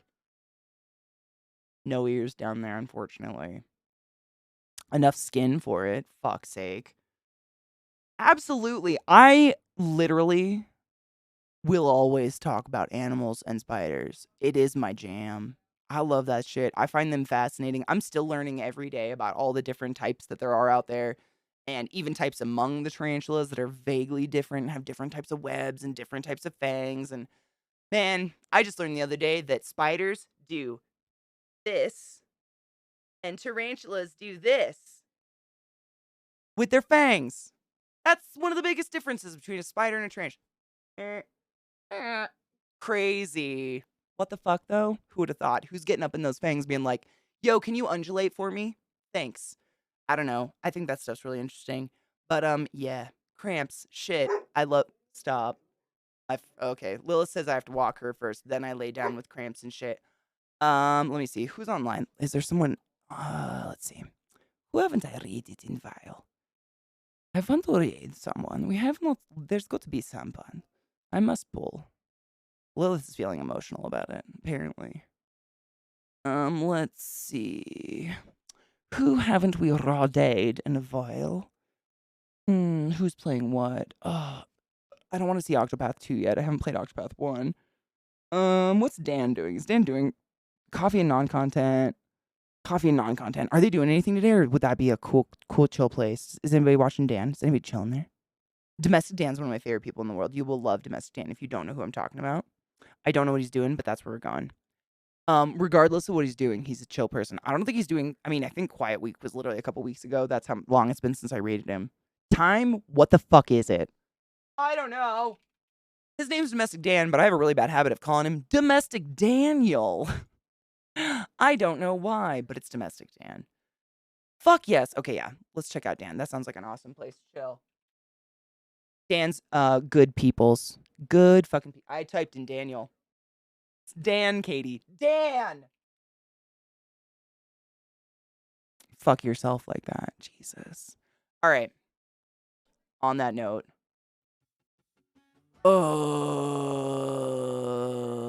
Yeah, I'll see y'all tomorrow fucking morning. Be good. I love you. Be safe. Brush your teeth. Clean your bong. Clean your fucking water bottle. Sick's nasty. Sick fucking nasty. But yeah, I'll see you tomorrow morning. Hopefully no cramps and we can play some more games.